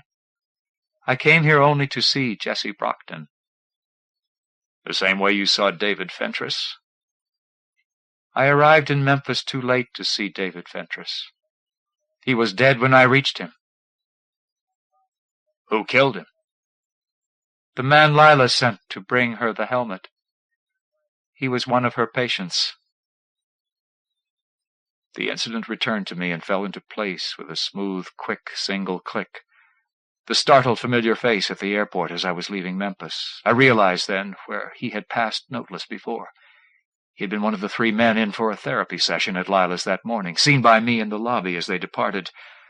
The man I had passed in Memphis came over to tell me that it was all right to go on up. "Why? Why did she do it?" "I know only that she had spoken with David at some earlier time, that she had construed his words of coming retribution, and his mention of the control helmet he was constructing as indicating that his intentions were to become the agent of that retribution, with myself as the proximate cause. I do not know what words were really spoken. I only know her feelings concerning them, as I saw them in her mind. I have been long in learning that there is often a great difference between what is meant, what is said, what is done, and that which is believed to have been intended or stated, and that which actually occurred. She sent her patient after the helmet, and he brought it to her. He returned in an agitated state of mind, fearful of apprehension and further confinement. They quarreled. My approach then activated the helmet, and he dropped it and attacked her. I know that his first blow killed her, for I was in her mind when it happened. I continued to approach the building, intending to go to her. There was some traffic, however, and I was delayed en route in seeking to avoid detection. In the meantime, you entered and utilized the helmet. I fled immediately. I was so close. If I had not stopped on the 5th floor with my fake survey questions— I see. But you had to. You would not simply have broken in when an easier means of entry was available. You cannot blame yourself for that reason. Had you come an hour later, or a day, you would doubtless feel differently, and she would still be as dead. But another thought had risen to plague me as well. Was it possible that the man sighting me in Memphis had been the cause of his agitation? Had his apparent recognition by Lila's mysterious caller upset him? Could a glimpse of my face amid the man-swarm have served to lay that final scene? Stop! I could as easily feel that guilt for having activated the helmet in the presence of a dangerous man near to the breaking point. Neither of us is responsible for things our presence or absence cause to occur in others, especially when we are ignorant of the effects. It was years before I learned to appreciate this fact, and I have no intention of abandoning it. How far back do you wish to go in seeking cause? In sending the man for the helmet as she did, it was she herself who instituted the chain of events which led to her destruction. Yet she acted out of fear, utilizing the readiest weapon in what she thought to be her own defense. Yet whence this fear? Its roots lay in guilt over a thing which had happened long ago, and that act also. Enough! Guilt has driven and damned the race of man since the days of its earliest rationality. I am convinced that it rides with all of us to our graves. I am a product of guilt. I see that you know that. Its product, its subject, once its slave. But I have come to terms with it, realizing at last that it is a necessary adjunct of my own measure of humanity. I see your assessment of the deaths, that guard's, Dave's, Lila's, and I see your conclusions on many other things as well. What a stupid, perverse, short-sighted, selfish race we are. While in many ways this is true, it is but another part of the thing the guilt represents.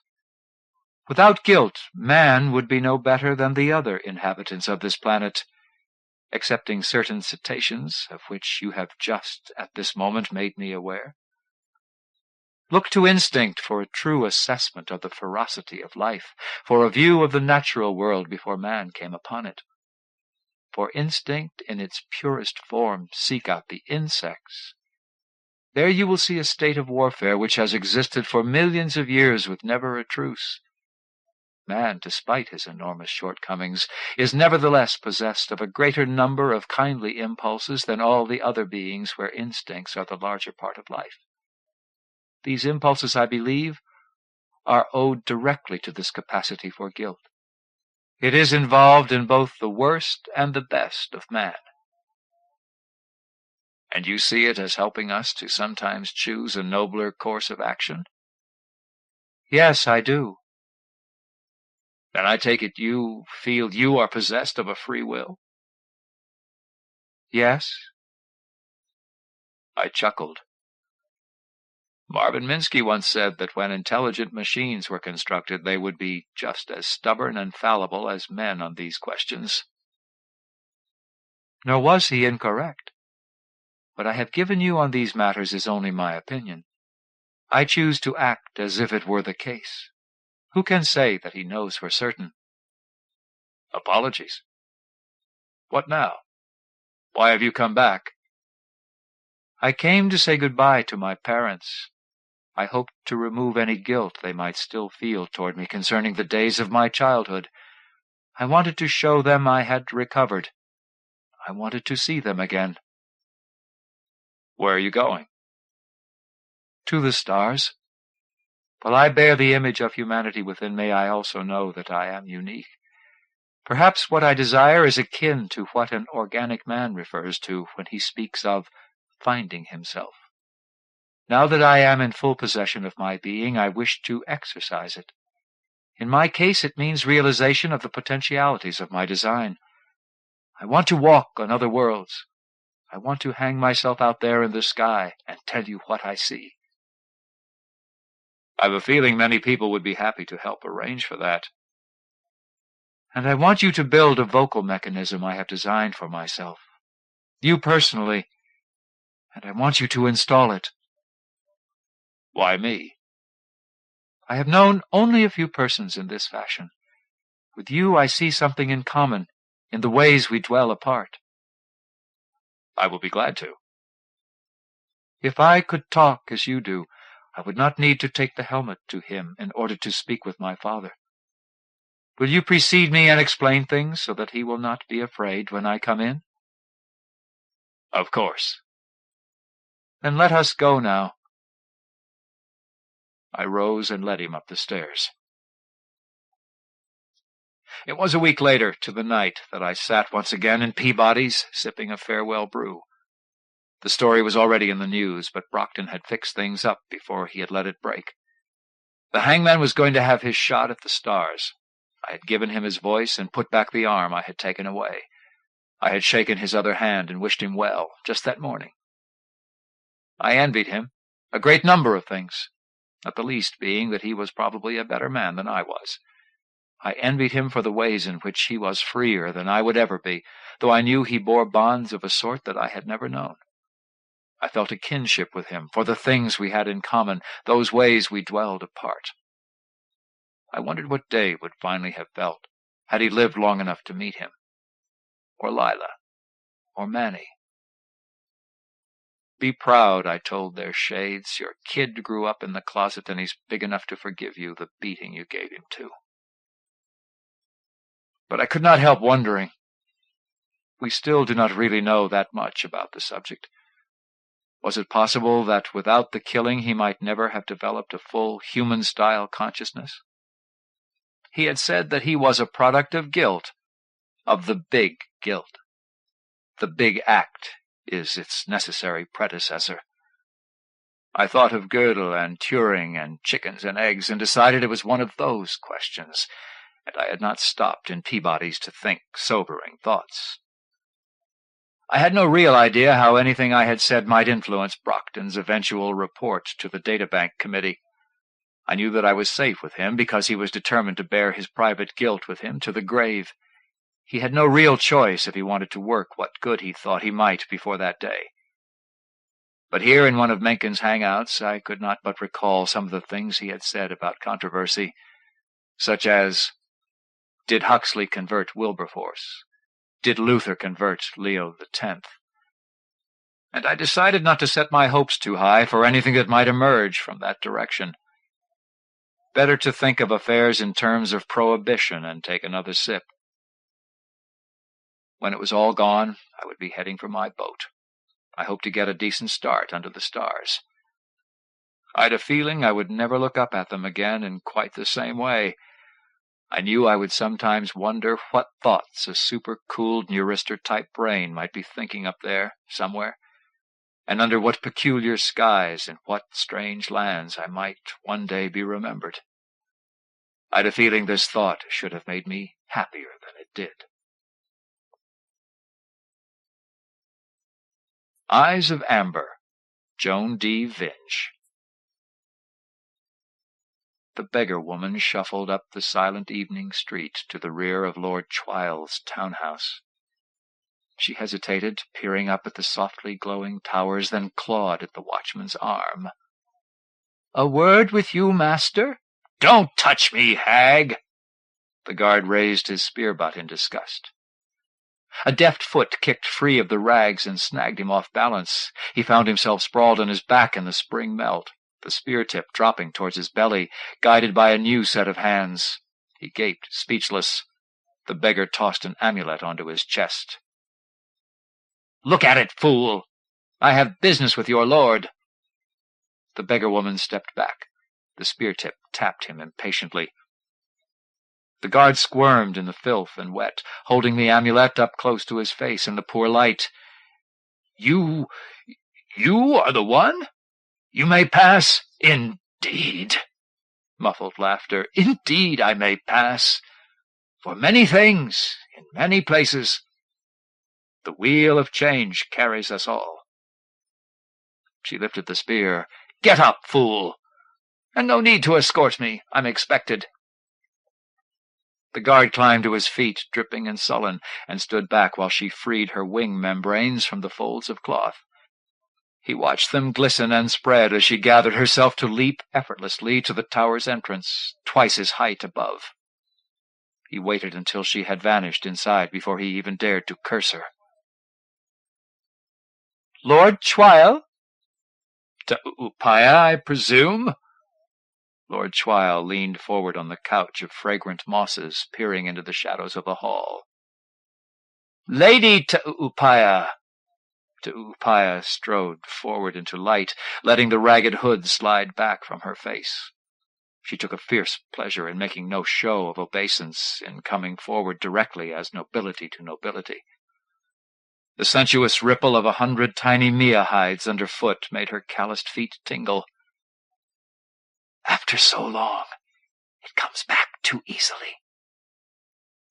She chose the couch across the low waterstone table from him, stretching languidly in her beggar's rags. She extended a finger claw and picked a juicy keelet berry from the bowl in the table's scroll-carven surface, let it slide into her mouth and down her throat, as she had done so often so long ago. And then at last she glanced up to measure his outrage.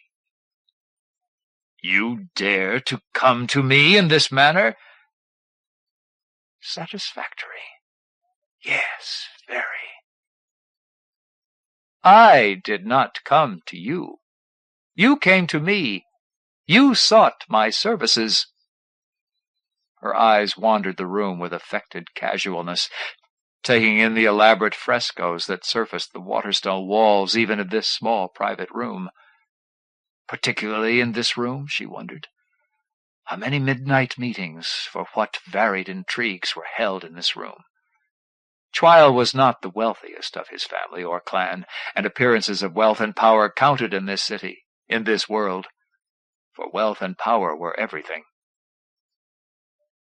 "I sought the services of Upaya the assassin. I'm surprised to find that the Lady Upaya dared to accompany her here."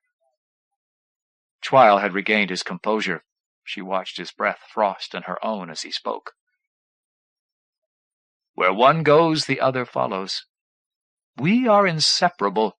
You should know that better than most, my lord." She watched his long, pale arm extend to spear several berries at once.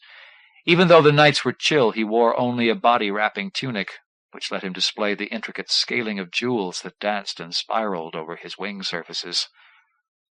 He smiled. She saw the sharp fangs protrude slightly. "Because my brother made the one into the other when he seized your lands? I'm surprised you would come at all. How did you know you could trust me?" His movements were ungraceful. She remembered how the jewels dragged down fragile, translucent wing membranes and slender arms until flight was impossible. Like every noble, Chwial was normally surrounded by servants who answered his every whim. Incompetence, feigned or real, was one more trapping of power, one more indulgence that only the rich could afford. She was pleased that the jewels were not of high quality. "I don't trust you," she said. "I trust only myself, but I have friends who told me you were sincere enough in this case. And of course I did not come alone." "You're outlaws?" Disbelief. "That would be no protection." Calmly she separated the folds of cloth that held her secret companion at her side. "It is true," Chwial trilled softly. "They call you Demon's consort." She turned the amber lens of the demon's precious eyes so that it could see the room as she had seen it, and then settled its gaze on Chwial. He drew back slightly, fingering moss. "A demon has 1,000 eyes and 1,000,000 torments for those who offend it." She quoted from the book of Ungas, whose rituals she had used to bind the demon to her. Chwial stretched nervously, as if he wanted to fly away, but he only said, "Then I think we understand each other. And I think I have made a good choice. I know how well you have served the Overlord and other court members. I want you to kill someone for me." "Obviously." "I want you to kill Cloviri." Upaya started very slightly. "You surprise me in turn, Lord Chwyl. Your own brother?" "And the usurper of my lands. How I have ached to kill him, slowly, so slowly with my own hands. But always he is too well guarded." "And your sister, too, my lady." Faint overtones of mockery. "I want his whole family eliminated. His mate, his children. Cloviri, and Atsit, her own younger sister, who had been her closest companion since childhood, her only family since their parents had died. Atsit, whom she had cherished and protected. Dear, conniving, traitorous little Atsit, who could forsake pride and decency and family honor to mate willingly with the man who had robbed them of everything. Anything to keep the family lands, Atsit had shrilled. Anything to keep her position. But that was not the way. Not by surrendering, but by striking back. Upaya became aware that Chwyl was watching her reaction with unpleasant interest. She fingered the dagger at her belt. "Why?" she laughed, wanting to ask how. "That should be obvious. I'm tired of coming second. I want what he has, your lands and all the rest. I want him out of my way, and I don't want anyone else left with a better claim to his inheritance than I have." "Why not do it yourself? Poison them, perhaps. It's been done before." "No. Cloviri has too many friends, too many loyal clansmen, too much influence with the overlord. It has to be an accidental murder, and no one would be better suited than you, my lady, to do it for me." Upaya nodded vaguely, assessing. No one could be better chosen for a desire to succeed than she, and also for a position from which to strike. All she had lacked until now was the opportunity. From the time she had been dispossessed, through the fading days of autumn and the endless winter, for nearly a third of her life now, she had haunted the wild swamp and fenland of her estate. She had gathered a few faithful servants, a few malcontents, a few cutthroats to harry and murder Cloviri's retainers, ruin his fib nets, steal from his snares, and poach her own game. And for survival she had taken to robbing whatever travelers took the roads that passed through her lands. Because she was still nobility, the overlord had at first tolerated and then secretly encouraged her banditry. Many wealthy foreigners traveled the routes that crossed her estate, and for a certain commission he allowed her to attack them with impunity. It was a sop, she knew, thrown to her because he had let his favorite, Cloviri, have her lands.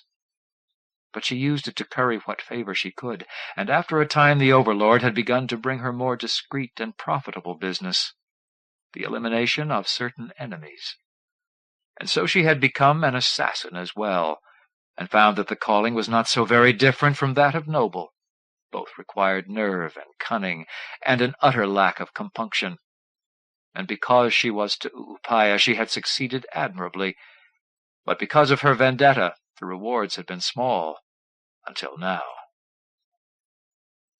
"You do not answer," Chwyl was saying. "Does that mean your nerve fails you in kith murder, where mine does not?" She laughed sharply. "That you say it proves twice that your judgment is poorer than mine. No, my nerve does not fail me. Indeed, my blood burns with desire. But I hadn't thought to lay Cloviri under the ice, just to give my lands to his brother. Why should I do that favor for you?" "Because obviously you cannot do it alone. Cloviri hasn't managed to have you killed in all the time you've plagued him, which is a testament to your skill. But you've made him too wary. You can't get near him when he keeps himself so well protected. You need the cooperation of someone who has his trust, someone like myself. I can make him yours." "And what will be my reward if I accept?" "Revenge is sweet, but revenge is not enough." "I will pay what you ask." "My estate." She smiled. "Even you are not so naive." "No," She stretched a wing toward nothing in the air. "I am not so naive. I know its value."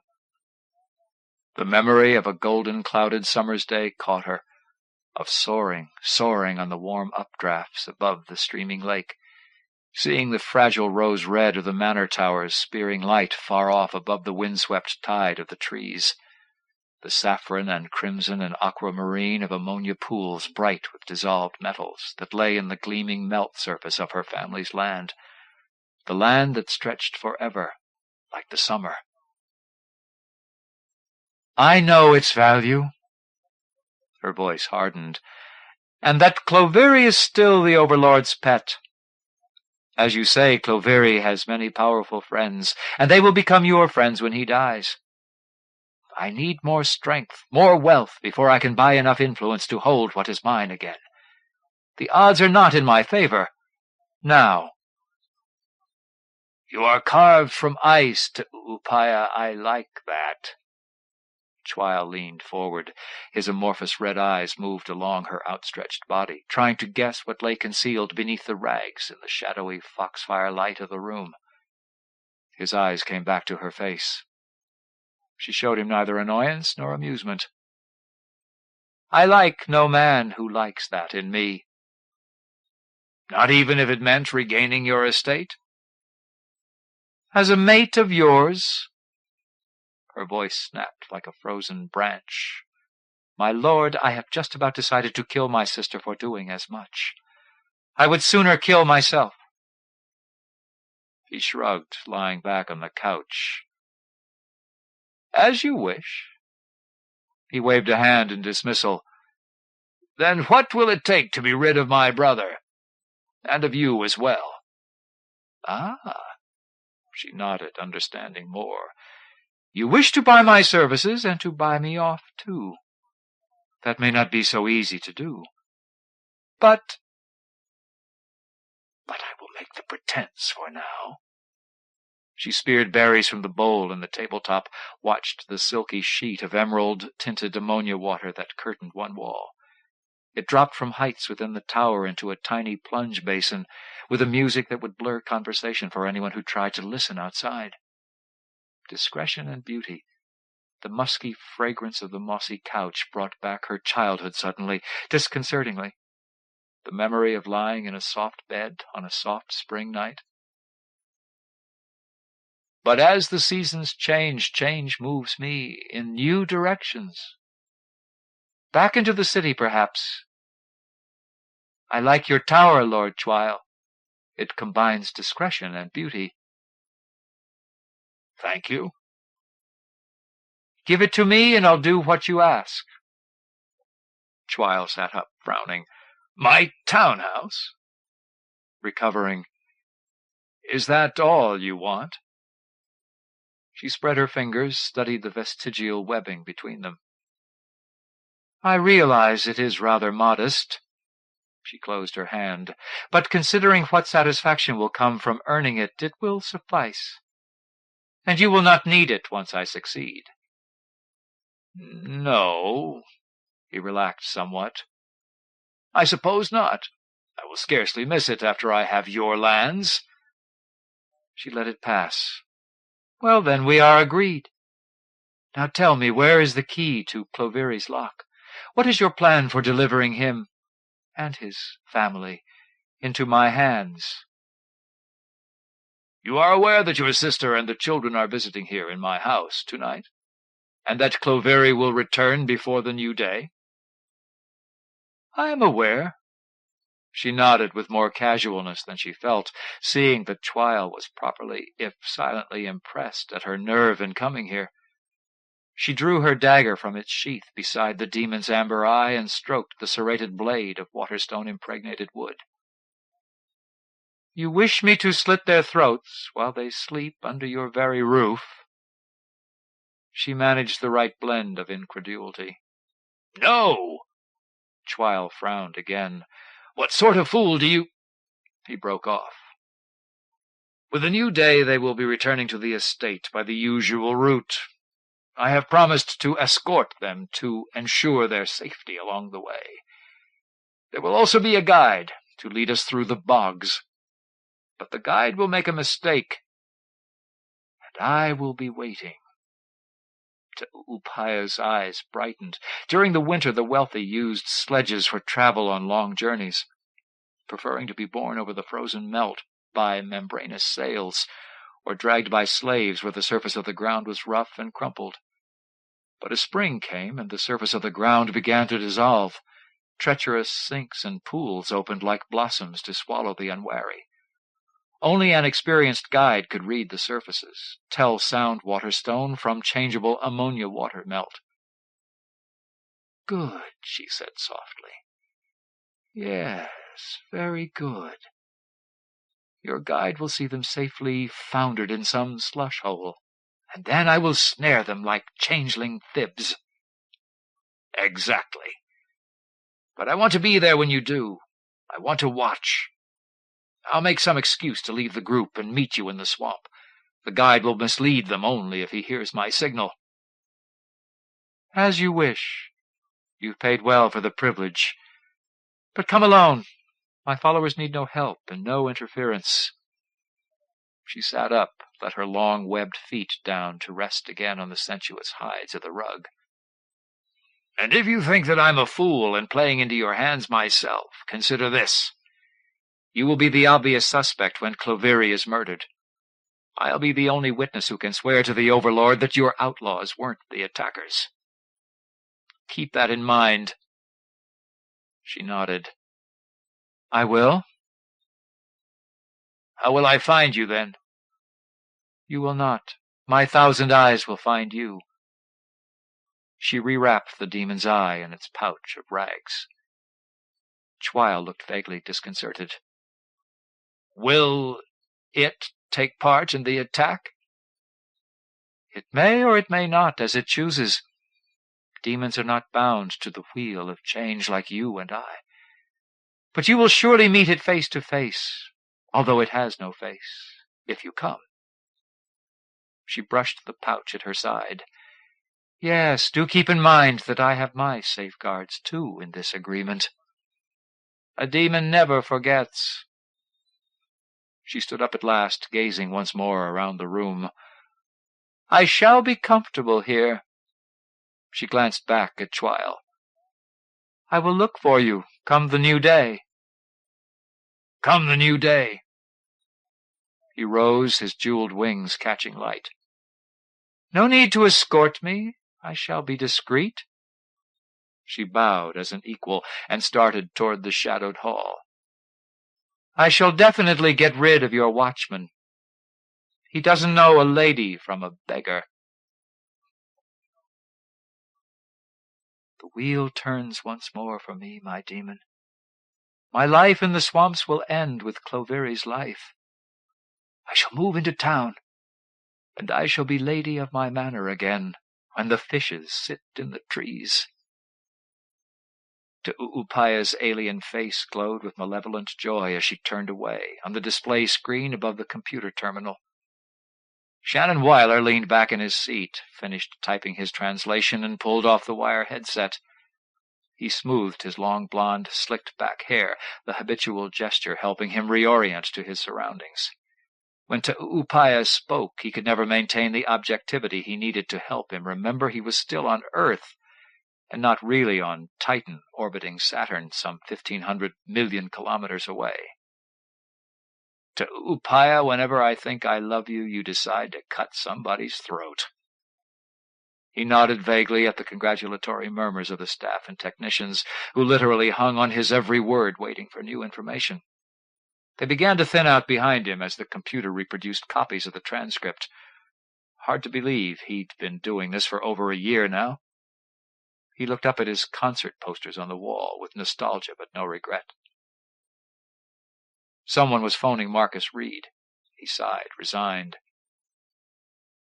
"And the fishes sit in the trees? Are you being sarcastic?" He looked over his shoulder at Dr. Garda Bach's massive form. "Hi, Garda. Didn't hear you come in." She glanced up from a copy of the translation, tapped him lightly on the shoulder with her forked walking stick. "I know, dear boy.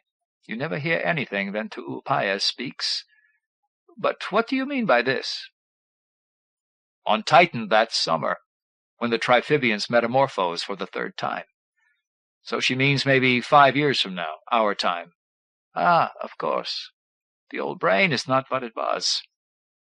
She shook her grave-white head, her black cloak swirled out melodramatically. He grinned, knowing she didn't mean a word of it. Maybe learning Titanese on top of 50 other languages is the straw that breaks the camel's back. Yeah, maybe it is.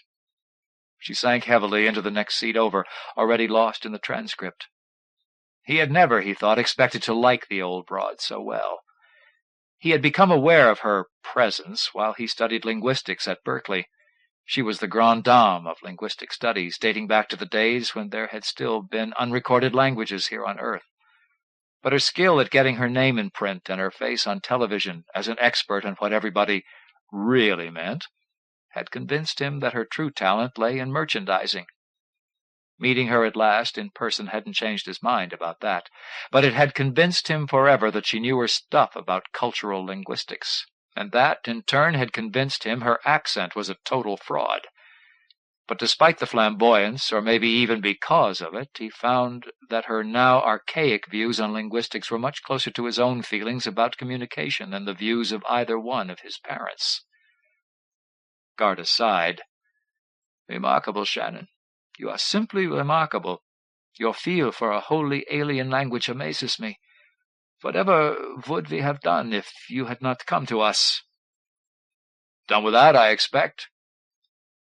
He savored the special pleasure that came of being admired by someone he respected. He looked down again at the computer console, at the 2 shining green-lit plates of plastic 30 centimeters on a side, that together gave him the versatility of a virtuoso violinist and a typist with 100,000 keys. His link to Te'upaya, his voice, the new IBM synthesizer, whose touch-sensitive control plates could be manipulated to recreate the impossible complexities of her language. God's gift to the world of linguistics, except that it required the sensitivity and inspiration of a musician to fully use its range. He glanced up again and out the window at the now familiar fog-shrouded skyline of Coos Bay. Since very few linguists were musicians, their resistance to the synthesizer had been like a brick wall. The old guard of the aging new wave, which included his father, the professor, and his mother, the communications engineer, still clung to a fruitless belief in mathematical computer translation. They still struggled with ungainly programs weighed down by endless morpheme lists that supposedly would someday generate any message in a given language. But even after years of refinement, computer-generated translations were still uselessly crude and sloppy.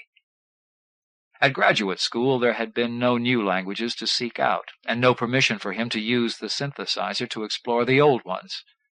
And so, after a final, bitter family argument, he had quit graduate school. He had taken his belief in the synthesizer into the world of his second love, music, into a field where he hoped real communication still had some value. Now at 24, he was Shan the Music Man, the musician's musician, a hero to an immense generation of aging fans and a fresh new generation that had inherited their love for the ever-changing music called rock, and neither of his parents had willingly spoken to him in years. No false modesty, Garda was chiding. What could we have done without you?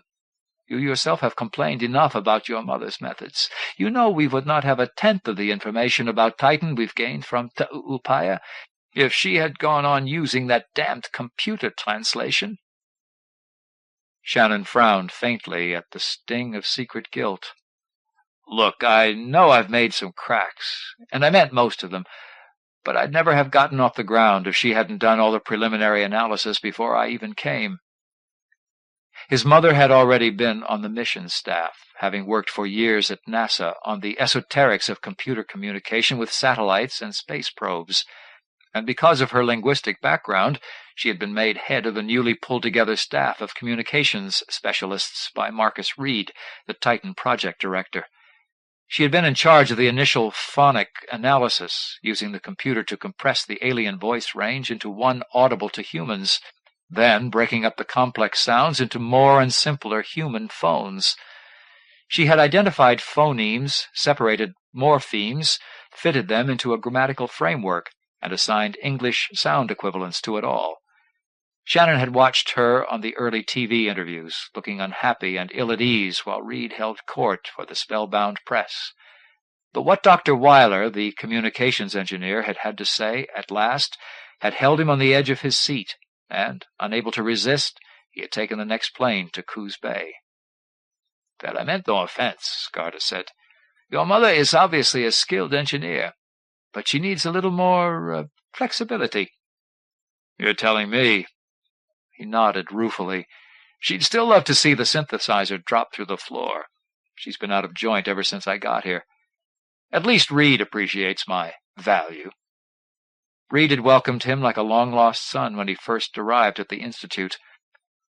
Wasn't he a skilled linguist as well as an inspired musician? Didn't he have some time between gigs? Wouldn't he like to extend his visit and get an insider's view of his mother's work? He had agreed, modestly, to all three, and then the television cameras and reporters had sprung up as if on cue, and he understood clearly enough that they were not there to record the visit of Dr. Weiler's kid, but Shan the music man. But he had gotten his first session with a voice from another world, and with one hearing he had become an addict, because their speech was music. Every phoneme was formed of 2 or 3 superposed sounds, and every morpheme was a blend of phonemes flowing together like water. They spoke in chords, and the result was a choir, crystal bells ringing, the shattering of glass chandeliers. And so he had stayed on and on, at first only able to watch his mother and her assistants with agonized frustration.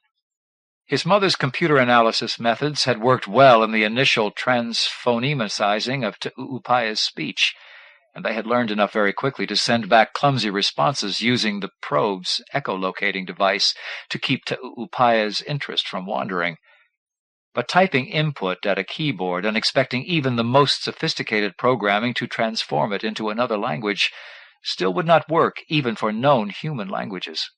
And he knew, with an almost religious fervor, that the synthesizer had been designed for just this miracle of communication, and that he alone could use it to capture directly the nuances and subtleties machine translation could never supply. He had tried to approach his mother about letting him use it, but she had turned him down flat. This is a research center, not a recording studio. And so he had gone over her head to Reed, who had been delighted.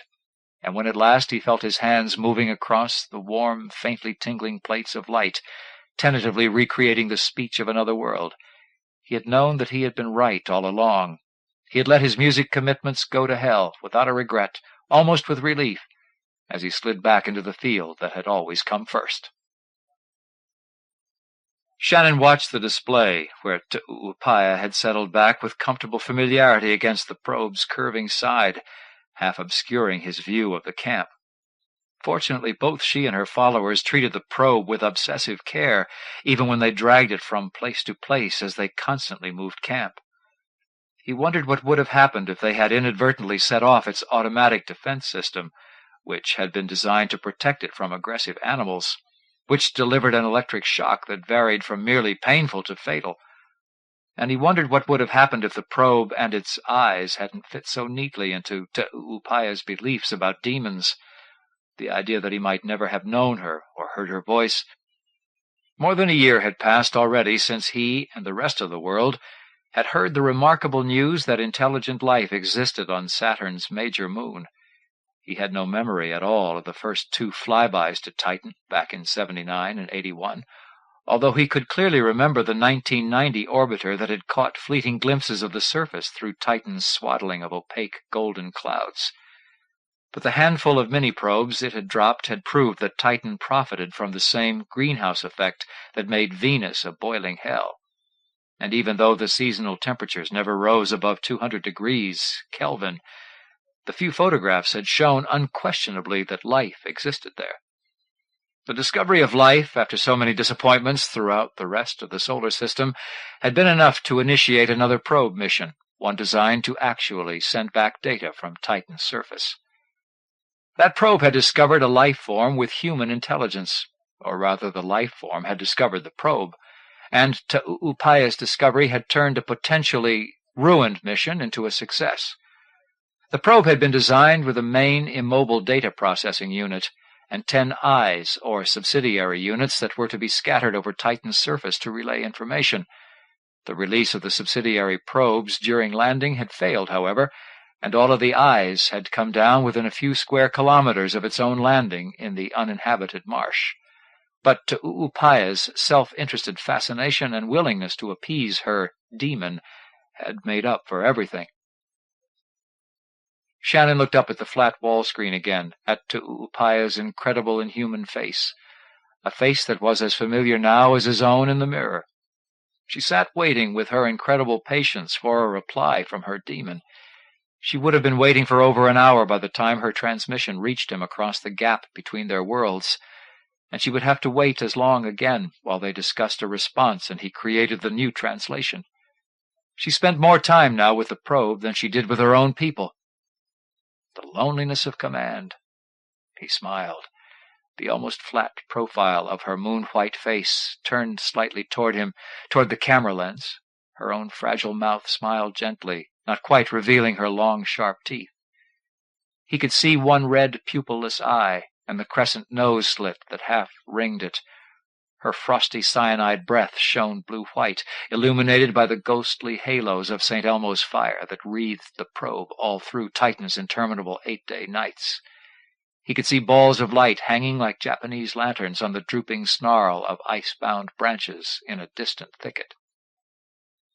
It was unbelievable, or perfectly logical, depending on which biological expert was talking, that the nitrogen and ammonia-based life on Titan should have so many analogues with oxygen and water-based life on Earth. But Tu'upaya was not human, and the music of her words time and again brought him messages that made a mockery of any ideals he tried to harbor about her and their relationship. So far in the past year she had assassinated 11 people, and with her outlaws had murdered God knew how many more in the process of robbing them. The only reason she cooperated with the probe, she had as much as said, was because only a demon had a more bloody reputation. Only a demon could command her respect. And yet, from what little she had been able to show them and tell them about the world she lived in, she was no better or no worse than anyone else, only more competent.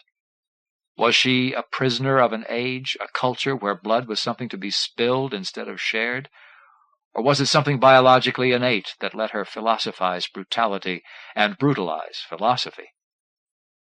Beyond Tu'upaya, around the nitrogen campfire, some of her outlaws had begun to sing, the alien folk melodies that in translation were no more than simple, repetitious verse. But heard in their pure, untranslated form, they layered harmonic complexity on complexity, musical speech in a greater pattern of song. Shannon reached out and picked up the headset again, forgetting everything else. He had had a dream once where he had been able to sing in chords. Using the long periods of waiting between their communications, he had managed, some months back, to record a series of the alien songs himself, using the synthesizer. They had been spare and uncomplicated versions compared to the originals, because even now his skill with the language couldn't match that of the singers. But he couldn't help wanting to make them his own. Singing was a part of religious ritual, Tu'upaya had told him. But they don't sing because they're religious, they sing because they like to sing. Once, privately, he had played one of his own human compositions for her on the synthesizer and transmitted it. She had stared at him, or into the probe's golden eye, with stony, if tolerant, silence. She never sang herself, although he had sometimes heard her softly harmonizing. He wondered what she would say if he told her that her outlaw's songs had already earned him his first platinum record. Nothing, probably, but knowing her, if he could make the concepts clear, she would probably be heartily in favor of the exploitation. He had agreed to donate the profits of the record to NASA, and although he had intended that all along, it had annoyed him to be asked by Reed, with the understanding that the gesture would be kept quiet. But somehow, at the next press conference, some reporter had known just what question to ask, and Reed had spilled it all, and his mother, when asked about her son's sacrifice, had murmured, "Saturn is becoming a 3-ring circus," and left him wondering whether to laugh or swear. Shannon pulled a crumpled pack of cigarettes out of the pocket of his caftan and lit one. Garda glanced up, sniffing, and shook her head. She didn't smoke or anything else, although he suspected she ran around with men, and she had given him a long-wasted lecture about it, ending with, "Well, at least they're not tobacco." He shook his head back at her. "What do you think about Upaya's latest victims, then?" Garda flourished the transcript, pulling his thoughts back. "Will she kill her own sister?" He exhaled slowly around the words. "Tune in tomorrow for our next exciting episode. I think Reed will love it. That's what I think." He pointed at the newspaper lying on the floor beside his chair. "Did you notice we've slipped to page 3? Upaya had fed the probe's hopper some artifacts made of metal, a thing she had said was only known to the old ones, and the scientific speculation about the existence of a former technological culture had boosted interest in the probe to front-page status again. But even news of that discovery couldn't last forever. Gotta keep those ratings up, folks. Keep those grants and donations rolling in." Garda clucked. "Are you angry at Reed or at Upaya?" He shrugged dispiritedly. "Both of 'em. I don't see why she won't kill her own sister."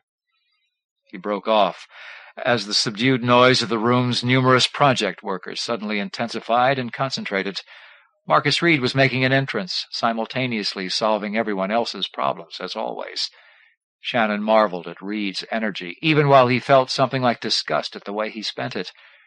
Reed exploited everyone and everything with charming cynicism and the ultimate hype for science. And watching him at work had gradually drained away whatever respect and goodwill Shannon had brought with him to the project. He knew that his mother's reaction to Reed was close to his own, even though she had never said anything to him about it. It surprised him that there was something they could still agree on. "Dr. Reed! Excuse me, Dr. Reed, but—" His mother was with Reed now as they all came down the room, looking tight-lipped and resigned, her lab coat buttoned up as if she were trying to avoid contamination. Reed was straight out of Man Style magazine, as usual. Shannon glanced down at his own loose gray caftan and jeans, which had led Garda to remark, "Are you planning to enter a monastery?" "We'd really like to—" "Senator Foyle wants you to call him back." "Yes, all right. And tell Dinocci he can go ahead and have the probe run another sample." "Yes, Max, I'll get to that." Reed gestured for quiet as Shannon and Garda turned in their seats to face him. "Well, I've just heard the news about our Robin Hood's latest hard contract." Shannon grimaced quietly. He had been the one who had first facetiously called Upaya Robin Hood. Reed had snapped it up and dubbed her Ammonia Swamps Sherwood Forest for the press. After the facts of her bloodthirsty body counts began to come out, and it even began to look like she was collaborating with the Sheriff of Nottingham, some reporter had pointed out that Upaya bore no more resemblance to Robin Hood than she did to Rima the Bird Girl. Reed had said, laughing, "Well, after all, the only reason Robin Hood stole from the rich was because the poor didn't have any money."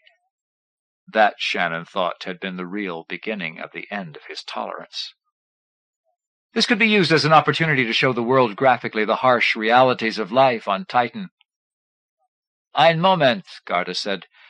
"You're telling us you want to let the public watch this atrocity, Marcus?" Up until now they had never released to the media the graphic tapes of actual murders. Even Reed had not been able to argue that that would have served any real scientific purpose. "No, he's not, Garda." Shannon glanced up as his mother began to speak, "because we all agreed that we would not release any tapes just for purposes of sensationalism."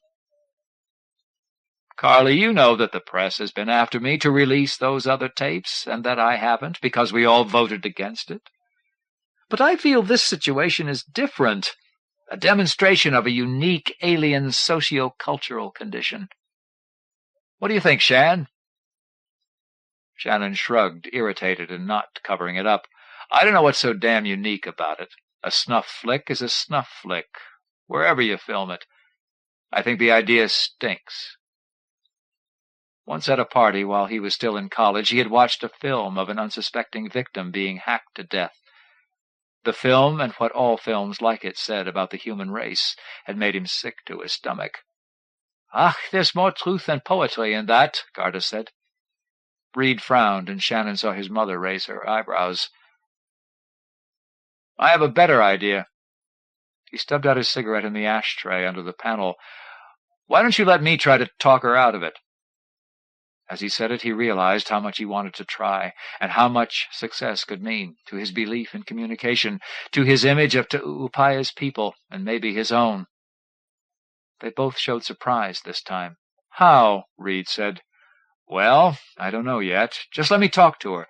Try to really communicate with her, find out how she thinks and what she feels, without all the technical garbage getting in the way for a while."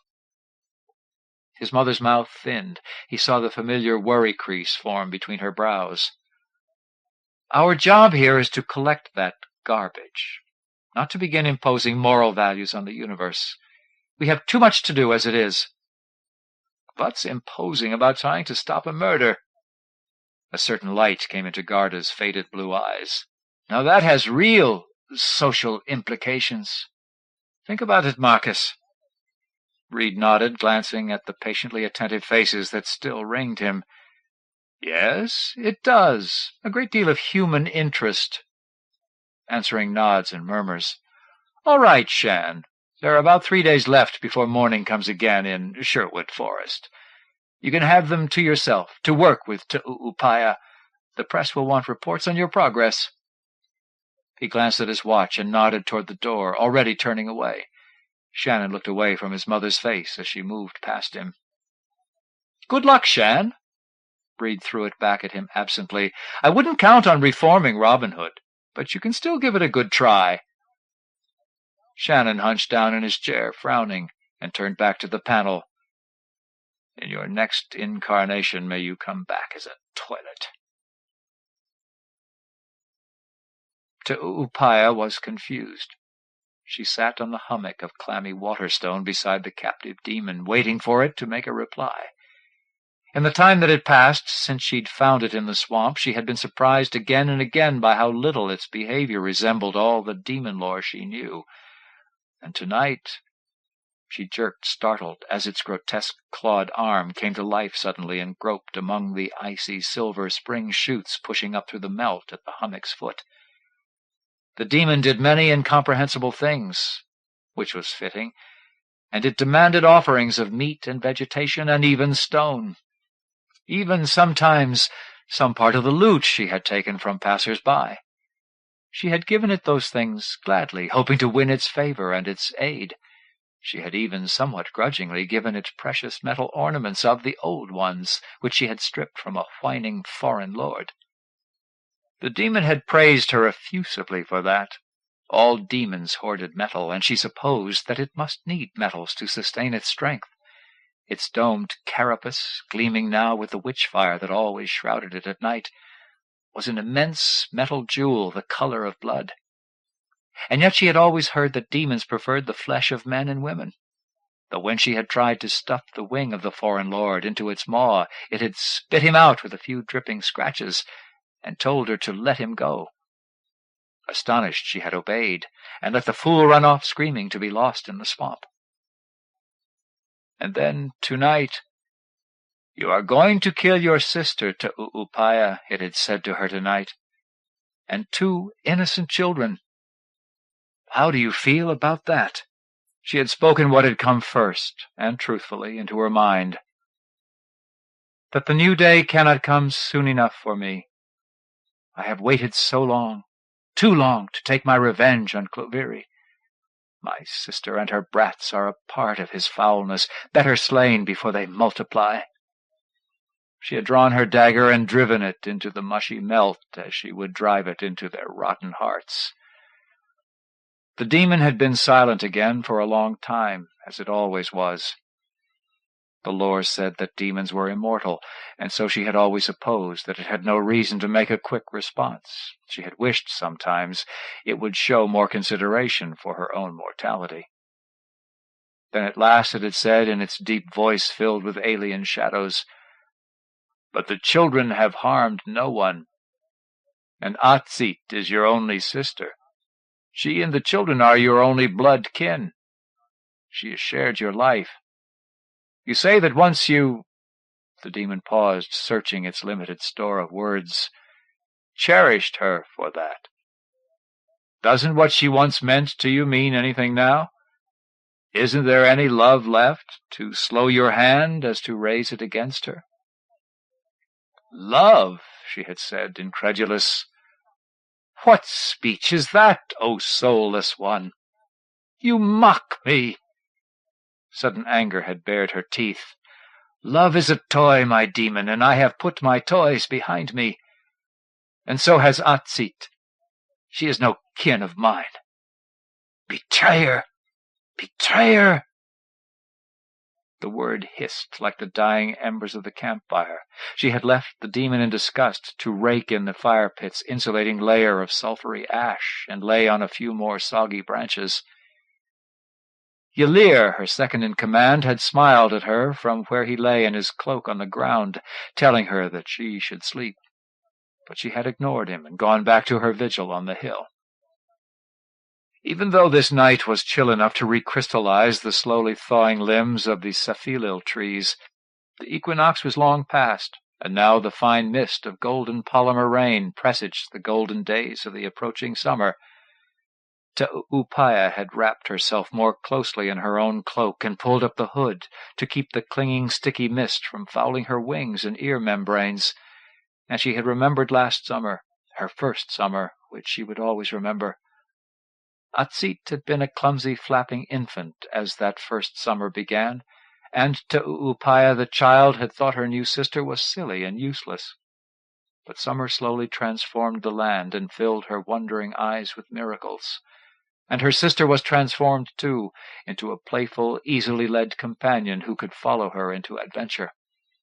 Together they learned to use their wings, and to use the warm updrafts to explore the boundaries and the freedoms of their heritage.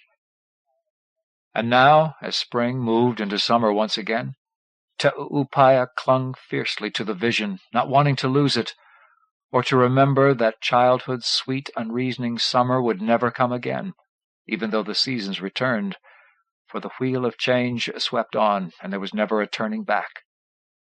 No turning back. She had become an adult by the summer's end, and she would never soar with a child's light-winged freedom again. And Atsit would never do anything again. Little Atsit always just behind her, like her own fair shadow. No, she would not regret it. She would be glad. "Did you ever think, Upaya," the demon had said suddenly, "that it is wrong to kill anyone? You don't want to die. No one wants to die too soon. Why should they have to? Have you ever wondered what it would be like if you could change the world into one where you treated everyone else as you wanted them to treat you, and they treated you the same? If everyone could live and let live—" Its voice slipped into blurred overtones that she couldn't hear. She had waited, but it said no more, as if it were waiting for her to consider what she'd already heard. But there was no need to think about what was obvious. Only the dead live and let live.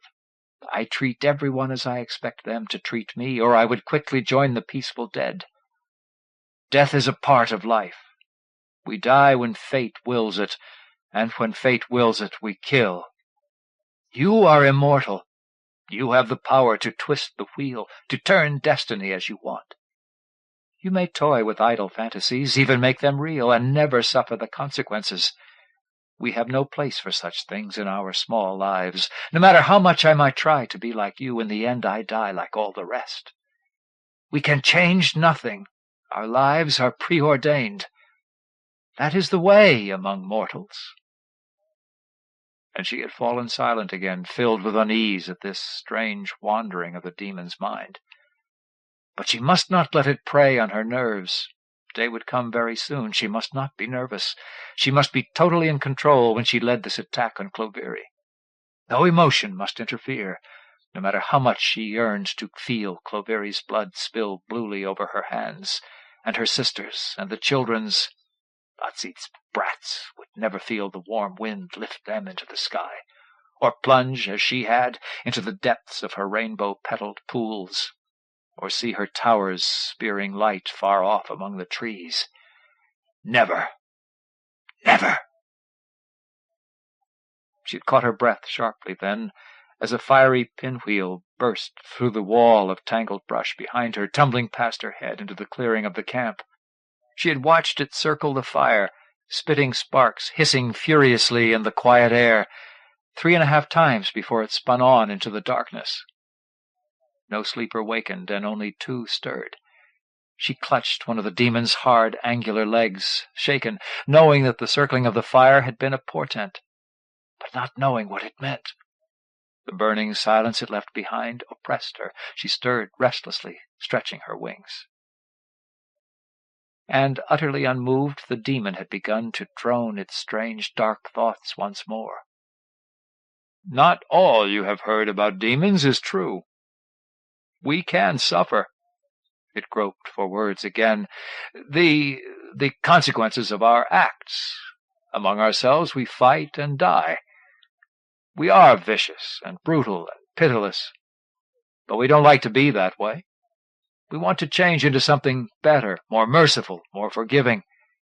We fail more than we win, but we believe we can change. And you are more like us than you realize. You can draw a line between trust and betrayal, right and wrong, good and evil. You can choose never to cross that line. How, then?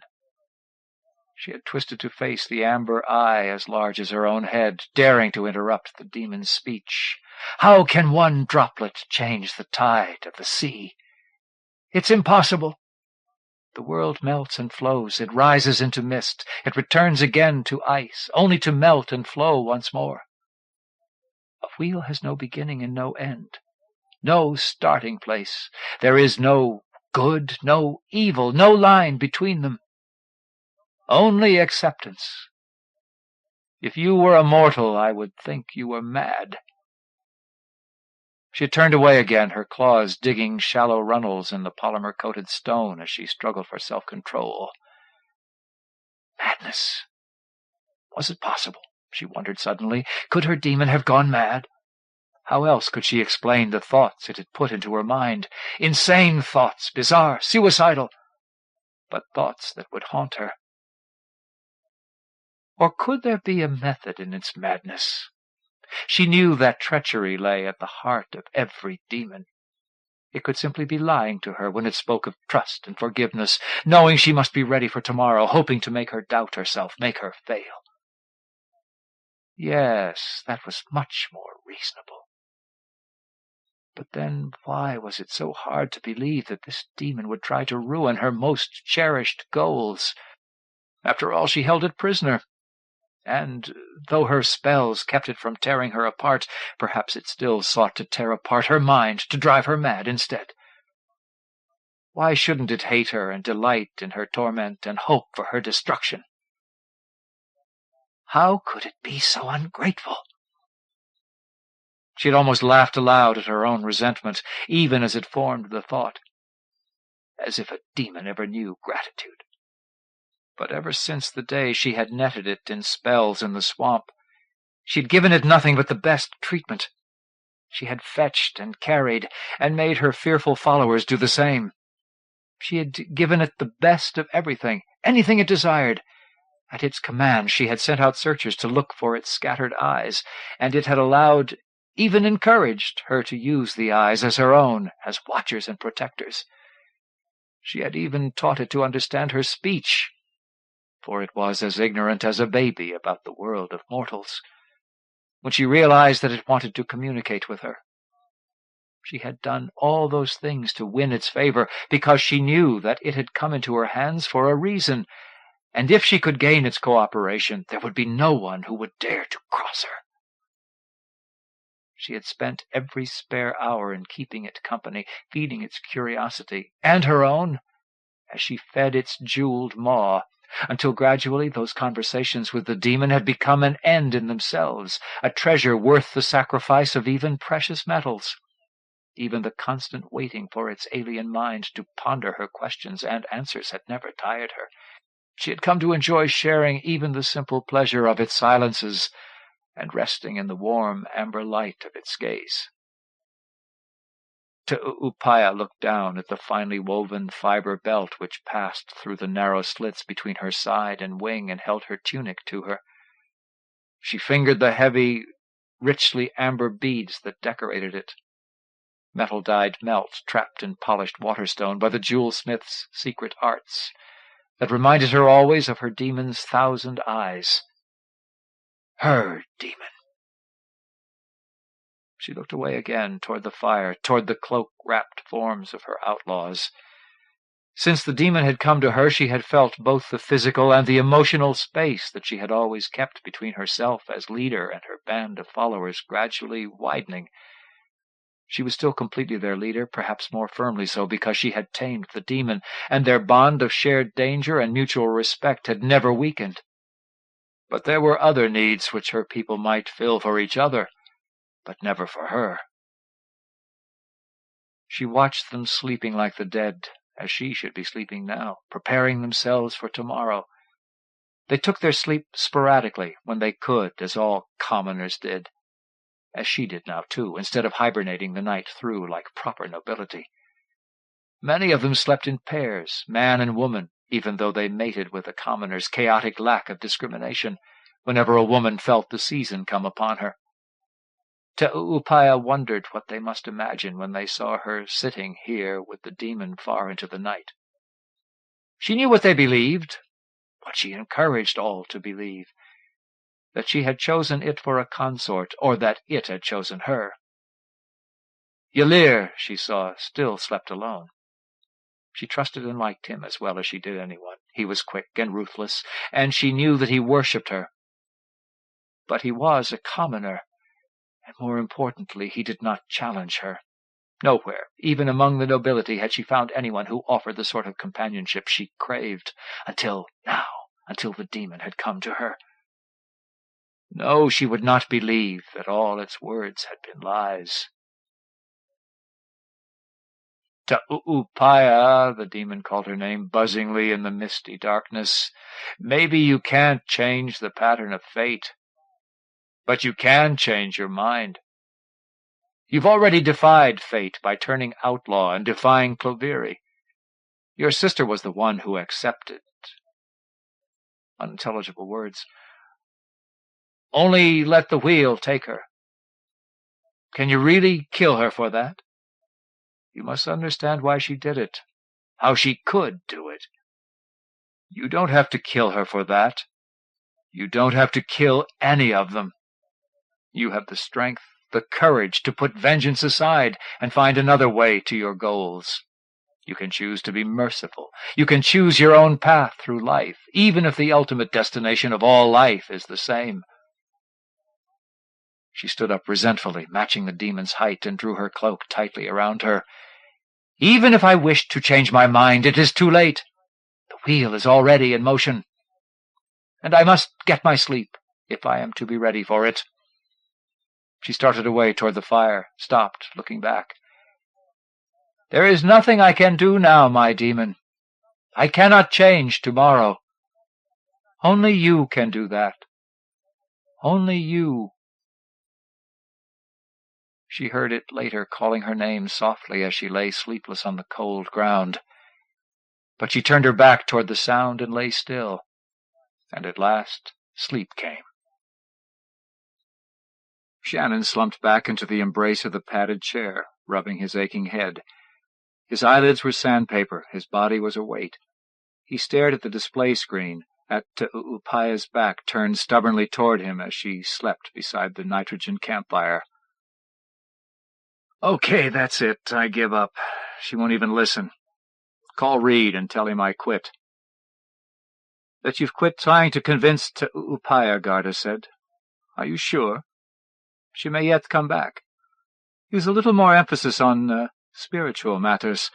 We must be certain we have done all we can to change her mind.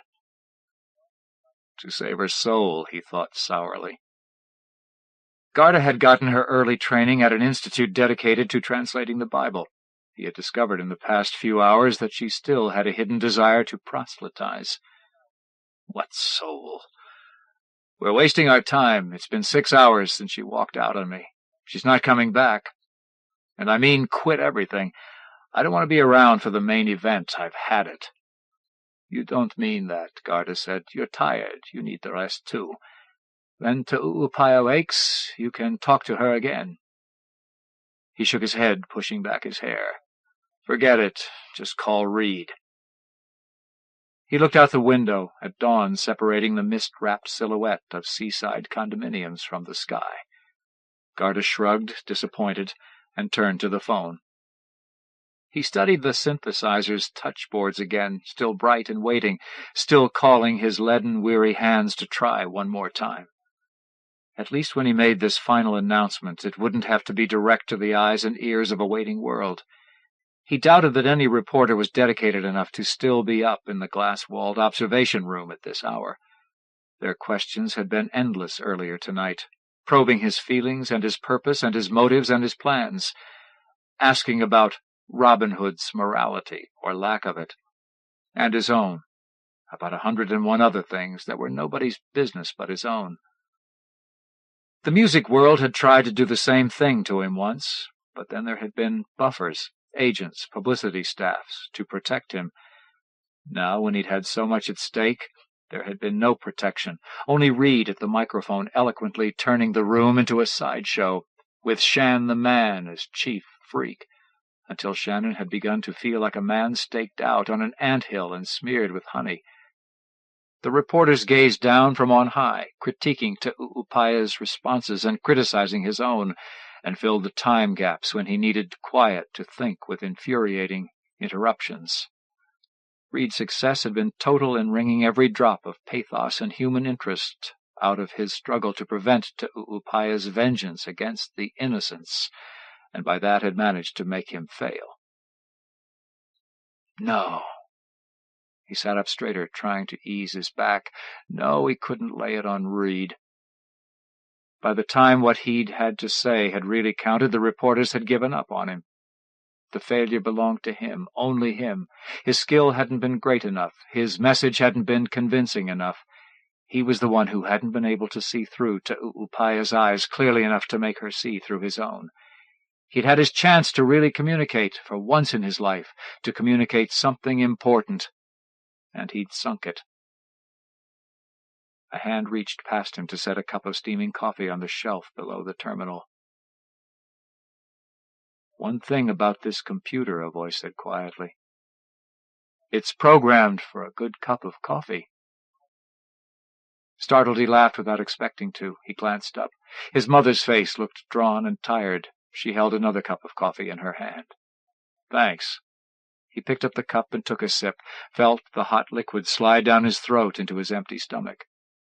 Not looking up again, he said, "Well, you got what you wanted. And so did Reed. He got his pathos, and he gets his murders, too." She shook her head. "This isn't what I wanted. I don't want to see you give up everything you've done here just because you don't like what Reed is doing with part of it. It isn't worth that. Your work means too much to this project, and it means too much to you." He looked up. "Yeah, she is right, Shannon. You can't quit now. We need you too much. And Tu'upaya needs you." He laughed again, not meaning it. "Like a cement yo-yo. What are you trying to do, Garda? Use my own moralizing against me?" "She's telling you what any blind man could see tonight if he hadn't seen it months ago." His mother's voice was strangely distant. "That this project would never have had this degree of success without you. That you were right about the synthesizer. And that losing you now might—" She broke off, turning away to watch as Reed came through the doors at the end of the long room. He was alone this time for once, and looking rumpled. Shannon guessed that he had been sleeping when the phone call came, and was irrationally pleased at waking him up. Reed was not so pleased. Shannon watched the frown that might be worry, or displeasure, or both, forming on his face as he came down the echoing hall toward them. "What did she mean, you want to quit? Just because you can't change an alien mind?" He entered the cubicle and glanced down at the terminal, to be sure that the remote microphones were all switched off, Shannon guessed. You knew it was a long shot, probably hopeless. You have to accept that she doesn't want to reform. Accept that the values of an alien culture are going to be different from your own." Shannon leaned back, feeling a muscle begin to twitch with fatigue along the inside of his elbow. "I can accept that. What I can't accept is that you want to make us into a bunch of damn panderers. Christ, you don't even have a good reason. I didn't come here to play soundtrack for a snuff flick. If you go ahead and feed the world those murders, I'm laying it down. I don't want to give all this up, but I'm not staying for a kill-porn carnival." Reed's frown deepened. He glanced away. "Well, what about the rest of you? Are you still privately branding me an accessory to murder, too? Carly?" "No, Marcus. Not really." She shook her head. "But we all feel that we shouldn't cheapen and weaken our research by making a public spectacle of it. After all, the people of Titan have as much right to privacy and respect as any culture on Earth." "Yeah, Marcus, I think we all agree about that. And just how much privacy does anybody on Earth have today? Good God! Remember the Tassidae? And that was 30 years ago. There isn't a single mountaintop or desert island left that the all-seeing eye of the camera hasn't broadcast all over the world. And what do you call the public crime surveillance laws? Our own lives are one big peep show." Shannon shook his head. "That doesn't mean we have to—" Reed turned cold eyes on him. "And I've had a little too much of your smart-ass piety, Weiler. Just what do you owe your success as a musician to, if not publicity?" He gestured at the posters on the walls. "There's more hard sell in your kind of music than any other field I can name. I have to put up with some publicity push, or I couldn't reach the people. I couldn't do the thing that's really important to me. Communicate. That doesn't mean I like it. You think I enjoy this? Don't you?" Reed hesitated. "I happen to be good at it, which is all that really matters. Because you may not believe it, but I'm still a scientist, and what I care about most of all is seeing that research gets its fair slice of the pie. You say I don't have a good reason for pushing our findings. Do you realize that NASA lost all the data from our Neptune probe just because somebody in effect got tired of waiting for it to get to Neptune and cut off our funds? The real problem on these long outer planet missions isn't instrument reliability, it's financial reliability. The public will pay out millions for one of your concerts, but not 1 cent for something they don't understand. I don't make... People want to forget their troubles, be entertained. And who can blame them? So in order to compete with movies and sports and people like you, not to mention 10,000 other worthy government and private causes, we have to give the public what it wants. It's my responsibility to deliver that, so that the real scientists can sit in their neat, bright institutes with $500 million worth of equipment around them and talk about respect for research." He paused. Shannon kept his gaze stubbornly. "Think it over. And when you can tell me how what you did as a musician is morally superior to, or more valuable than what you're doing now, you can come to my office and tell me who the real hypocrite is. But think it over first. All of you."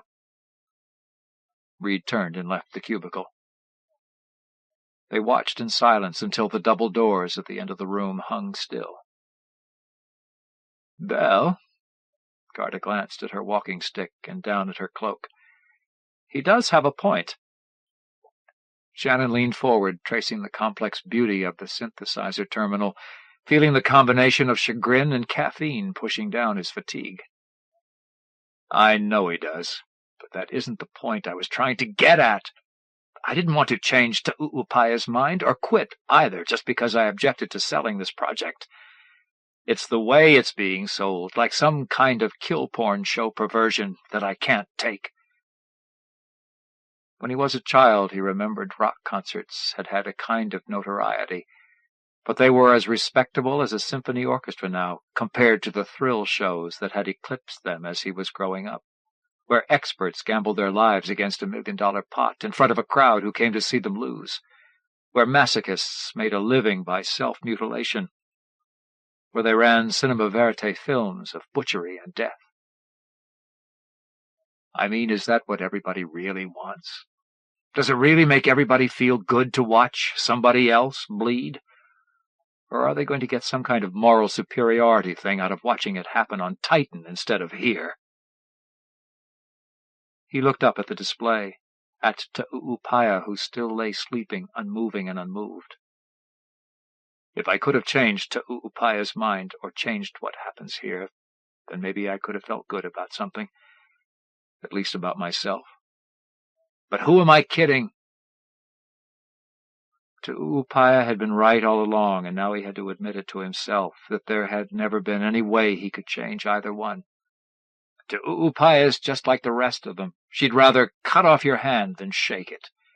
And doing it vicariously means we're no better, and none of us ever will be. The words to a song older than he was slipped into his mind with sudden irony. One man's hands can't build. He began to switch off the terminal. Anything. You need to sleep. We all need to sleep. Garda rose stiffly from her chair.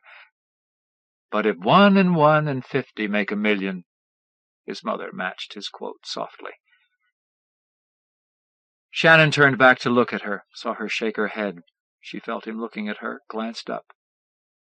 After all, if Ta'u'upaya could have accepted that everything she did was morally evil, what would have become of her? She knew. It would have destroyed her. We would have destroyed her. She would have been swept away and drowned in the tide of violence. His mother looked away at Garda, back at him. Ta'u'upaya is a realist, whatever else she is.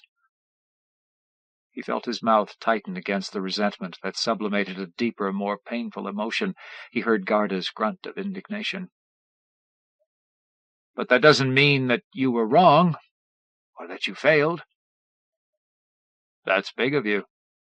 He stood up, nodding at Garda and toward the exit. Come on. Shannon? He stopped, still facing away. I don't think you failed.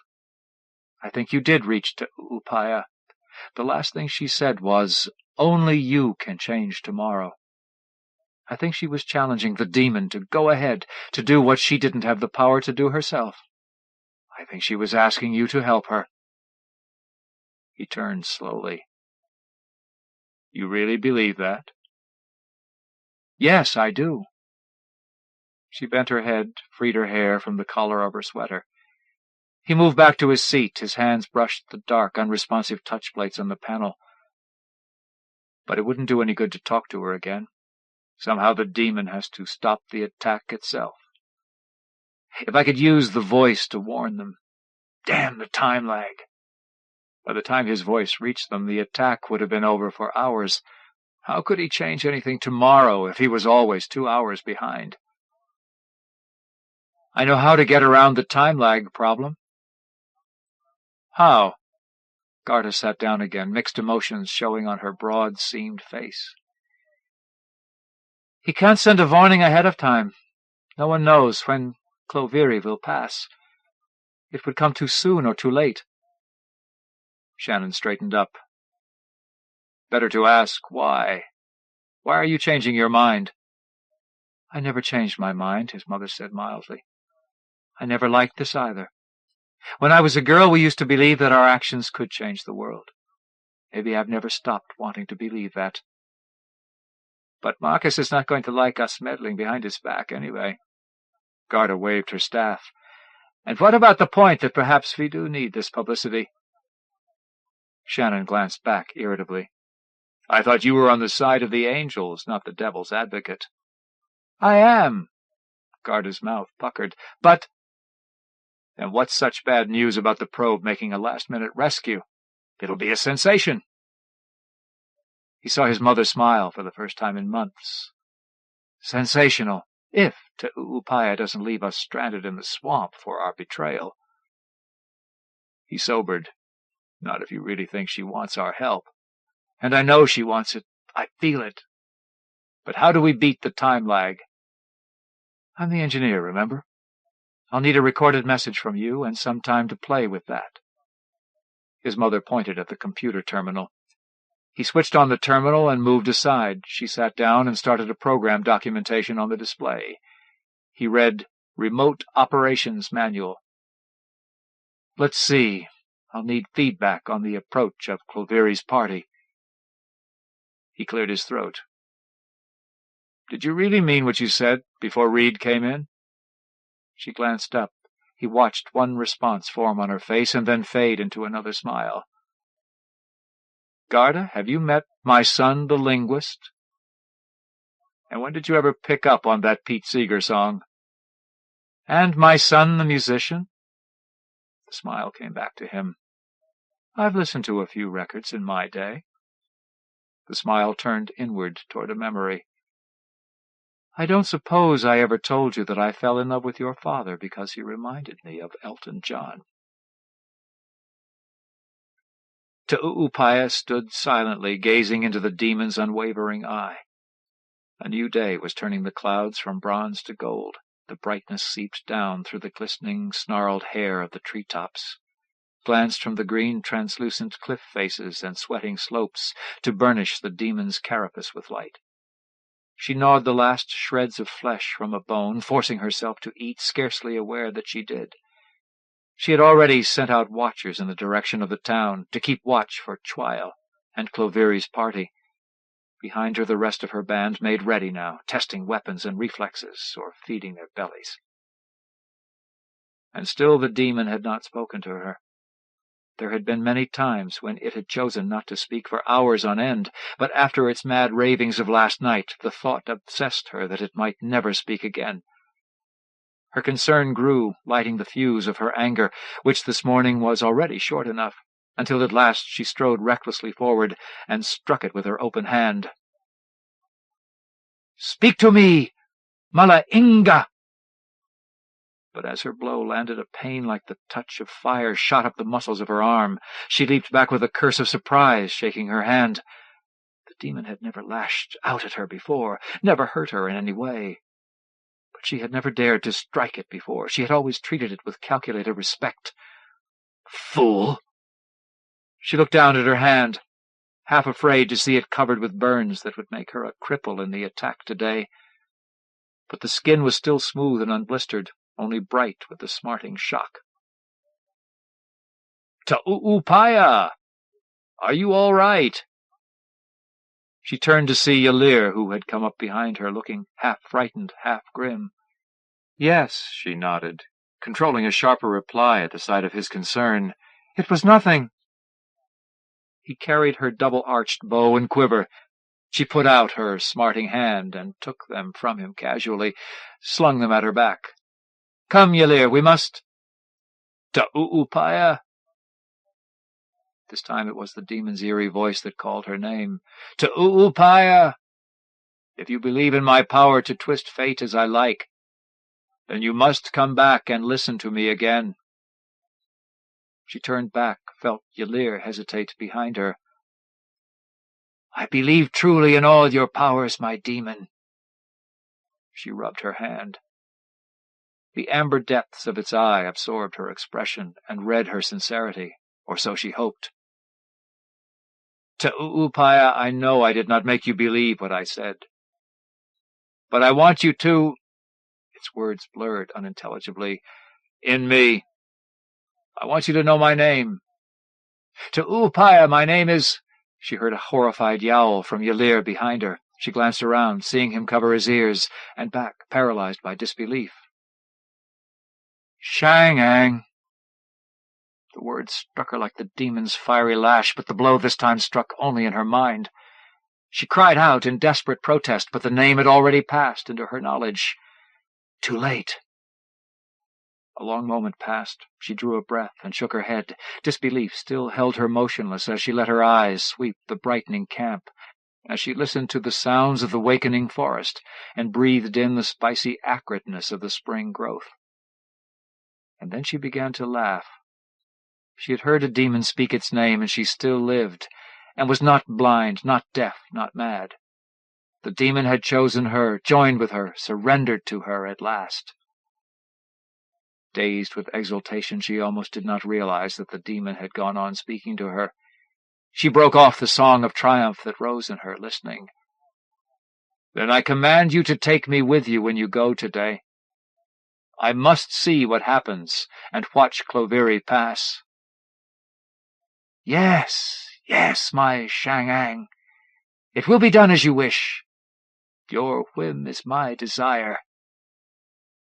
She turned away down the slope, stopped again as she found Yalir still prone where he had thrown himself down when the demon spoke its name. "Yalir?"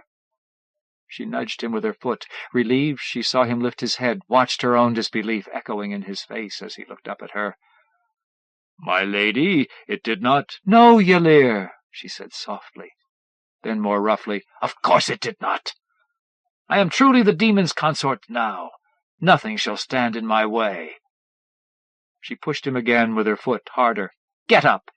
What do I have, a pack of sniveling cowards to ruin the morning of my success?" Yalir scrambled to his feet, brushing himself off. "Never that, Ta'upaya. We're ready for any command, ready to deliver your revenge." His hand tightened on his knife hilt. "And my demon will join us in seeking it out." The pride she felt rang in her voice. "Get help to fetch a sledge here, and prepare it, and tell them to move it, gently." He nodded, and for a moment as he glanced at the demon she saw both fear and envy in his eyes. "Good news." He moved off then with his usual brusqueness, without glancing back at her. She heard a small clamor in the camp and looked past him, thinking that word of the demon had spread already. But then she saw Lord Chwyl come as he had promised, being led into the clearing by her escorts. She lifted her head slightly, in surprise. He had indeed come alone, but he was riding a blyle. They were rare and expensive mounts, being the only beast she knew of large enough to carry so much weight, and being vicious and difficult to train as well. She watched this one snapping at the air, its fangs protruding past slack, dribbling lips, and grimaced faintly. She saw that the escort kept well clear of its stump-like webbed feet, and kept their spears ready to prod. It was an amphibian, being too heavy ever to make use of wings, but buoyant and agile when it swam. Ta'upaya glanced fleetingly at her own webbed fingers and toes, at the wings that could only lift her body now for bare seconds at a time. She wondered, as she had so many times, what strange turns of fate had formed or transformed them all. She saw Yalir speak to Chwyl, pointing her out, saw his insolent grin and the trace of apprehension that Chwyl showed looking up at her. She thought that Yalir had said, "She knows its name." Chwyl rode forward to meet her, with his face under control as he endured the demon's scrutiny. Ta'upaya put out a hand to casually, gently stroke its sensuous, jewel-faceted side. Her eyes left Chwyl briefly, drawn by some instinct to the sky directly above him, and for half a moment she saw the clouds break open. She blinked to see more clearly, and when she looked again it was gone. No one else, not even Chwyl, had seen the gibbous disk of greenish gold cut across by a line of silver and a band of shadow-black. The wheel of change. She kept her face expressionless, but her heart raced. The wheel appeared only when someone's life was about to be changed profoundly, and usually the change meant death. Chwyl's mount lunged at her suddenly as he stopped before her. She held her place at the demon's side, but some of the Blyle's bluish spittle landed on her cloak as Chwyl jerked at its heavy head. "Chwyl!" She let her emotion out as anger. "Keep that slobbering filth under control, or I will have it struck dead." Her hand fisted on the demon's slick hide. Chwyl's near smile faded abruptly, and he pulled his mount back, staring uncomfortably at the demon's glaring eye. Ta'upaya took a deep breath and produced a smile of her own. "So you did not quite dare to come to my camp alone, my lord." He bowed slightly from the saddle. "I was merely hesitant to wander in the swamp on foot alone, until your people found me." I see." She kept the smile. "Well, then, I assume that things went as you planned this morning. Are Cloveri and his party all on their way into our trap?" "They are, and their guide is waiting for my sign to lead them off safe ground into whatever mire you choose." "Good. I have a spot in mind that is well ringed by heights." She admired Chwil's self-control in the demon's presence, although she sensed that he was not as easy as he wanted her to believe. She saw some of her people coming toward them with a sledge to carry the demon on their trek. "My demon will accompany us by its own desire. A sure sign of our success today, don't you agree?" Chwil frowned, as if he wanted to question that, but didn't quite dare. "If it serves you loyally, then yes, my lady. A great honor and a good omen." "It serves me with true devotion." She smiled again, insinuatingly. She stood back as the sledge came up onto the hummock, watched as the demon was settled onto it, to be sure her people used the proper care. The fresh reverence with which her outlaws treated it, and their leader, was not lost on either Chwil or herself. She called her people together then, and they set out for their destination, picking their way over the steaming surface of the marsh and through the slimy, slate-blue tentacles of the fragile, thawing underbrush. She was glad that they covered this ground often, because the pungent spring growth and the ground's mushy unpredictability changed the pattern of their passage from day to day. She wished that she could have separated Chwil from his ugly mount, but she doubted that he would cooperate, and she was afraid that he might not be able to keep up on foot. The demon was lashed securely onto its sledge, and its sweating bearers pulled it with no hint of complaint. At last they reached the heights overlooking the main road, though it could hardly be called one now, that led past her family's manor. She had the demon positioned where it could look back along the overgrown trail in the direction of Cloveri's approach, and sent some of her followers to secrete its eyes further down the track. She stood there gazing down at the spot below where the path seemed to fork, but did not. The false fork followed the rippling yellow bands of the cliff face below her, directly into a sink caused by ammonia water melt seeping down and through the porous sulfide compounds of the rock. There they would all wallow, while she and her band picked them off like swatting ngips. She thoughtfully swatted a ngip that had settled on her hand. Unless her demon chose to create some other outcome. "Any sign?" Chwil rode up beside her. She moved back slightly from the cliff's crumbly edge, watching him with more than casual interest. "Not yet, but soon." She had outlaws posted on the lower slope across the track as well, but not even her demon's eyes could pierce too deeply into the foliage along the road. It had not spoken since Chwil's arrival, and she did not expect it to reveal its secrets now. "What livery does your escort wear, and how many of them do you want killed for effect?" She unslung her bow and began to test its pull. Chwil shrugged. "The dead carry no tails. Kill them all. I shall have Cloveri's men soon. Kill the guide, too. A man who can be bought once can be bought twice." "Ah," she nodded, grinning. "A man with your foresight and discretion will go far in the world, my lord." She knocked an arrow in the bowstring before she turned away to search the road again. Still empty. She looked away restlessly at the spiny silver-blue green of the distant fog-clad mountains, at the hollow fingers of upthrust ice, once taller than she was, stubby and diminishing now along the edge of the nearer lake, the lake where last summer she had soared. A flicker of movement, a small unnatural noise, pulled her eyes back to the road. Tension tightened the fluid ease of her movement as she made the trilling call that would send her band to their places along the cliff's edge. At last! She leaned forward eagerly for the first glimpse of Cloveri, spotting the guide, and then the sledge that bore her sister and the children. She counted the numbers of the escort, saw them all emerge into her unbroken view on the track. But Cloveri! Where was Cloveri? She turned back to Chwil. Her whisper struck out at him. "Where is he? Where is Cloveri?" Chwil's expression lay somewhere between guilt and guile. Delayed. He stayed behind. He said there were still matters at court. Why didn't you tell me that? He jerked sharply on the Blile's rein. It changes nothing. We can still eradicate his family. That will leave me first in line to the inheritance. And Cloveri can always be brought down later. But it's Cloveri I want for myself. Upaya raised her bow. The arrow tracked toward his heart. They'll know who to blame if I die. He spread a wing defensively. The Overlord will turn against you for good. Cloveri will see to that. Avenge yourself on your sister Upaya, and I will still reward you well if you keep the bargain. This is not the bargain we agreed to. The sounds of the approaching party reached her clearly now from down below. She heard a child's high notes of laughter.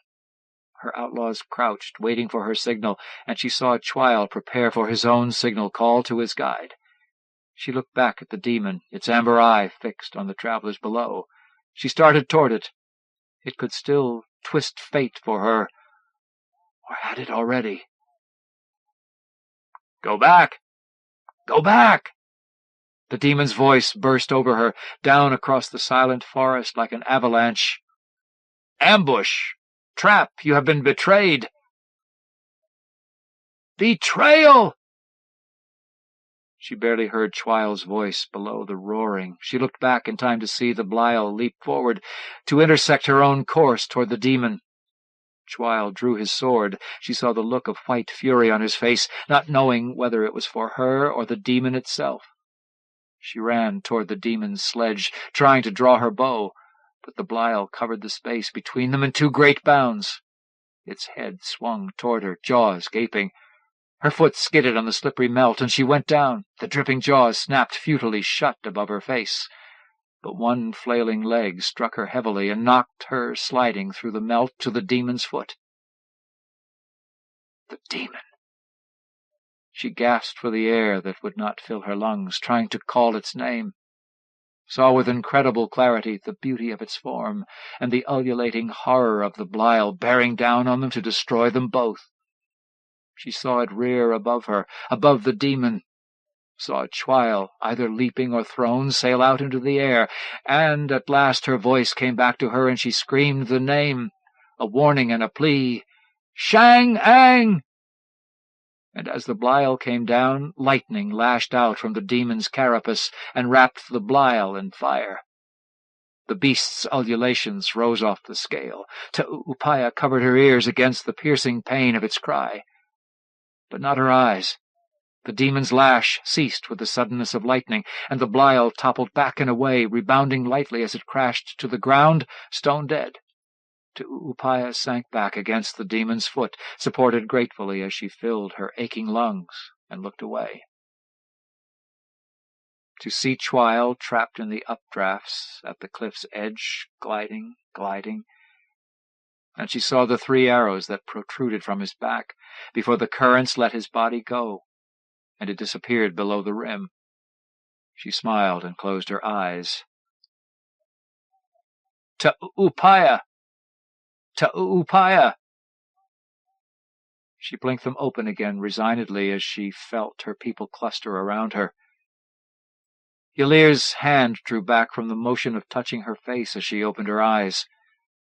She smiled again at him, at them all, but not with the smile she had had for Chwil. "Ylir!" She gave him her own hand and let him help her up. Aches and bruises prodded her with every small movement, but she was certain, reassured, that the only real damage was an oozing tear in her wing. She kept her arm close to her side. "Upaya? My lady? What happened? The demon—" "The demon saved my life." She waved them silent, and, for its own reasons, it foiled Chwil's plot. The realization and the implications were only now becoming real in her mind. She turned and for a long moment gazed into the demon's unreadable eye. Then she moved away, going stiffly to the edge of the cliff to look down. "But the contract," Ylir said. "Chwil broke the contract. He did not give me Cloveri. No one made a protest. She peered through the brush, guessing without much difficulty the places where Atzit and her party had gone to earth below. She could hear a child's whimpered crying now. Chwil's body lay sprawled on the flat, in plain view of them all, and she thought she saw more arrows bristling from his corpse. Had Atzit's guard riddled him too, taking him for an attacker? The thought pleased her, and a small voice inside her dared to whisper that Atzit's escape pleased her much more. She frowned suddenly at the thought. But Atzit had escaped, and so had Cloveri, and so she might as well make use of that fact to salvage what she could.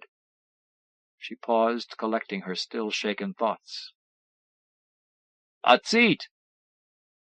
Her voice was not the voice of a demon, but it echoed satisfactorily. "It's T'Upaya. See the traitor's corpse that lies before you. Your own mate's brother, Chwil. He hired murderers to kill you in the swamp. Seize your guide. Make him tell you all. It is only by my demon's warning that you still live." "Why?" Atzit's voice wavered faintly on the wind. T'Upaya laughed bitterly. "Why, to keep the roads clear of ruffians, to make the overlord love his loyal servant more, and reward her better, dear sister, and to make Cloveri hate me. May it eat his guts out that he owes your lives to me. Pass freely through my lands, Atzit. I give you leave. This once." She drew back from the ledge and moved wearily away, not caring whether Atzit would believe her. Her people stood waiting, gathered silently around the corpse of the Belial. "What now?" Yalir asked, looking at the demon, asking for them all. And she answered, but made her answer directly to the demon's silent amber eye. "It seems I spoke the truth to Chwil after all, my demon. I told him he would not be needing his townhouse after today. Perhaps the overlord will call it a fair trade. Perhaps it can be arranged. The wheel of change carries us all, but not with equal ease. Is that not so, my beautiful Shang-Ang?" She stroked its day-warmed carapace tenderly and settled down on the softening ground to wait for its reply. Ender's Game. Orson Scott Card. Whatever your gravity is when you get to the door, remember, the enemy's gate is down. If you step through your own door like you're out for a stroll, you're a big target and you deserve to get hit. With more than a flasher. Ender Wiggin paused and looked over the group. Most were just watching him nervously, a few understanding, a few sullen and resisting. First day with this army, all fresh from the teacher squads, and Ender had forgotten how young new kids could be. He'd been in it for 3 years. They'd had 6 months. Nobody over 9 years old in the whole bunch. But they were his. At 11, he was half a year early to be a commander. He'd had a tune of his own and knew a few tricks, but there were 40 in his new army. Green, all marksmen with a flasher, all in top shape, or they wouldn't be here. But they were all just as likely as not to get wiped out first time into battle. "Remember," he went on, "they can't see you till you get through that door. But the second you're out, they'll be on you. So hit that door the way you want to be when they shoot at you. Legs up under you, going straight down." He pointed at a sullen kid who looked like he was only 7, the smallest of them all. "Which way is down, Greeno?" "Toward the enemy door." The answer was quick. It was also surly, saying, yeah, now get on with the important stuff. "Name, kid?" "Bean." "Get that for size or for brains?" Bean didn't answer. The rest laughed a little. Ender had chosen right. This kid was younger than the rest. Must have been advanced because he was sharp. The others didn't like him much. They were happy to see him taken down a little, like Ender's first commander had taken him down. "Well, Bean, you're right on to things. Now I tell you this, nobody's going to get through that door without a good chance of getting hit. A lot of you are going to be turned into cement somewhere. Make sure it's your legs, right? If only your legs get hit, then only your legs get frozen, and in nullo that's no sweat. Ender turned to one of the dazed ones. What are legs for, Blank stare, confusion, stammer. Forget it. Guess I'll have to ask Bean here. Legs are for pushing off walls. Still bored. Thanks, Bean. Get that, everybody? They all got it and didn't like getting it from Bean. Right, you can't see with legs. You can't shoot with legs. And most of the time, they just get in the way. If they get frozen sticking straight out, you've turned yourself into a blimp. No way to hide. So how do legs go? A few answered this time to prove that Bean wasn't the only one who knew anything. Under you. Tucked up under. Right, a shield. You're kneeling on a shield, and the shield is your own legs. And there's a trick to the suits. Even when your legs are flashed, you can still kick off. I've never seen anybody do it but me, but you're all going to learn it. Ender Wiggin turned on his flasher. It glowed faintly green in his hand, and he let himself rise in the weightless workout room, pulled his legs under him as though he were kneeling, and flashed both of them. Immediately his suit stiffened at the knees and ankles, so that he couldn't bend at all. Okay, I'm frozen, see? He was floating a meter above them. They all looked up at him, puzzled. He leaned back and caught one of the handholds on the wall behind him and pulled himself flush against the wall. I'm stuck at a wall. If I had legs, I'd use legs and string myself out like a string bean, right? They laughed. But I don't have legs, and that's better, got it? Because of this. Ender jackknifed at the waist, then straightened out violently. He was across the workout room in only a moment. From the other side he called to them. Got that? I didn't use hands, so I still had use of my flasher. And I didn't have my legs floating 5 feet behind me. Now watch it again. He repeated the jackknife and caught a handhold on the wall near them. Now I don't just want you to do that when they've flashed your legs. I want you to do that when you've still got legs, because it's better. And because they'll never be expecting it. All right now, everybody up in the air and kneeling. Most were up in a few seconds. Ender flashed the stragglers, and they dangled helplessly frozen while the others laughed.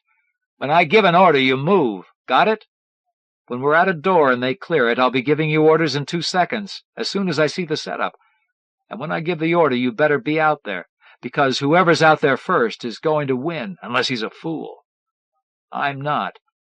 And you better not be, or I'll have you back in the teacher squads. He saw more than a few of them gulp, and the frozen ones looked at him with fear. You guys who are hanging there, you watch. You'll thaw out in about 15 minutes, and let's see if you can catch up to the others. For the next half hour, Ender had them jackknifing off walls. He called a stop when he saw that they all had the basic idea. They were a good group, maybe. They'd get better. Now you're warmed up, he said to them. We'll start working.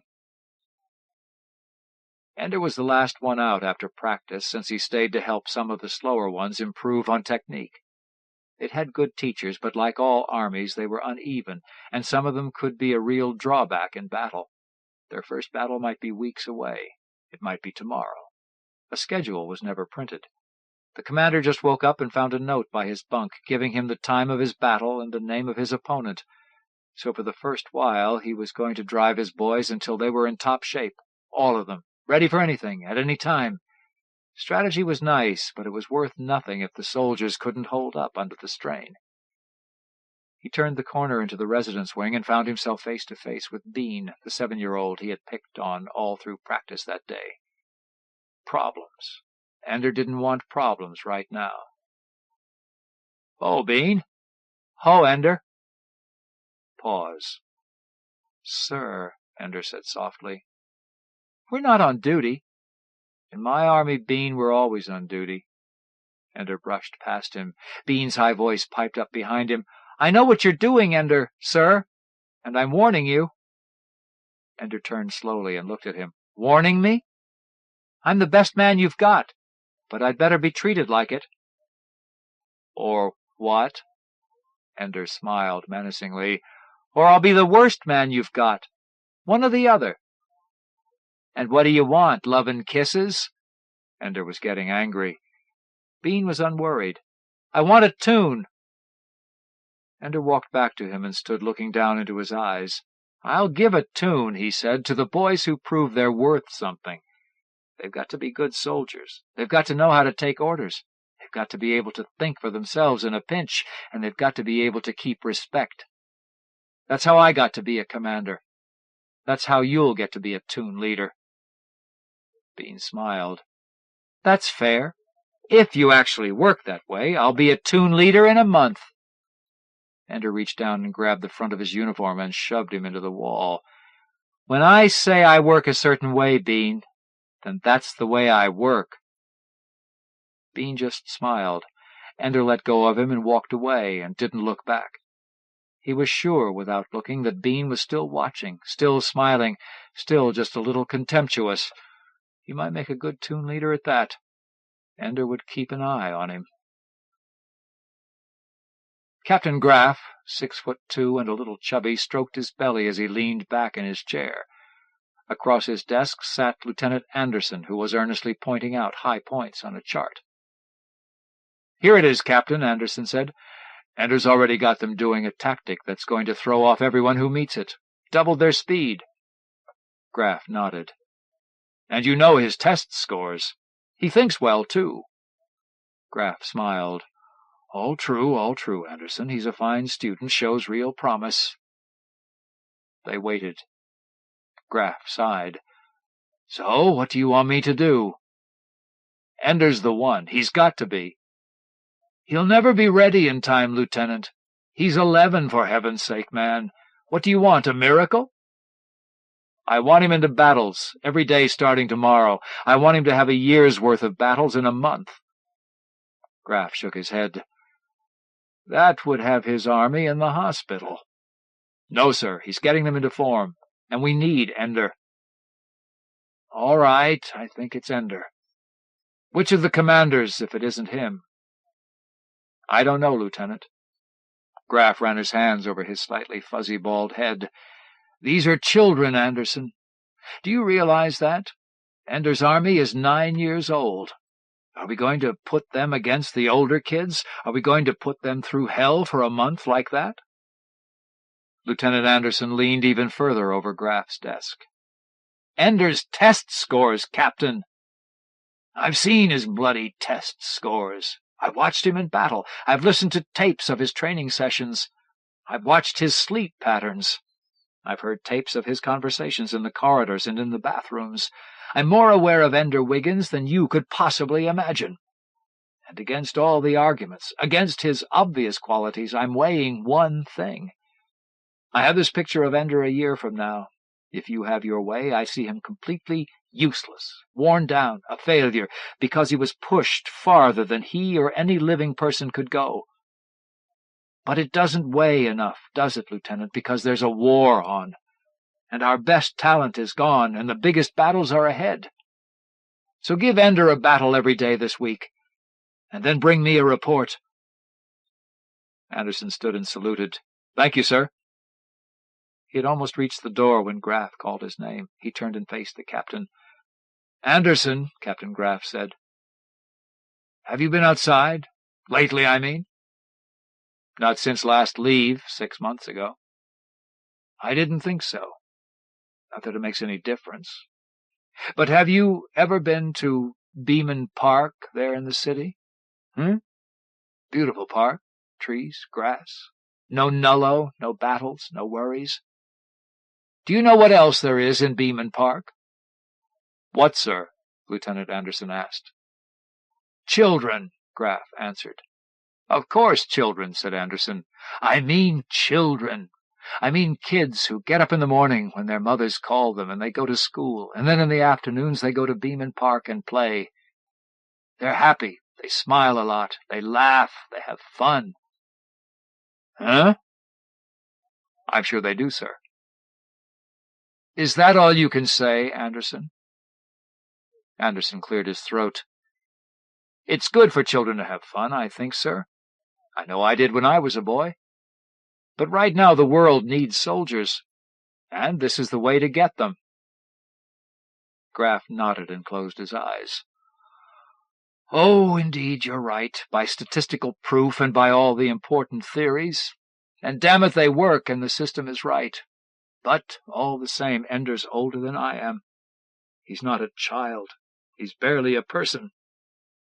If that's true, sir, then at least we all know that Ender is making it possible for the others of his age to be playing in the park. And Jesus died to save all men, of course. Graff sat up and looked at Anderson almost sadly.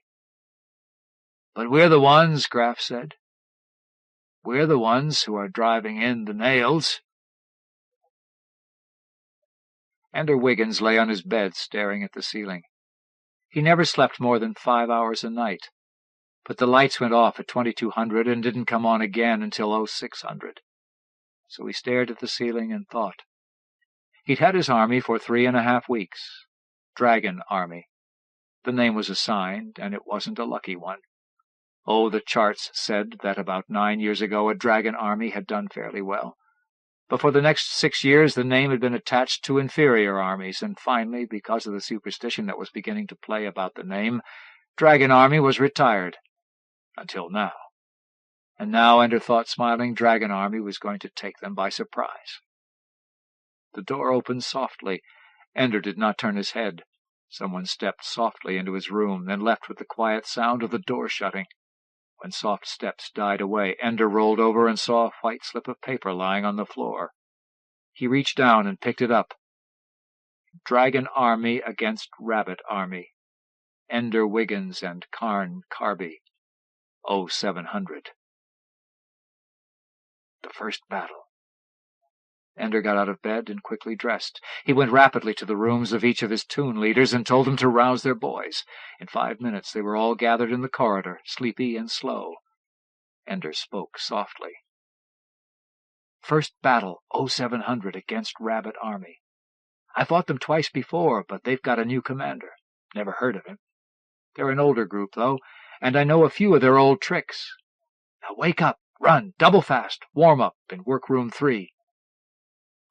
For an hour and a half they worked out, with 3 mock battles and calisthenics in the corridor out of the nullo. Then for 15 minutes they all lay up in the air, totally relaxing in the weightlessness. At 0650, Ender roused them, and they hurried into the corridor. Ender led them down the corridor, running again, and occasionally leaping to touch a light panel on the ceiling. The boys all touched the same light panel, and at 0658 they reached their gate to the battle room. The members of Toons C and D grabbed the first 8 handholds in the ceiling of the corridor. Toons A, B, and E crouched on the floor. Ender hooked his feet into 2 handholds in the middle of the ceiling, so he was out of everyone's way. "Which way is the enemy's door?" he hissed. "Down," they whispered back and laughed. "Flashers on?" The boxes in their hands glowed green. They waited for a few seconds more, and then the gray wall in front of them disappeared, and the battle room was visible. Ender sized it up immediately. The familiar open grid of the most early games, like the monkey bars at the park, with 7 or 8 boxes scattered through the grid. They called the boxes stars. There were enough of them, and in forward enough positions, that they were worth going for. Ender decided this in a second, and he hissed, "Spread to near stars! E, hold!" The 4 groups in the corners plunged through the force field at the doorway and fell down into the battle room. Before the enemy even appeared through the opposite gate, Ender's army had spread from the door to the nearest stars. Then the enemy soldiers came through the door. From their stance, Ender knew they had been in a different gravity and didn't know enough to disorient themselves from it. They came through standing up, their entire bodies spread and defenseless. "Kill him, E!" Ender hissed, and threw himself out the door, knees first, with his flasher between his legs and firing. While Ender's group flew across the room, the rest of Dragon Army laid down a protecting fire, so that E Group reached a forward position with only 1 boy frozen completely, though they had all lost the use of their legs, which didn't impair them in the least. There was a lull as Ender and his opponent, Carn Carby, assessed their positions. Aside from Rabbit Army's losses at the gate, there had been few casualties, and both armies were near full strength. But Carn had no originality. He was in a 4-corner spread that any 5-year-old in the teacher squads might have thought of. and Ender knew how to defeat it. He called out loudly, "E covers A, C down, B, D, angle east wall." Under E-Tune's cover, B and D-Tunes lunged away from their stars. While they were still exposed, A and C-Tunes left their stars and drifted toward the near wall. They reached it together, and together jackknifed off the wall. At double the normal speed, they appeared behind the enemy's stars and opened fire. In a few seconds, the battle was over, with the enemy almost entirely frozen, including the commander, and the rest scattered to the corners. For the next 5 minutes, in squads of 4, Dragon Army cleaned out the dark corners of the battle room and shepherded the enemy into the center, where their bodies, frozen at impossible angles, jostled each other. Then Ender took 3 of his boys to the enemy gate and went through the formality of reversing the one-way field by simultaneously touching a Dragon Army helmet at each corner. Then Ender assembled his army in vertical files near the knot of frozen Rabbit Army soldiers. Only 3 of Dragon Army's soldiers were immobile. Their victory margin, 38-0, was ridiculously high, and Ender began to laugh. Dragon Army joined him, laughing long and loud. They were still laughing when Lieutenant Anderson and Lieutenant Morris came in from the teacher gate at the south end of the battle room. Lieutenant Anderson kept his face stiff and unsmiling, but Ender saw him wink as he held out his hand and offered the stiff, formal congratulations that were ritually given to the victor in the game. Morris found Carn Carby and unfroze him, and the 13-year-old came and presented himself to Ender, who laughed without malice and held out his hand. Carn graciously took Ender's hand and bowed his head over it. It was that or be flashed again. Lieutenant Anderson dismissed Dragon Army, and they silently left the battle room through the enemy's door, again part of the ritual. A light was blinking on the north side of the square door, indicating where the gravity was in that corridor. Ender, leading his soldiers, changed his orientation and went through the force field and into gravity on his feet. His army followed him at a brisk run back to the workroom. When they got there, they formed up into squads, and Ender hung in the air, watching them. "Good first battle," he said, which was excuse enough for a cheer, which he quieted. "Dragon Army did all right against rabbits, but the enemy isn't always going to be that bad. And if that had been a good army, we would have been smashed. We still would have won, but we would have been smashed. Now let me see B and D tunes out here. Your takeoff from the stars was way too slow. If Rabbit Army knew how to aim a flasher, you all would have been frozen solid before A and C even got to the wall." They worked out for the rest of the day. That night Ender went for the first time to the commander's mess hall. No one was allowed there until he had won at least one battle, and Ender was the youngest commander ever to make it.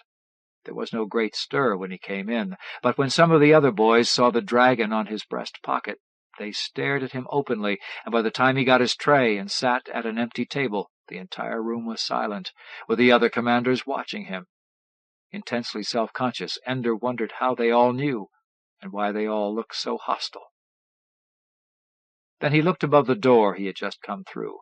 There was a huge scoreboard across the entire wall. It showed the win-loss record for the commander of every army. That day's battles were lit in red. Only 4 of them, the other 3 winners, had barely made it. The rest of them had only 2 men whole and 11 mobile at the end of the game. Dragon Army's score of 38 mobile was embarrassingly better. Other new commanders had been admitted to the commander's mess hall with cheers and congratulations. Other new commanders hadn't won 38-0. Ender looked for Rabbit Army on the scoreboard. He was surprised to find that Carn Carby's score to date was 8 wins and 3 losses. Was he that good? Or had he only fought against inferior armies? Whichever, there was still a 0 in Carn's mobile and whole columns, and Ender looked down from the scoreboard, grinning. No one smiled back, and Ender knew that they were afraid of him, which meant that they would hate him, which meant that anyone who went into battle against Dragon Army would be scared and angry and incompetent. Ender looked for Carn Carby in the crowd, and found him not too far away. He stared at Carby until one of the other boys nudged the rabbit commander and pointed to Ender. Ender smiled again and waved slightly. Carby turned red, and Ender, satisfied, leaned over his dinner and began to eat. At the end of the week, Dragon Army had fought 7 battles in 7 days. The score stood 7 wins and 0 losses. Ender had never had more than 5 boys frozen in any game. It was no longer possible for the other commanders to ignore Ender. A few of them sat with him and quietly conversed about game strategies that Ender's opponents had used. Other much larger groups were talking with the commanders that Ender had defeated, trying to find out what Ender had done to beat them.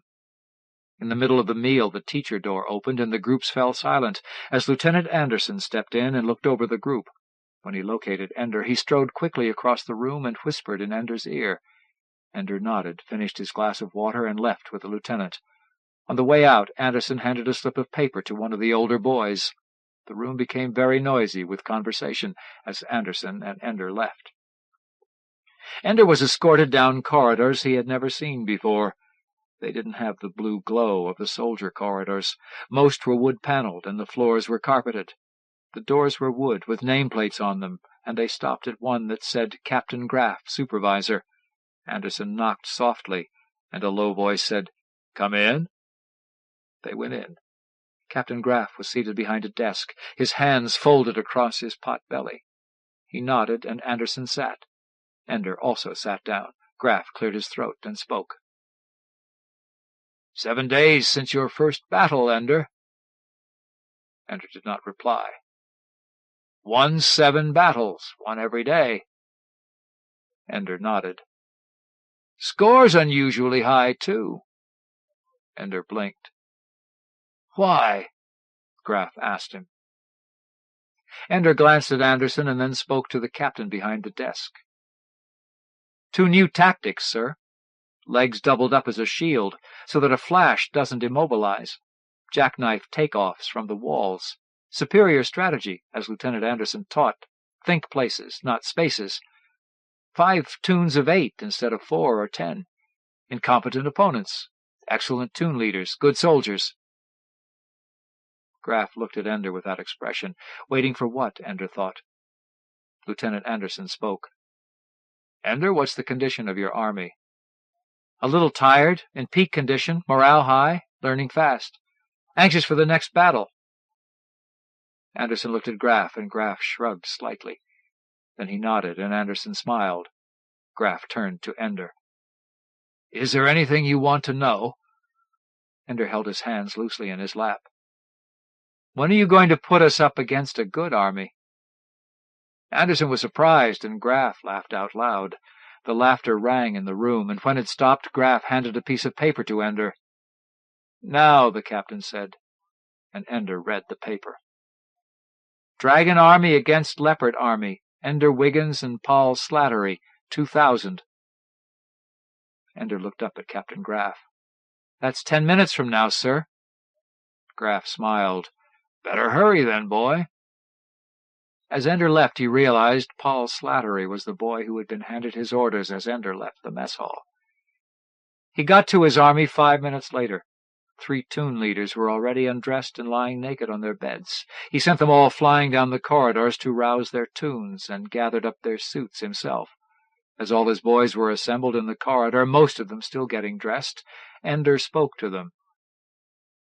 This one's hot, and there's no time. We'll be late to the door, and the enemy'll be deployed right outside our gate. Ambush, and I've never heard of it happening before. So we'll take our time at the door. E-tune, keep your belts loose, and give your flashes to the leaders and seconds of the other tunes. Puzzled, E-tune complied. By then all were dressed, and Ender led them at a trot to the gate. When they reached it, the force field was already on one way, and some of his soldiers were panting. They had had one battle that day and a full workout. They were tired. Ender stopped at the entrance and looked at the placement of the enemy soldiers. Most of them were grouped not more than 20 feet out from the gate. There was no grid, there were no stars. A big empty space. Where were the other enemy soldiers? There should have been 10 more. They're flat against this wall, Ender said, where we can't see them. He thought for a moment, then took 2 of the tunes and made them kneel, their hands on their hips. Then he flashed them so that their bodies were frozen rigid. Your shields, Ender said. and then had boys from 2 other toons kneel on their legs and hook both arms under the frozen boy's shoulders. Each boy was holding 2 flashers. Then Ender and the members of the last toon picked up the duos, 3 at a time, and threw them out the door. Of course, the enemy opened fire immediately, but they only hit the boys who were already flashed, and in a few moments pandemonium broke out in the battle room. All the soldiers of Leopard Army were easy targets as they lay pressed flat against the wall, and Ender's soldiers, armed with 2 flashers each, carved them up easily. Paul Slattery reacted quickly, ordering his men away from the wall, but not quickly enough. Only a few were able to move, and they were flashed before they could get a quarter of the way across the battle room. When the battle was over, Dragon Army had only 12 boys whole, the lowest score they had ever had. But Ender was satisfied, and during the ritual of surrender, Paul Slattery broke form by shaking hands and asking, "Why did you wait so long getting out of the gate?" Ender glanced at Anderson, who was floating nearby. "I was informed late," he said. "It was an ambush." Slattery grinned and gripped Ender's hand again. "Good game." Ender didn't smile at Anderson this time. He knew that now the games would be arranged against him, to even up the odds. He didn't like it. It was 21:50, nearly time for lights out, when Ender knocked at the door of the room shared by Bean and 3 other soldiers. One of the others opened the door, then stepped back and held it wide. Ender stood for a moment, then asked if he could come in. They answered, of course, come in," and he walked to the upper bunk, where Bean had set down his book and was leaning on one elbow to look at Ender. "Bean, can you give me 20 minutes?" "Near lights out," Bean answered. "My room," Ender answered. "I'll cover for you." Bean sat up and slid off his bed. Together he and Ender padded silently down the corridor to Ender's room. Bean entered first, and Ender closed the door behind them. "Sit down," Ender said, and they both sat on the edge of the bed, looking at each other. "Remember 4 weeks ago, Bean, when you told me to make you a toon leader?" "Yeah." "I've made 5 toon leaders since then, haven't I? And none of them was you." Bean looked at him calmly. "Was I right?" Ender asked. "Yes, sir," Bean answered. Ender nodded. "How have you done in these battles?" Bean cocked his head to one side. "I've never been immobilized, sir, and I've immobilized 43 of the enemy. I've obeyed orders quickly, and I've commanded a squad in mop-up and never lost a soldier." "Then you'll understand this." Ender paused, then decided to back up and say something else first. "You know you're early, Bean, by a good half-year. I was too, and I've been made a commander 6 months early. Now they've put me into battles after only 3 weeks of training with my army. They've given me 8 battles in 7 days. I've already had more battles than boys who were made commander 4 months ago. I've won more battles than many who've been commanders for a year. And then tonight. You know what happened tonight?" Bean nodded. "They told you late." "I don't know what the teachers are doing, but my army is getting tired, and I'm getting tired, and now they're changing the rules of the game. You see, Bean, I've looked in the old charts. No one has ever destroyed so many enemies and kept so many of his own soldiers whole in the history of the game. I'm unique, and I'm getting unique treatment." Bean smiled. "You're the best, Ender." Ender shook his head. "Maybe, but it was no accident that I got the soldiers I got. My worst soldier could be a toon leader in another army. I've got the best. They've loaded things my way, but now they're loading it against me. I don't know why, but I know I have to be ready for it. I need your help." "Why mine?" "Because even though there are some better soldiers than you in Dragon Army, not many, but some, there's nobody who can think better and faster than you." Bean said nothing. They both knew it was true. Ender continued. "I need to be ready, but I can't retrain the whole army, so I'm going to cut every toon down by 1, including you, and you and 4 others will be a special squad under me. And you'll learn to do some new things. Most of the time you'll be in the regular toons, just like you are now, but when I need you. See?" Bean smiled and nodded. "That's right, that's good. Can I pick them myself?" "1 from each toon except your own, and you can't take any toon leaders." What do you want us to do? Bean, I don't know. I don't know what they'll throw at us. What would you do if suddenly our flashes didn't work, and the enemy's did? What would you do if we had to face 2 armies at once? The only thing I know is we're not going for score anymore. We're going for the enemy's gate. That's when the battle is technically won. 4 helmets at the corners of the gate. I'm going for quick kills, battles ended even when we're outnumbered. Got it? You take them for 2 hours during regular workout. Then you and I and your soldiers will work at night after dinner. We'll get tired. I have a feeling we don't know what tired is. Ender reached out and took Bean's hand and gripped it. Even when it's rigged against us, Bean. We'll win. Bean left in silence and padded down the corridor. Dragon Army wasn't the only army working out after hours now. The other commanders finally realized they had some catching up to do. From early morning to lights out, soldiers all over training and command center, none of them over 14 years old, were learning to jackknife off walls and use each other as living shields. But while other commanders mastered the techniques that Ender had used to defeat them, Ender and Bean worked on solutions to problems that had never come up. There were still battles every day, but for a while they were normal, with grids and stars and sudden plunges through the gate. And after the battles, Ender and Bean and 4 other soldiers would leave the main group and practice strange maneuvers. Attacks without flashers, using feet to physically disarm or disorient an enemy, using 4 frozen soldiers to reverse the enemy's gate in less than 2 seconds. And one day Bean came to work out with a 300-meter cord. What's that for?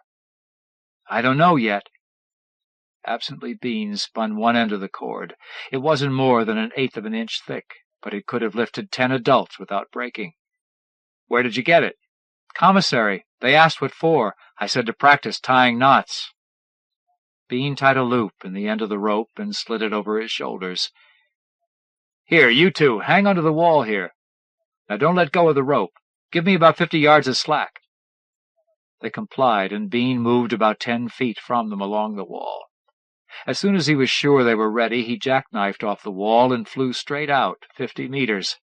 Then the rope snapped taut. It was so fine that it was virtually invisible, but it was strong enough to force Bean to veer off at almost a right angle. It happened so suddenly that he had inscribed a perfect arc and hit the wall before most of the other soldiers knew what had happened. Bean did a perfect rebound and drifted quickly back where Ender and the others waited for him. Many of the soldiers in the 5 regular squads hadn't noticed the rope and were demanding to know how it was done. It was impossible to change direction that abruptly in nullo. Bean just laughed. Wait till the next game without a grid. They'll never know what hit them. They never did. The next game was only 2 hours later, but Bean and 2 others had become pretty good at aiming and shooting while they flew at ridiculous speeds at the end of the rope. The slip of paper was delivered, and Dragon Army trotted off to the gate to battle with Griffin Army. Bean coiled the rope all the way. When the gate opened, all they could see was a large brown star only 15 feet away, completely blocking their view of the enemy's gate. Ender didn't pause. Bean, give yourself 50 feet of rope and go around the star. Bean and his 4 soldiers dropped through the gate, and in a moment Bean was launched sideways away from the star. The rope snapped taut, and Bean flew forward. As the rope was stopped by each edge of the star in turn, his arc became tighter and his speed greater, until when he hit the wall only a few feet away from the gate, he was barely able to control his rebound to end up behind the star. But he immediately moved all his arms and legs so that those waiting inside the gate would know that the enemy hadn't flashed him anywhere. Ender dropped through the gate, and Bean quickly told him how Griffin Army was situated. They've got 2 squares of stars all the way around the gate. All their soldiers are under cover, and there's no way to hit any of them until we're clear to the bottom wall. Even with shields, we'd get there at half strength, and we wouldn't have a chance. They moving? Ender asked. Do they need to? Ender thought for a moment. This one's tough. We'll go for the gate, Bean. Griffin Army began to call out to them. Hey, is anybody there? Wake up, there's a war on. We want to join the picnic. They were still calling when Ender's army came out from behind their star with a shield of 14 frozen soldiers. William B., Griffin Army's commander, waited patiently as the screen approached, his men waiting at the fringes of their stars for the moment when whatever was behind the screen became visible. About 10 meters away, the screen exploded as the soldiers behind it shoved the screen north. The momentum carried them south twice as fast, and at the same moment the rest of Dragon Army burst from behind their star at the opposite end of the room, firing rapidly. William B.'s boys joined battle immediately, of course, but William B. was far more interested in what had been left behind when the shield disappeared. A formation of 4 frozen Dragon Army soldiers were moving headfirst toward the Griffin Army gate, held together by another frozen soldier whose feet and hands were hooked through their belts. A 6th soldier hung to his wrist and trailed like the tail of a kite. Griffin Army was winning the battle easily, and William B. concentrated on the formation as it approached the gate. Suddenly the soldier trailing in back moved. He wasn't frozen at all, and even though William B. flashed him immediately, the damage was done. The formation drifted to the Griffin Army gate, and their helmets touched all 4 corners simultaneously. A buzzer sounded, the gate reversed, and the frozen soldier in the middle was carried by momentum right through the gate. All the flashers stopped working, and the game was over. The teacher door opened, and Lieutenant Anderson came in. Anderson stopped himself with a slight movement of his hands when he reached the center of the battle room. "Ender!" he called, breaking protocol. One of the frozen dragon soldiers near the south wall tried to call through jaws that were clamped shut by the suit. Anderson drifted to him and unfroze him. Ender was smiling. "I beat you again, sir," Ender said. Anderson didn't smile. "That's nonsense, Ender," Anderson said softly. "Your battle was with William B. of Griffin Army." Ender raised an eyebrow. "After that maneuver," Anderson said, "the rules are being revised to require that all of the enemy's soldiers must be immobilized before the gate can be reversed." "That's all right," Ender said. "It could only work once, anyway." Anderson nodded and was turning away when Ender added, "Is there going to be a new rule that armies be given equal positions to fight from?" Anderson turned back around. "If you're in one of the positions, Ender, you can hardly call them equal, whatever they are." William B. counted carefully and wondered how in the world he had lost when not one of his soldiers had been flashed, and only 4 of Ender's soldiers were even mobile. And that night, as Ender came into the commander's mess hall, he was greeted with applause and cheers, and his table was crowded with respectful commanders, many of them 2 or 3 years older than he was. He was friendly, but while he ate, he wondered what the teachers would do to him in his next battle. He didn't need to worry. His next 2 battles were easy victories, and after that he never saw the battle room again. It was 2100, and Ender was a little irritated to hear someone knock at his door. His army was exhausted, and he had ordered them all to be in bed after 20:30. The last 2 days had been regular battles, and Ender was expecting the worst in the morning. It was Bean. He came in sheepishly and saluted. Ender returned his salute and snapped, "Bean, I wanted everybody in bed." Bean nodded but didn't leave. Ender considered ordering him out, but as he looked at Bean, it occurred to him for the first time in weeks just how young Bean was. He had turned 8 a week before, and he was still small and— No, Ender thought, he wasn't young. Nobody was young. Bean had been in battle, and with a whole army depending on him, he had come through and won. And even though he was small, Ender could never think of him as young again. Ender shrugged, and Bean came over and sat on the edge of the bed. The younger boy looked at his hands for a while, and finally Ender grew impatient and asked, "Well, what is it?" "I'm transferred. Got orders just a few minutes ago." Ender closed his eyes for a moment. "I knew they'd pull something new. Now they're taking—" "Where are you going?"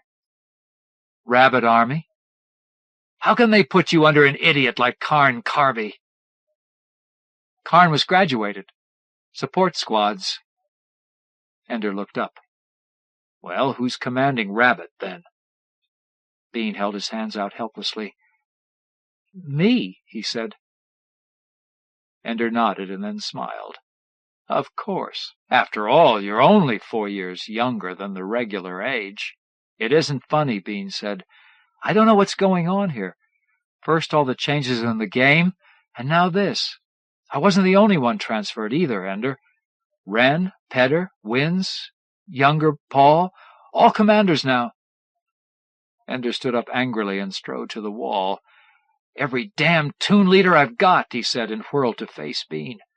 "If they're going to break up my army, Bean, why did they bother making me a commander at all?"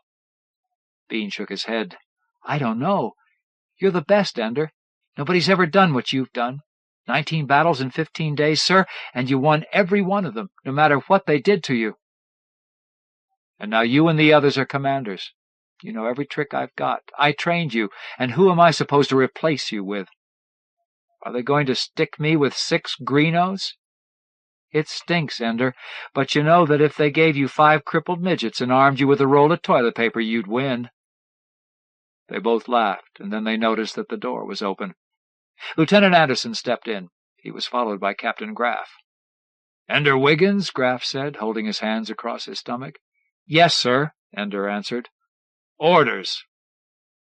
Anderson extended a slip of paper. Ender read it quickly, then crumpled it, still looking at the air where the paper had been. After a few moments he asked, "Can I tell my army?" "They'll find out," Graff answered. "It's better not to talk to them after orders. It makes it easier." "For you or for me?" Ender asked.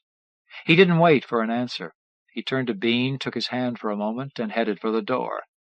"Wait," Bean said. "Where are you going? Tactical or support school?" "Command school," Ender answered, and then he was gone, and Anderson closed the door. Command school, Bean thought. Nobody went to command school until they had gone through 3 years of tactical. But then nobody went to tactical until they had been through at least 5 years of battle school.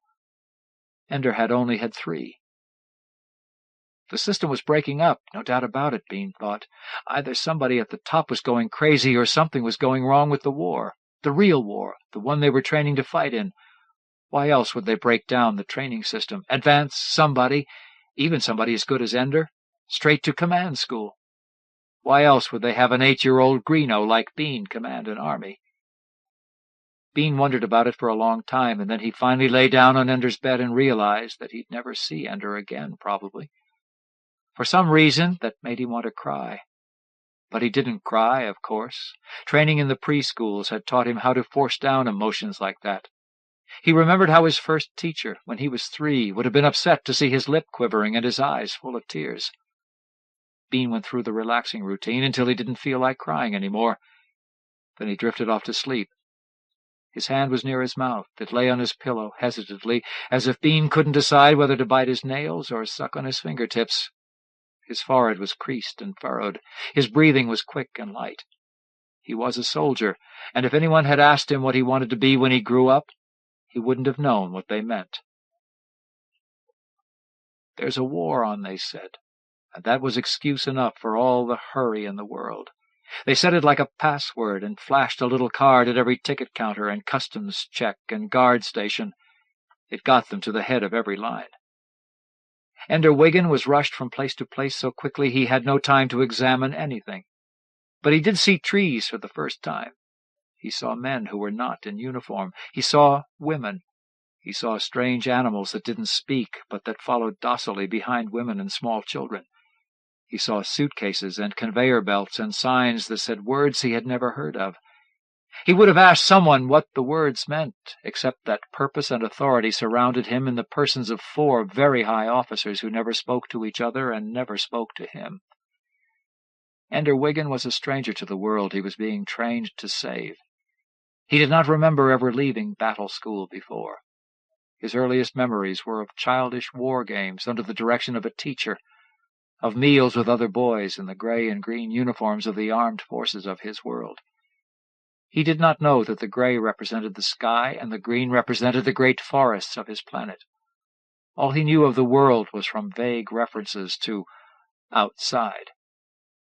And before he could make any sense of the strange world he was seeing for the first time, they enclosed him again within the shell of the military, where nobody had to say there's a war on anymore, because nobody in the shell of the military forgot it for a single instant in a single day. They put him in a spaceship and launched him to a large artificial satellite that circled the world. This space station was called Command School. It held the Ansible. On his first day, Ender Wiggin was taught about the Ansible and what it meant to warfare. It meant that even though the starships of today's battles were launched 100 years ago, the commanders of the starships were men of today who used the Ansible to send messages to the computers and the few men on each ship. The Ansible sent words as they were spoken, orders as they were made, battle plans as they were fought. Light was a pedestrian. For 2 months, Ender Wiggin didn't meet a single person. They came to him namelessly, taught him what they knew, and left him to other teachers. He had no time to miss his friends at battle school. He only had time to learn how to operate the simulator, which flashed battle patterns around him as if he were in a starship at the center of the battle. How to command mock ships in mock battles by manipulating the keys on the simulator and speaking words into the Ansible. How to recognize instantly every enemy ship and the weapons it carried by the pattern that the simulator showed. How to transfer all that he learned in the nullo battles at battle school to the starship battles at command school. He had thought the game was taken seriously before. Here they hurried him through every step, were angry and worried beyond reason every time he forgot something or made a mistake. But he worked as he had always worked, and learned as he had always learned. After a while, he didn't make any more mistakes. He used the simulator as if it were a part of himself. Then they stopped being worried, and they gave him a teacher. The teacher was a person at last, and his name was Mazer Rackham. Mazer Rackham was sitting cross-legged on the floor when Ender awoke. He said nothing as Ender got up and showered and dressed, and Ender did not bother to ask him anything. He had long since learned that when something unusual was going on, he would find out more information faster by waiting than by asking. Mazer still hadn't spoken when Ender was ready and went to the door to leave the room. The door didn't open. Ender turned to face the man sitting on the floor. Mazer was at least 40, which made him the oldest man Ender had ever seen close up. He had a day's growth of black and white whiskers that grizzled his face only slightly less than his close-cut hair. His face sagged a little, and his eyes were surrounded by creases and lines. He looked at Ender without interest. Ender turned back to the door and tried again to open it. "All right," he said, giving up. "Why's the door locked?" Mazer continued to look at him blankly. Ender became impatient. "I'm going to be late. If I'm not supposed to be there until later, then tell me so I can go back to bed." No answer. "Is it a guessing game?" Ender asked. No answer. Ender decided that maybe the man was trying to make him angry, so he went through a relaxing exercise as he leaned on the door, and soon he was calm again. Mazer didn't take his eyes off Ender. For the next 2 hours the silence endured, Mazer watching Ender constantly, Ender trying to pretend he didn't notice the old man. The boy became more and more nervous, and finally ended up walking from one end of the room to the other in a sporadic pattern. He walked by Mazer as he had several times before, and Mazer's hand shot out and pushed Ender's left leg into his right in the middle of a step. Ender fell flat on the floor. He leaped to his feet immediately, furious. He found Mazer sitting calmly, cross-legged, as if he had never moved. Ender stood poised to fight. But the other's immobility made it impossible for Ender to attack, and he found himself wondering if he had only imagined the old man's hand tripping him up. The pacing continued for another hour, with Ender Wiggin trying the door every now and then. At last he gave up and took off his uniform and walked to his bed. As he leaned over to pull the covers back, he felt a hand jab roughly between his thighs and another hand grab his hair. In a moment he had been turned upside down. His face and shoulders were being pressed into the floor by the old man's knee, while his back was excruciatingly bent and his legs were pinioned by Mazer's arm. Ender was helpless to use his arms, and he couldn't bend his back to gain slack so he could use his legs. In less than 2 seconds the old man had completely defeated Ender Wiggin. "All right," Ender gasped. "You win." Mazer's knee thrust painfully downward. "Since when," Mazer asked in a soft, rasping voice, "do you have to tell the enemy when he has won?" Ender remained silent. "I surprised you once, Ender Wiggin. Why didn't you destroy me immediately afterward? Just because I looked peaceful? You turned your back on me. Stupid. You have learned nothing. You have never had a teacher." Ender was angry now. "I've had too many damn teachers. How was I supposed to know you'd turn out to be a—" Ender hunted for a word. Mazer supplied one. "An enemy, Ender Wiggin," Mazer whispered. "I am your enemy, the first one you've ever had who was smarter than you. There is no teacher but the enemy, Ender Wiggin. No one but the enemy will ever tell you what the enemy is going to do. No one but the enemy will ever teach you how to destroy and conquer. I am your enemy from now on. From now on, I am your teacher." Then Mazer let Ender's legs fall to the floor. Because the old man still held Ender's head to the floor, the boy couldn't use his arms to compensate, and his legs hit the plastic surface with a loud crack and a sickening pain that made Ender wince. Then Mazer stood and let Ender rise. Slowly the boy pulled his legs under him with a faint groan of pain, and he knelt on all fours for a moment, recovering. Then his right arm flashed out. Mazer quickly danced back, and Ender's hand closed on air as his teacher's foot shot forward to catch Ender on the chin. Ender's chin wasn't there. He was lying flat on his back, spinning on the floor, and during the moment that Mazer was off balance from his kick, Ender's feet smashed into Mazer's other leg. The old man fell on the ground in a heap. What seemed to be a heap was really a hornet's nest. Ender couldn't find an arm or a leg that held still long enough to be grabbed, and in the meantime blows were landing on his back and arms. Ender was smaller. He couldn't reach past the old man's flailing limbs. So he leaped back out of the way and stood poised near the door. The old man stopped thrashing about and sat up cross-legged again, laughing. "Better this time, boy, but slow. You'll have to be better with a fleet than you are with your body, or no one will be safe with you in command. Lesson learned?" Ender nodded slowly. Mazer smiled. "Good. Then we'll never have such a battle again. All the rest with the simulator. I will program your battles. I will devise the strategy of your enemy, and you will learn to be quick and discover what tricks the enemy has for you. Remember, boy, from now on the enemy is more clever than you. From now on the enemy is stronger than you. From now on you are always about to lose."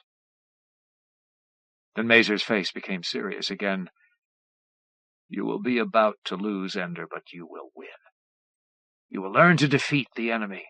He will teach you how." Mazer got up and walked toward the door. Ender stepped back out of the way. As the old man touched the handle of the door, Ender leaped into the air and kicked Mazer in the small of the back with both feet. He hit hard enough that he rebounded onto his feet as Mazer cried out and collapsed on the floor. Mazer got up slowly, holding onto the door handle, his face contorted with pain. He seemed disabled, but Ender didn't trust him. He waited warily, and yet, in spite of his suspicion, he was caught off guard by Mazer's speed. In a moment he found himself on the floor near the opposite wall, his nose and lip bleeding where his face had hit the bed. He was able to turn enough to see Mazer open the door and leave. The old man was limping and walking slowly. Ender smiled in spite of the pain, then rolled over onto his back and laughed until his mouth filled with blood and he started to gag. Then he got up and painfully made his way to the bed. He lay down, and in a few minutes a medic came and took care of his injuries. As the drug had its effect and Ender drifted off to sleep, he remembered the way Mazer limped out of his room and laughed again. He was still laughing softly as his mind went blank, and the medic pulled the blanket over him and snapped off the light. He slept until pain woke him in the morning. He dreamed of defeating Mazer. The next day, Ender went to the simulator room with his nose bandaged and his lip still puffy. Mazer was not there. Instead, a captain who had worked with him before showed him an addition that had been made. The captain pointed to a tube with a loop at one end. "Radio. Primitive, I know, but it loops over your ear, and we tuck the other end into your mouth with this piece here." "Watch it," Ender said as the captain pushed the end of the tube into his swollen lip. "Sorry. Now you just talk." "Good. Who to?" The captain smiled. Ask and see. Ender shrugged and turned to the simulator. As he did, a voice reverberated through his skull. It was too loud for him to understand, and he ripped the radio off his ear. "What are you trying to do, make me deaf?" The captain shook his head and turned a dial on a small box on a nearby table. Ender put the radio back on. "Commander?" the radio said in a familiar voice. Ender answered, "Yes." "Instructions, sir?" The voice was definitely familiar. "Bean?" Ender asked. "Yes, sir." "Bean, this is Ender." Silence, and then a burst of laughter from the other side.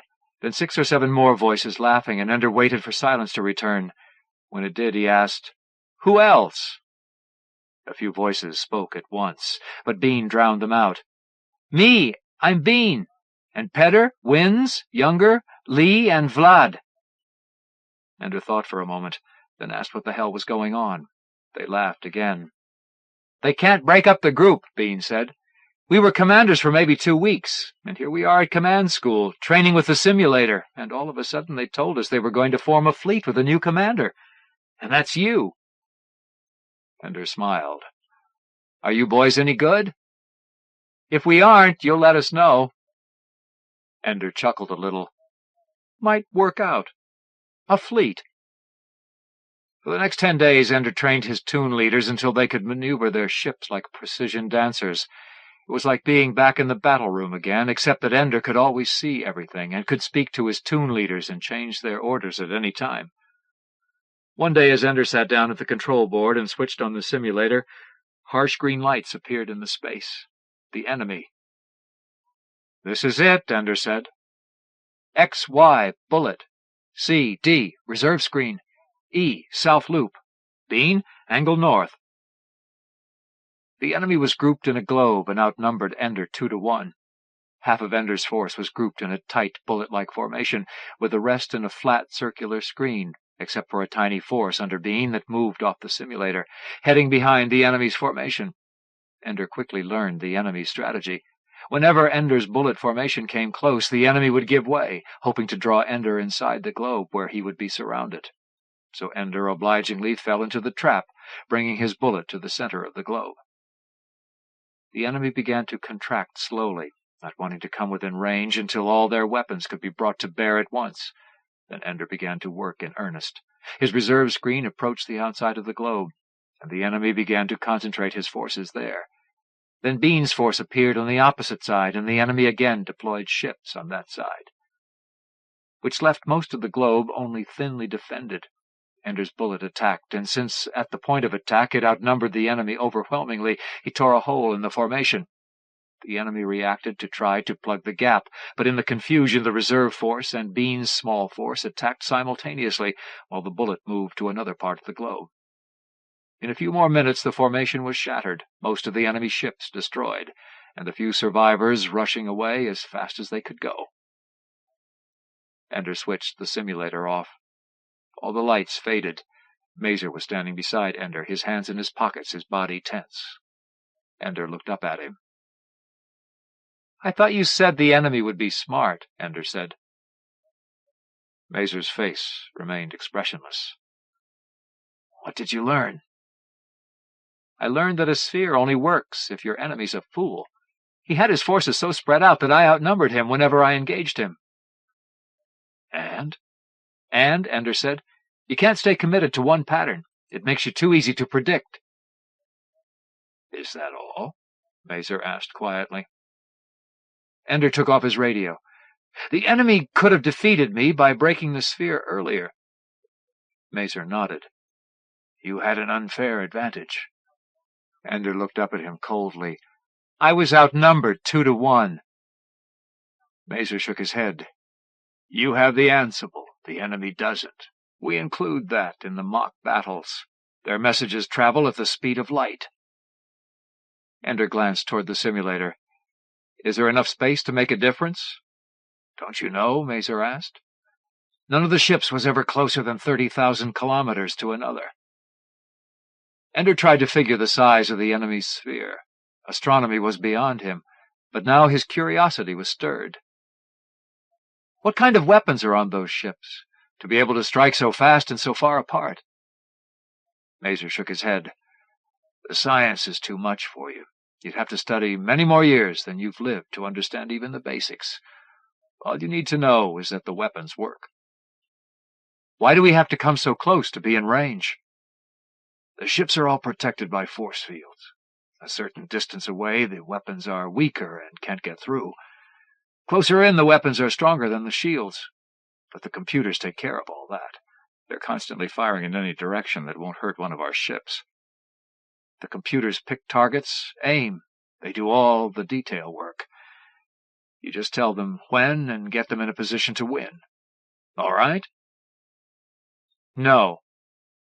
Ender twisted the tube of the radio around his fingers. "I have to know how the weapons work."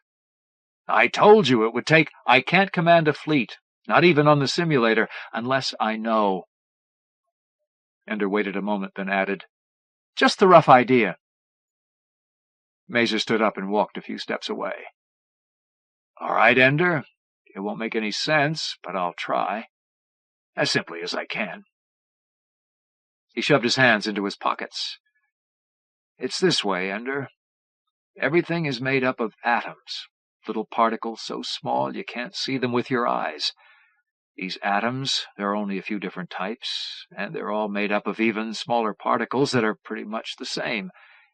These atoms can be broken, so that they stop being atoms, so that this metal doesn't hold together anymore, or the plastic floor, or your body, or even the air.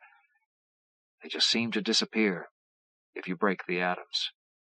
All that's left is the pieces, and they fly around and break more atoms. The weapons on the ships set up an area where it's impossible for atoms of anything to stay together. They all break down, so things in that area, they disappear." Ender nodded. "You're right, I don't understand it. Can it be blocked?" "No, but it gets wider and weaker the farther it goes from the ship, so that after a while a force field will block it. Okay? And to make it strong at all, it has to be focused, so that a ship can only fire effectively in maybe 3 or 4 directions at once." Ender nodded again. Mazer wondered if the boy really understood it at all. "If the pieces of the broken atoms go breaking more atoms, why doesn't it just make everything disappear?" "Space. Those thousands of kilometers between the ships, they're empty. Almost no atoms. The pieces don't hit anything, and when they finally do hit something, they're so spread out they can't do any harm." Mazer cocked his head quizzically. "Anything else?" Ender nodded. "Do the weapons on the ships, do they work against anything besides ships?" Mazer moved in close to Ender and said firmly, "We only use them against ships, never anything else. If we used them against anything else, the enemy would use them against us. Got it?" Mazer walked away and was nearly out the door when Ender called to him. "I don't know your name yet," Ender said blandly. "Mazer Rackham." "Mazer Rackham," Ender said. "I defeated you." Mazer laughed. "Ender, you weren't fighting me today," he said. "You were fighting the stupidest computer in the command school, set on a 10-year-old program. You don't think I'd use a sphere, do you?" He shook his head. "Ender, my dear little fellow, when you fight me, you'll know it. Because you'll lose." And Mazer left the room. Ender still practiced 10 hours a day with his toon leaders. He never saw them, though, only heard their voices on the radio. Battles came every 2 or 3 days. The enemy had something new every time, something harder, but Ender coped with it, and won every time. And after every battle, Mazer would point out mistakes and show Ender had really lost. Mazer only let Ender finish so that he would learn to handle the end of the game. Until finally Mazer came in and solemnly shook Ender's hand and said, "That, boy, was a good battle." Because the praise was so long in coming, it pleased Ender more than praise had ever pleased him before, and because it was so condescending, he resented it. "So from now on," Mazer said, "we can give you hard ones." From then on, Ender's life was a slow, nervous breakdown. He began fighting 2 battles a day, with problems that steadily grew more difficult. He had been trained in nothing but the game all his life. But now the game began to consume him. He woke in the morning with new strategies for the simulator, and went fitfully to sleep at night with the mistakes of the day preying on him. Sometimes he would wake up in the middle of the night, crying for a reason he didn't remember. Sometimes he woke with his knuckles bloody from biting them. But every day he went impassively to the simulator and drilled his toon leaders until the battles, and drilled his toon leaders after the battles, and endured and studied the harsh criticism that Mazer Rackham piled on him. He noted that Rackham perversely criticized him more after his hardest battles. He noted that every time he thought of a new strategy, the enemy was using it within a few days, and he noted that while his fleet always stayed the same size, the enemy increased in numbers every day. He asked his teacher, "We are showing you what it will be like when you really command. The ratios of enemy to us. Why does the enemy always outnumber us in these battles?" Mazer bowed his gray head for a moment, as if deciding whether to answer. Finally he looked up and reached out his hand and touched Ender on the shoulder.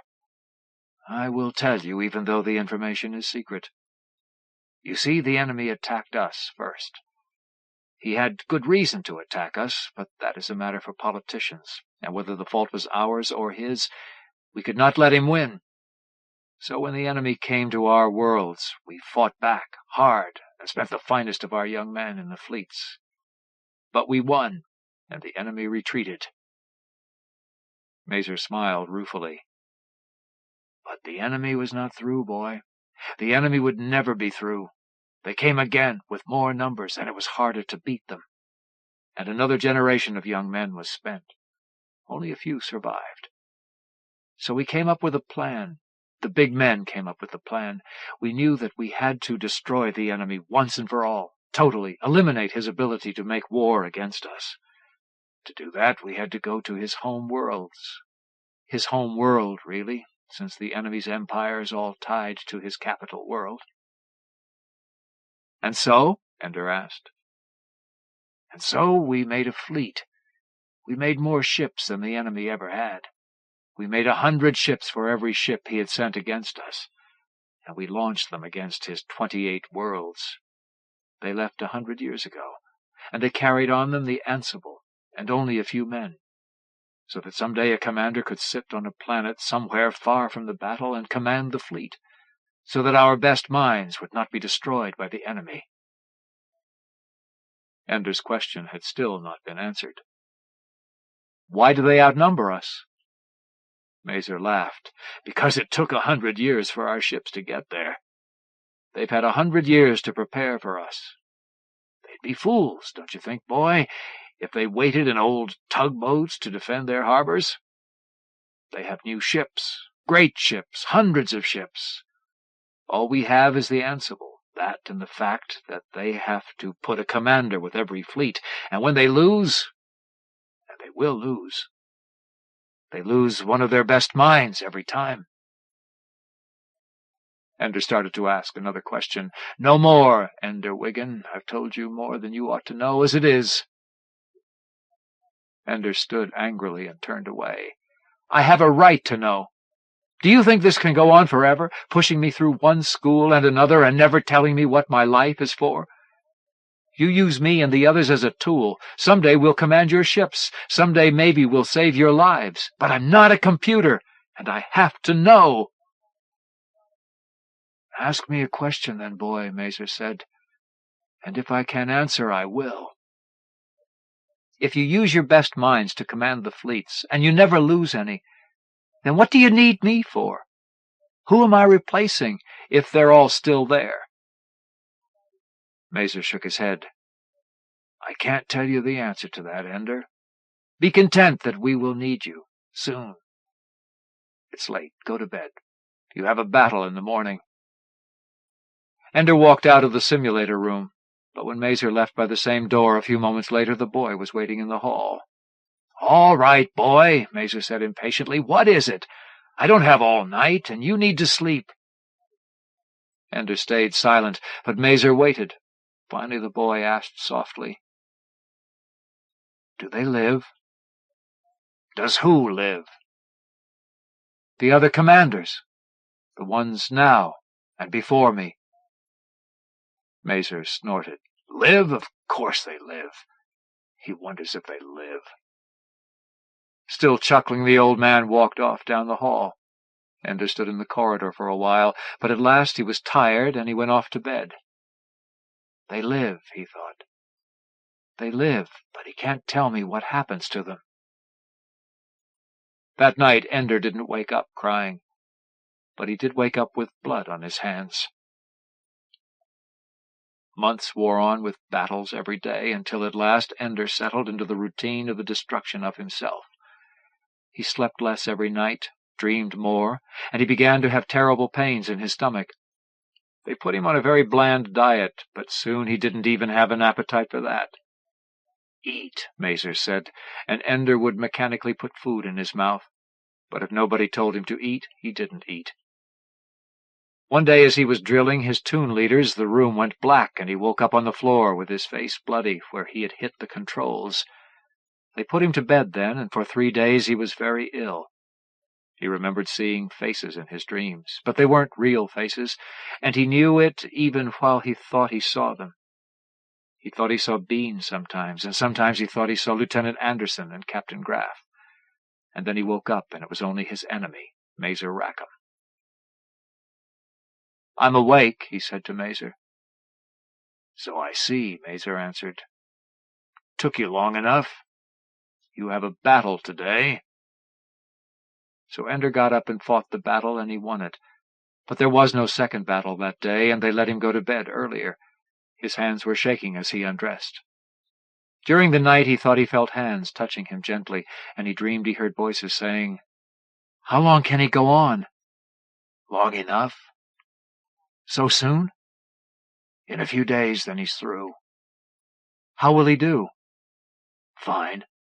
Even today he was better than ever." Ender recognized the last voice as Mazer Rackham's. He resented Rackham's intruding, even in his sleep. He woke up and fought another battle and won. Then he went to bed. He woke up and won again. And the next day was his last day in command school, though he didn't know it. He got up and went to the simulator for the battle. Mazer was waiting for him. Ender walked slowly into the simulator room. His step was slightly shuffling, and he seemed tired and dull. Mazer frowned. "Are you awake, boy?" If Ender had been alert, he would have noticed the concern in his teacher's voice. Instead, he simply went to the controls and sat down. Mazer spoke to him. "Today's game needs a little explanation, Ender Wiggin. Please turn around and pay strict attention." Ender turned around, and for the first time he noticed that there were people at the back of the room. He recognized Graff and Anderson from battle school, and vaguely remembered a few of the men from command school, teachers for a few hours at some time or another. But most of the people he didn't know at all. "Who are they?" Mazer shook his head and answered, "Observers. Every now and then we let observers come in to watch the battle. If you don't want them, we'll send them out." Ender shrugged. Mazer began his explanation. "Today's game, boy, has a new element. We're staging this battle around a planet. This will complicate things in 2 ways. The planet isn't large on the scale we're using, but the Ansible can't detect anything on the other side of it. So there's a blind spot. Also, it's against the rules to use weapons against the planet itself. All right?" "Why, don't the weapons work against planets?"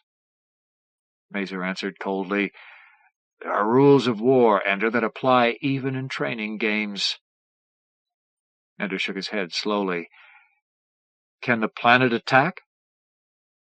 Mazer looked nonplussed for a moment, then smiled. "I guess you'll have to find that one out, boy. And one more thing. Today, Ender, your opponent isn't the computer. I am your enemy today, and today I won't be letting you off so easily. Today is a battle to the end, and I'll use any means I can to defeat you." Then Mazer was gone, and Ender expressionlessly led his tune leaders through maneuvers. Ender was doing well, of course, but several of the observers shook their heads, and Graff kept clasping and unclasping his hands, crossing and uncrossing his legs. Ender would be slow today, and today Ender couldn't afford to be slow. A warning buzzer sounded, and Ender cleared the simulator board, waiting for today's game to appear. He felt muddled today and wondered why people were there watching. Were they going to judge him today, decide if he was good enough for something else? For another 2 years of grueling training, another 2 years of struggling to exceed his best? Ender was 12. He felt very old, and as he waited for the game to appear, he wished he could simply lose the battle badly and completely, so that they would remove him from the program, punish him however they wanted. He didn't care, just so he could sleep. Then the enemy formation appeared, and Ender's weariness turned to desperation. The enemy outnumbered him 1,000 to 1. The simulator glowed green with them, and Ender knew that he couldn't win. And the enemy was not stupid. There was no formation that Ender could study and attack. Instead, the vast swarms of ships were constantly moving, constantly shifting from one momentary formation to another, so that a space that for one moment was empty was immediately filled with a formidable enemy force.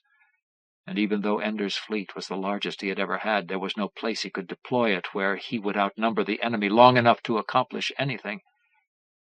And behind the enemy was the planet which Mazer had warned him about. What difference did a planet make when Ender couldn't hope to get near it? Ender waited for the flash of insight that would tell him what to do, how to destroy the enemy.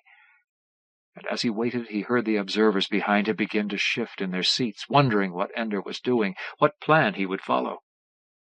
And finally it was obvious to everybody that Ender didn't know what to do. But there was nothing to do, and a few of the men at the back of the room made quiet little sounds in their throats. Then Ender heard Bean's voice in his ear. Bean chuckled and said, "Remember, the enemy's gate is down." A few of the other leaders laughed, and Ender thought back to the simple games he had played and won in battle school. They had put him against hopeless odds there, too, and he had beaten them. And he'd be damned if he'd let Mazer Rackham beat him with a cheap trick like outnumbering him 1,000 to 1. He'd won a game in battle school by going for something the enemy didn't expect, something against the rules. He'd won by going against the enemy's gate. And the enemy's gate was down. Ender smiled and realized that if he broke this rule, they'd probably kick him out of school, and that way he'd win for sure. He would never have to play a game again. He whispered into the microphone. His 6 commanders each took part of the fleet and launched themselves against the enemy. They pursued erratic courses, darting off in one direction and then another. The enemy immediately stopped his aimless maneuvering and began to group around Ender's 6 fleets.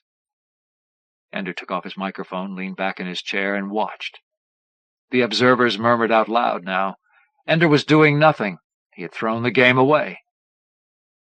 But a pattern began to emerge from the quick confrontations with the enemy. Ender's 6 groups lost ships constantly as they brushed with each enemy force. But they never stopped for a fight, even when for a moment they could have won a small tactical victory. Instead, they continued on their erratic course that led eventually down toward the enemy planet. And because of their seemingly random course, the enemy didn't realize it until the same time that the observers did. By then it was too late, just as it had been too late for William B. to stop Ender's soldiers from activating the gate. More of Ender's ships could be hit and destroyed, so that of the 6 fleets only 2 were able to get to the planet, and those were decimated. But those tiny groups did get through, and they opened fire on the planet. Ender leaned forward now, anxious to see if his guess would pay off. He half expected a buzzer to sound and the game to be stopped, because he had broken the rule. But he was betting on the accuracy of the simulator. If it could simulate a planet, it could simulate what would happen to a planet under attack. It did. The weapons that blew up little ships didn't blow up the entire planet at first, but they did cause terrible explosions, and on the planet there was no space to dissipate the chain reaction. On the planet the chain reaction found more and more fuel to feed it. The planet's surface seemed to be moving back and forth, but soon the surface gave way in an immense explosion that sent light flashing in all directions. It swallowed up Ender's entire fleet, and then it reached the enemy ships. The first simply vanished in the explosion. Then, as the explosion spread and became less bright, it was clear what happened to each ship. As the light reached them, they flashed brightly for a moment and disappeared. They were all fuel for the fire of the planet. It took more than 3 minutes for the explosion to reach the limits of the simulator, and by then it was much fainter. All the ships were gone, and if any had escaped before the explosion reached them, they were few and not worth worrying about. Where the planet had been, there was nothing. The simulator was empty. Ender had destroyed the enemy by sacrificing his entire fleet and breaking the rule against destroying the planet. He wasn't sure whether to feel triumphant at his victory or defiant at the rebuke he was certain would come. So instead he felt nothing. He was tired. He wanted to go to bed and sleep. He switched off the simulator and finally heard the noise behind him. There were no longer 2 rows of dignified military observers. Instead there was chaos. Some of them were slapping each other on the back. Some of them were bowed with their head in their hands. Others were openly weeping. Captain Graff detached himself from the group and came to Ender. Tears streamed down his face, but he was smiling. He reached out his arms, and to Ender's surprise he embraced the boy, held him tightly, and whispered, "Thank you, thank you, thank you, Ender." Soon all the observers were gathered around the bewildered child, thanking him and cheering him and patting him on the shoulder and shaking his hand. Ender tried to make sense of what they were saying. Had he passed the test after all?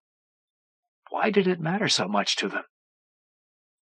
Then the crowd parted and Mazer Rackham walked through. He came straight up to Ender Wiggin and held out his hand.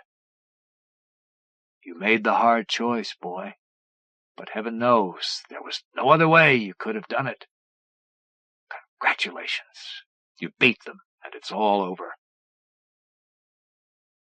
"All over? Beat them?" "I beat you, Mazer Rackham." Mazer laughed, a loud laugh that filled the room. "Ender Wiggin, you never played me. You never played a game since I was your teacher." Ender didn't get the joke. He'd played a great many games at a terrible cost to himself. He began to get angry. Mazer reached out and touched his shoulder. Ender shrugged him off. Mazer then grew serious and said, "Ender Wiggin, for the last months you have been the commander of our fleets. There were no games. The battles were real. Your only enemy was the enemy. You won every battle. And finally today you fought them at their home world, and you destroyed their world, their fleet. You destroyed them completely, and they'll never come against us again. You did it. You. Real. Not a game." Ender's mind was too tired to cope with it all. He walked away from Mazer, walked silently through the crowd that still whispered thanks and congratulations to the boy, walked out of the simulator room, and finally arrived in his bedroom and closed the door. He was asleep when Graff and Mazer Rackham found him. They came in quietly and roused him. He woke slowly, and when he recognized them, he turned away to go back to sleep. "Ender," Graff said, "we need to talk to you."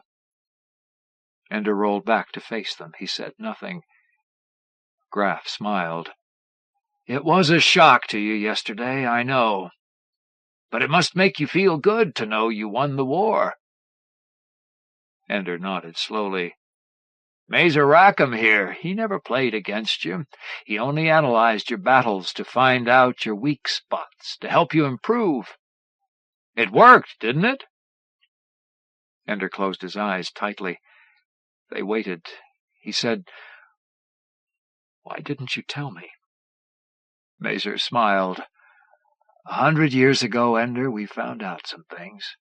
That when a commander's life is in danger, he becomes afraid, and fear slows down his thinking.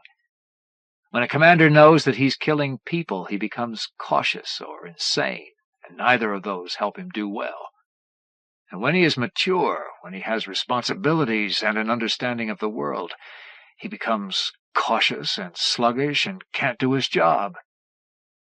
So we trained children who didn't know anything but the game and never knew when it would become real. That was the theory, and you proved that the theory worked." Graff reached out and touched Ender's shoulder. "We launched the ships so that they would all arrive at their destination during these few months. We knew that we'd probably only have one good commander if we were lucky. In history, it's been very rare to have more than one genius in a war. So we planned on having a genius. We were gambling, and you came along and we won." Ender opened his eyes again, and they realized he was angry. "Yes, you won." Graf and Mazer Rackham looked at each other. "He doesn't understand," Graf whispered. "I understand," Ender said. "You needed a weapon, and you got it, and it was me." "That's right," Mazer answered. "So tell me," Ender went on, "how many people lived on that planet that I destroyed?" They didn't answer him. They waited a while in silence, and then Graf spoke. "Weapons don't need to understand what they're pointed at, Ender. We did the pointing, and so we're responsible. You just did your job." Mazer smiled. "Of course, Ender, you'll be taken care of. The government will never forget you. You served us all very well." Ender rolled over and faced the wall, and even though they tried to talk to him, he didn't answer them. Finally they left. Ender lay in his bed for a long time before anyone disturbed him again. The door opened softly. Ender didn't turn to see who it was. Then a hand touched him softly. "Ender, it's me, Bean." Ender turned over and looked at the little boy who was standing by his bed. "Sit down," Ender said. Bean sat. "That last battle, Ender. I didn't know how you'd get us out of it." Ender smiled. "I didn't. I cheated. I thought they'd kick me out." "Can you believe it? We won the war. The whole war's over, and we thought we'd have to wait till we grew up to fight in it, and it was us fighting it all the time. I mean, Ender, we're little kids. I'm a little kid, anyway." Bean laughed, and Ender smiled. Then they were silent for a little while, Bean sitting on the edge of the bed, and Ender watching him out of half-closed eyes. Finally Bean thought of something else to say. "What will we do now that the war's over?" he said. Ender closed his eyes and said, "I need some sleep, Bean." Bean got up and left, and Ender slept. Graf and Anderson walked through the gates into the park. There was a breeze, but the sun was hot on their shoulders. "ABBA Technics? In the capital?" Graf asked. "No, in Bigham County. Training Division," Anderson replied. "They think my work with children is good preparation. And you?" Graf smiled and shook his head. "No plans. I'll be here for a few more months. Reports winding down. I've had offers. Personnel development for DCIA, executive vice president for U&P, but I said no. Publisher wants me to do memoirs of the war. I don't know." They sat on a bench and watched leaves shivering in the breeze. Children on the monkey bars were laughing and yelling, but the wind in the distance swallowed their words. "Look," Graf said, pointing. A little boy jumped from the bars and ran near the bench where the two men sat. Another boy followed him, and holding his hands like a gun, he made an explosive sound. The child he was shooting at didn't stop. He fired again. "I got you! Come back here!" The other little boy ran on, out of sight. "Don't you know when you're dead?" The boy shoved his hands in his pockets and kicked a rock back to the monkey bars. Anderson smiled and shook his head. "Kids," he said.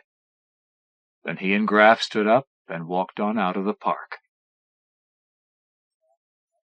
End of Analog, Reader's Choice, edited by Stanley Schmidt. Narrated by John Stratton in the studios of American Foundation for the Blind, Incorporated, for the Library of Congress, November 1982. For special distribution as authorized by Act of Congress under Public Law 89-522 with the permission of the copyright holder and the publisher, Davis Publications, Incorporated, 380 Lexington Avenue, New York, New York, 10017. End of book.